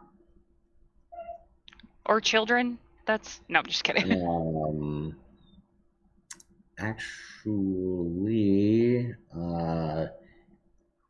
there's a couple of like things I have to take care of. This might be a good spot to kind of maybe leave it off. Okay. Yeah. All right.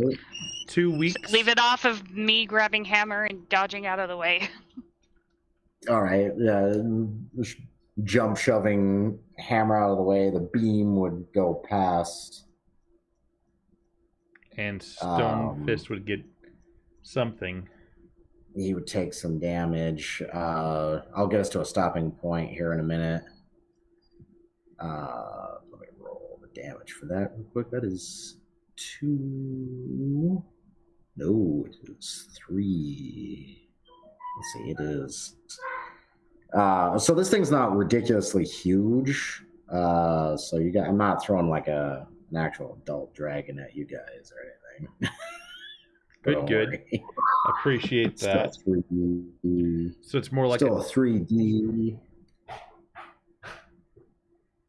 Okay, so he slams off the ground from the hit.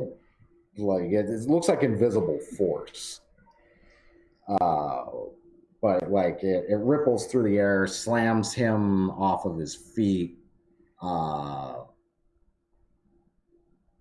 flying back essentially.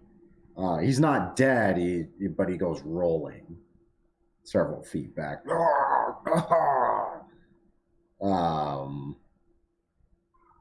Andrew's shield grunts half of it, and he takes some damage, but he remains standing.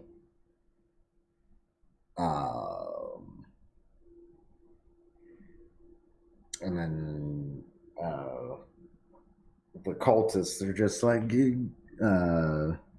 we'll try to close some distance as well on you guys. While still lobbing sunbeams. Yeah, some solar spheres. This time at these guys are a lot closer now. They rounded about over here, but they're still not at you. Yeah, they throw some at the staffed goblins.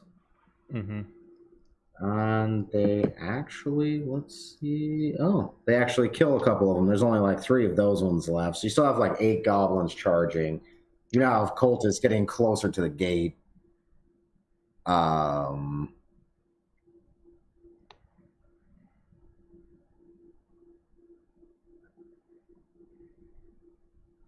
Yeah. So, okay.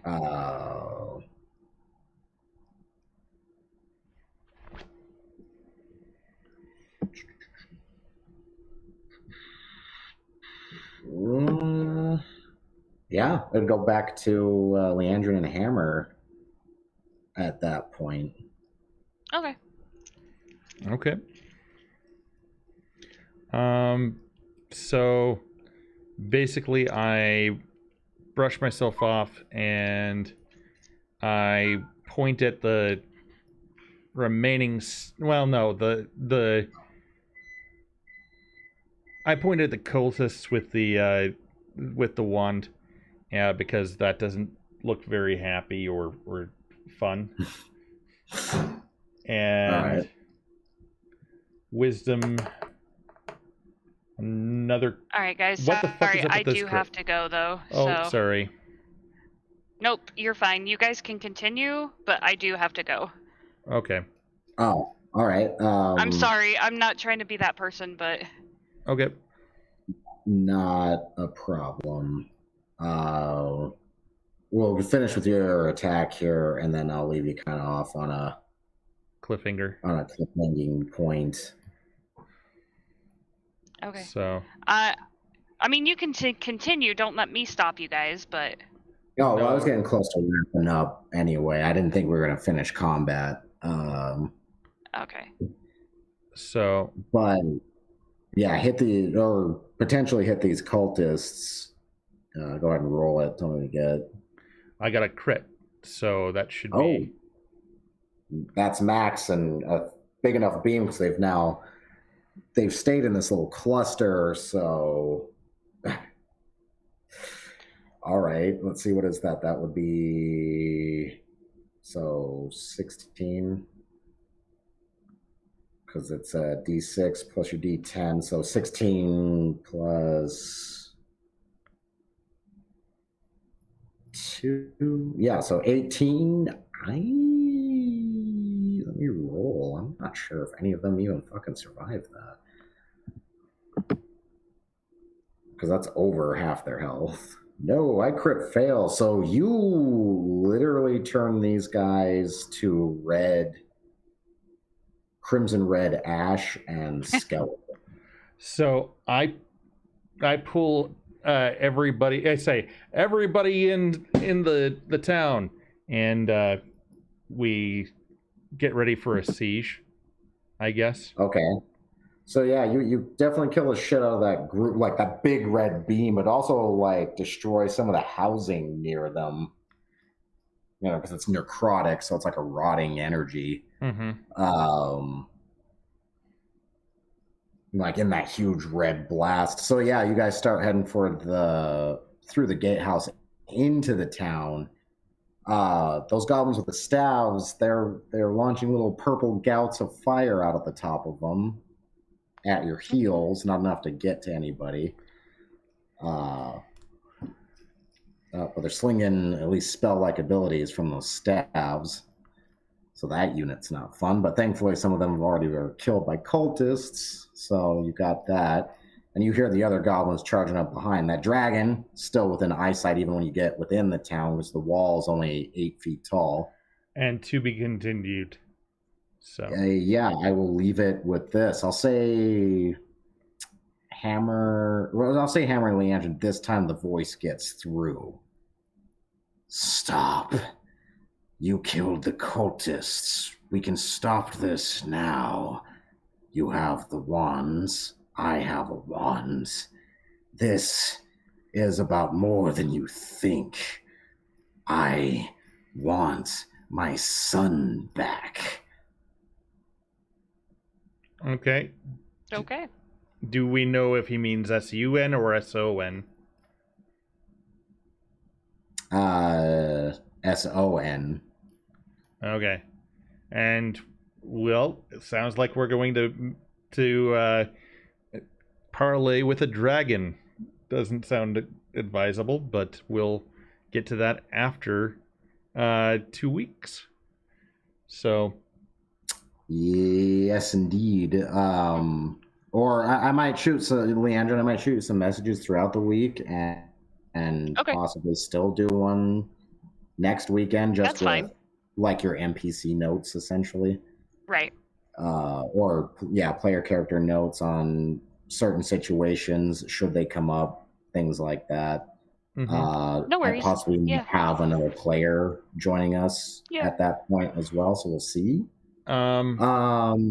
Wonder Mama, you've been here the entire time. If you could come join us. All right, guys, I gotta go. Bye. That'd be great. We'll see you later. Thank you, Error. We certainly appreciate it. Have fun. Sorry. But that was a lot of fun. Certainly appreciate everybody who listened in, for sure. Absolutely. This has been a lot of fun. Like we said, we're going to take next week where it might be a little bit different than normal, but if Wonder Mama wanted to step in as an alternate or something, that would be great.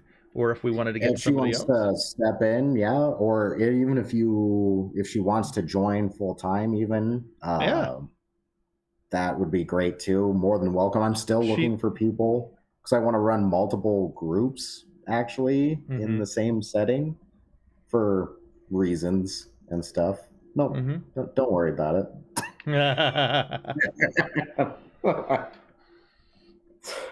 Yep. So definitely more than welcome. We can either link through Rukov, or she can message me later or something, or however we want to do that. I'm definitely available to be talked to, and definitely down for adding more people. Yeah, she's still here. She's on her phone. She's got a slight delay. But I'll try to talk her into it next week. But if not, that's fine. We'll definitely miss Aaron. Yes. For anyone who is still here, thank you so much for viewing. This has been a lot of fun. We're gonna let me see. Looks like the only I might end up raiding out to someone or something, or something in the next few. So, hey, Canned Unicorn, this was a lot of fun. Yeah. We'll please do. We would love to have you, even if you can only be there for 1 week. If you can't be there at all, that's fine too. But we'll talk about it. If you can do even alternates every once in a while, maybe maybe we set up some kind of like side situation as well. Like I said, I want to try to run multiple campaigns in the same setting for reasons. Rose has said that she wants to get an alternate, but she'd only be there every other week. Speaking of which, she's not going to be there next week because I swapped some weekends with my ex. But I'm going to have her the following 2 weeks. So okay, I'd definitely be open to that as well. Maybe I'll talk to you throughout this week too for discussions on possibly some. I kind of almost want to Stranger Things it in a way, have multiple groups all converge at some point. Yeah. Well, and we might even see if we can have like an alternate group next week, just because it's just to see how that it would go, so that we can wait 2 weeks and have Error here with us. Who knows? Yeah, that's definitely what I mean. It's like maybe we can start fleshing out this alternate idea. That being said, any closing thoughts for you? Like, I mean, has your theories about things changed now that you've gotten even more details, which aren't technically much? No, I'm still feeling like once we get them all in the one group, we're going to regret it. For all of the wands, I really still want that purple wand that's around its neck, because the red wand makes me sad when I see all of these skulls, because they're undead. Yeah. I can still kill them, but yeah, seems to have put a cramp in the cultists at least for a little while. Oh man, they didn't even get to say anything. You just incinerated the whole group. I'm just like, they don't look happy, and they look like they have more than one group. I'm gonna kill this group. But yay, raid! This dragon was already kind of like an NPC around, but I was like, oh, the raid. Well, the only major thing in this spot is the thing that's been fucking around with the goblins. So there we go.